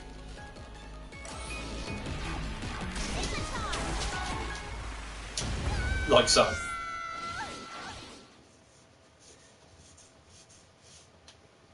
And then the rest of the fight is generally just getting the feel for certain things. I mean, like, if you're going for the faster cycles, you see the visual cues you're using, but you notice a dark wave's about to come your way. It's being able to gauge on the spot where about the wave is, sorry, and whether or not you can stick with your usual timing to get the strike in without getting a hit, or if you're willing to go for that cycle anyway to take a hit anyway, regardless.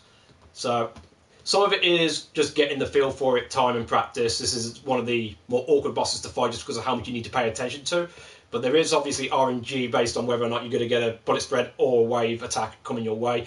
You could have runs where they just keep spamming waves and it can be an absolute nightmare.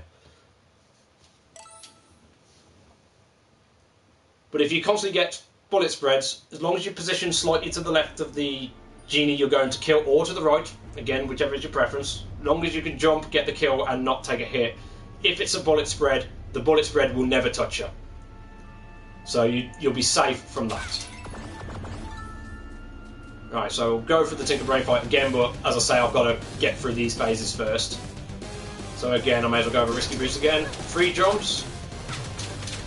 Up to her where she jumps. She'll run to whichever the furthest wall is. Single shot. Bullet spread. 3 charges.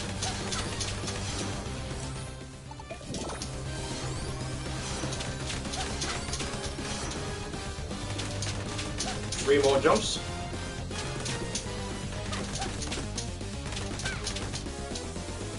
Jump up into the air, bullet spread. 2 more jumps. Bullet spread. 2 more jumps. Cannons. 2 anchor shots at random positions. Just use the little orb there just to guide your way. I believe the PC version's orbs on the floor of them as well is actually much wider, so they're easier to spot. But they're usually not too bad even with console, to be honest. And that bomb is trolling. Nice magic drops though, so I've got a bit of RNG up there with magic. And then repeat the cycle.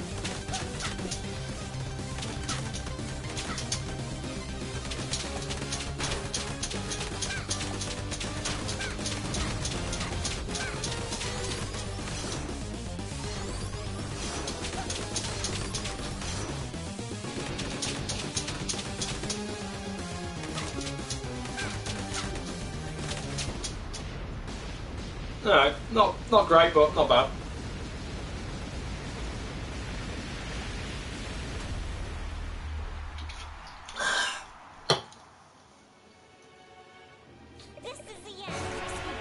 Right, so Tinker Brain. I'm going to try this buffer technique now then, because I didn't even know about it myself.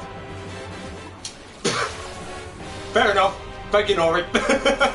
So yeah. So again,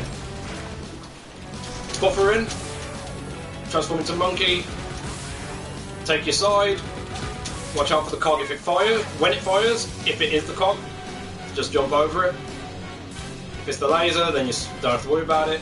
As soon as they open up, untransform, get your scimitars out, destroy, get back into your monkey form.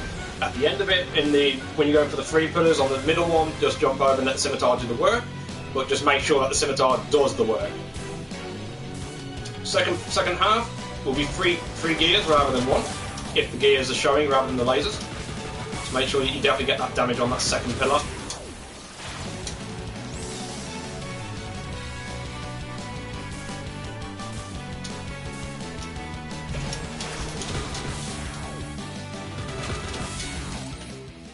And that's Tinker Brain 1.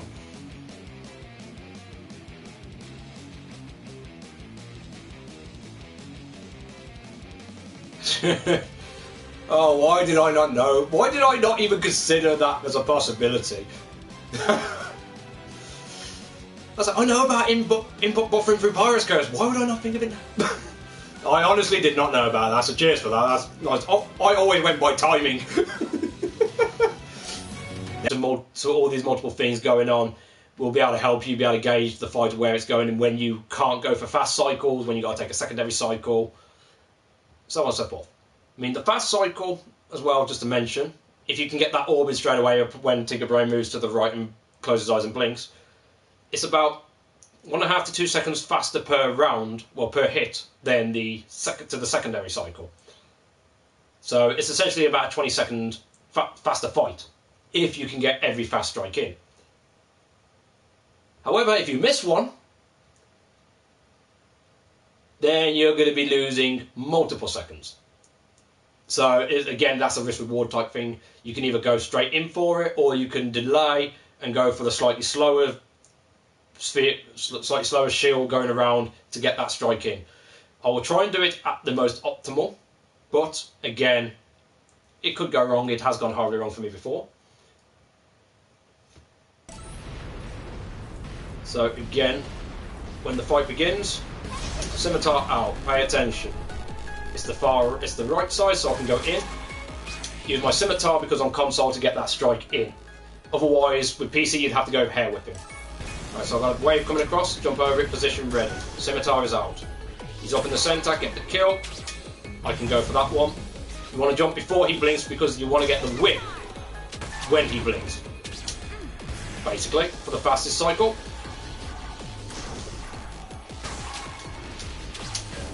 Ooh, now because I got that miss, I've got to wait. On this case, wait until he moves to the left like that. And I should have used my scimitar, that was bad. So yeah, that is a backup as well. If you go for the fast cycle and miss, you'll see his head shimmy over on the right, go to centre, and then he'll pull to the left. When he pulls to the left, that's when the genie's going to respawn. If you miss the second time, just wait. It's pretty much when the shield is just coming around to get ready to stand still is when the genie's going to pop up again. So if you miss 2 in a row, going from the fastest cycle, those are pretty much your other visual cues that you can use. Now I don't mind tanking there because my magic is low. Because I know my magic is low, I can go for that fast strike in, take that damage because I'm going into the menu anyway. It's not going to make much of a difference to me. So again, certain things like that comes with experience, just getting into the fight a bit. This fight may take a bit of time to get fully used to because this fight can kick everyone's ass really badly. Nice, so that's bullet spread at the back. Oh, I jumped far too early. Wave. That's bullet spread. Go up. Fast strike. And yeah, one more thing to note, when you get about 5 or 6 strikes in, the regularity of the genies attacking will become a lot more frequent. You'll hear like two different attacks coming off pretty much one after the other. So get ready for that. So as I say, if you pay attention to the centre, the sound cues will at least let you know when an attack is getting charged up, which attack it's coming, based on whether you hear bullet spread straight away or just a swoosh. But if you can get the visual on them, you'll at least know which genie's firing it. Otherwise, if you hear his roofs, get ready to look around the floor because that's where the wave's coming. At least you can gauge from there. So there's a wave coming. Right, that threw me off key there. Right, he's going to the left now. Kill the genie. Wow, that hurt. So in that case, I better just heal. I mean, I've got oranges, so I can do that way. Unfortunately, I'm gonna have to wait for the shield to come all the way round. Wow, my timing is off.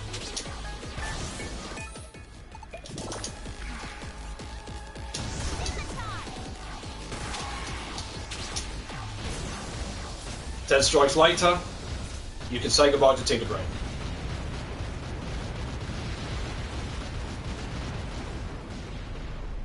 Yeah, when this fight is done optimally, it may look like it's not a problem, in all fairness, because all you see generally from visually watching a run, you'll just see a runner standing in the same spot, jumping up, killing a genie, jumping up, hitting the orbing, and then just jumping vertically to avoid the waves when necessary. So it may look like it's not a bad fight to do. And if you get the right RNG, it's not terrible. However, it changes from run to run, and it can make things awkward for you. So that's where getting used to it helps out a lot, and getting some experience with that boss fight. Also, especially knowing that one mistake, like missing an orb, will cost you a good amount of time. I mean, you could be on a solid run, a solid PB run, you make a couple of mistakes on Tinkerbrain, next thing you know, you've lost 20-30 seconds.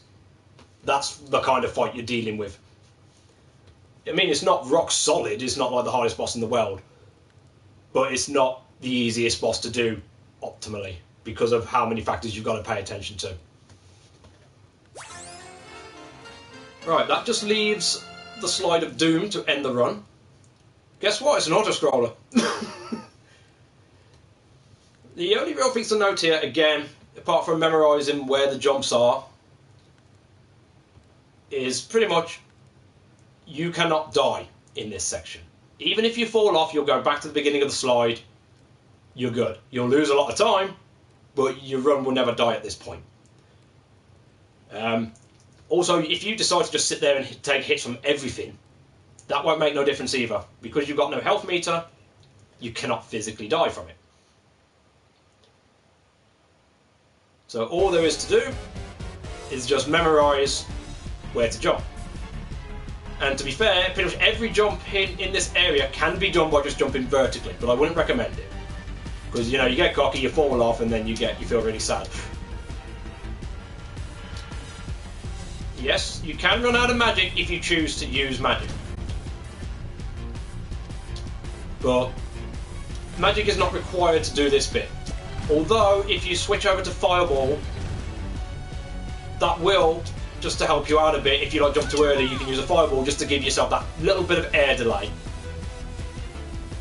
The other thing to keep in mind are these rings, at least at certain points.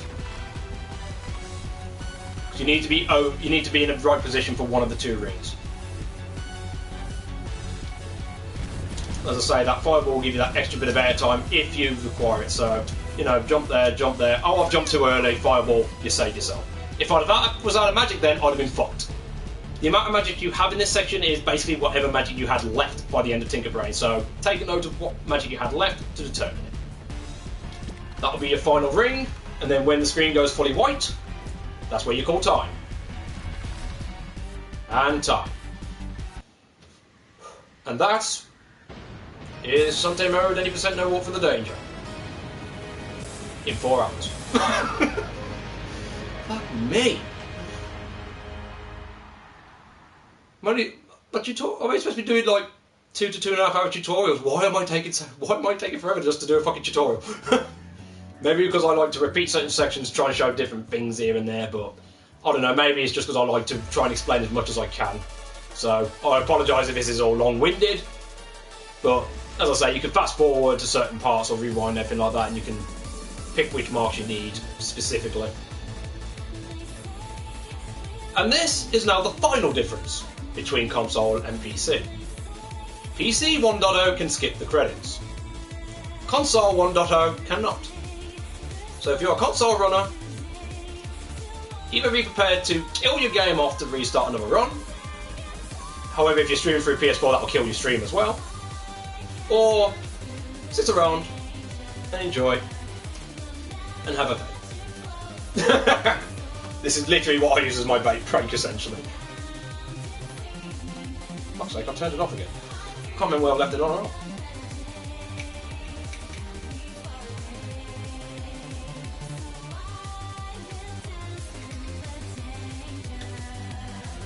Smoking maybe got him. I'll vape. I'll stick to vaping.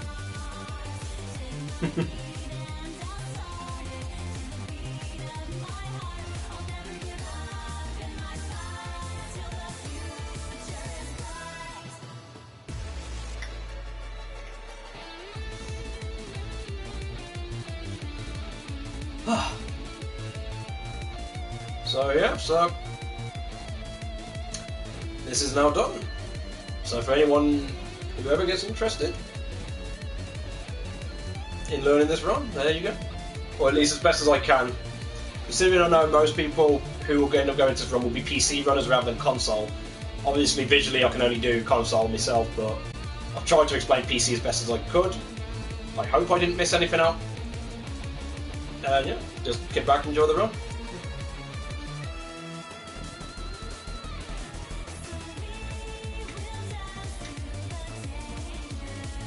All that's left for me to do is get this highlighted and just trim off the edges and we're good.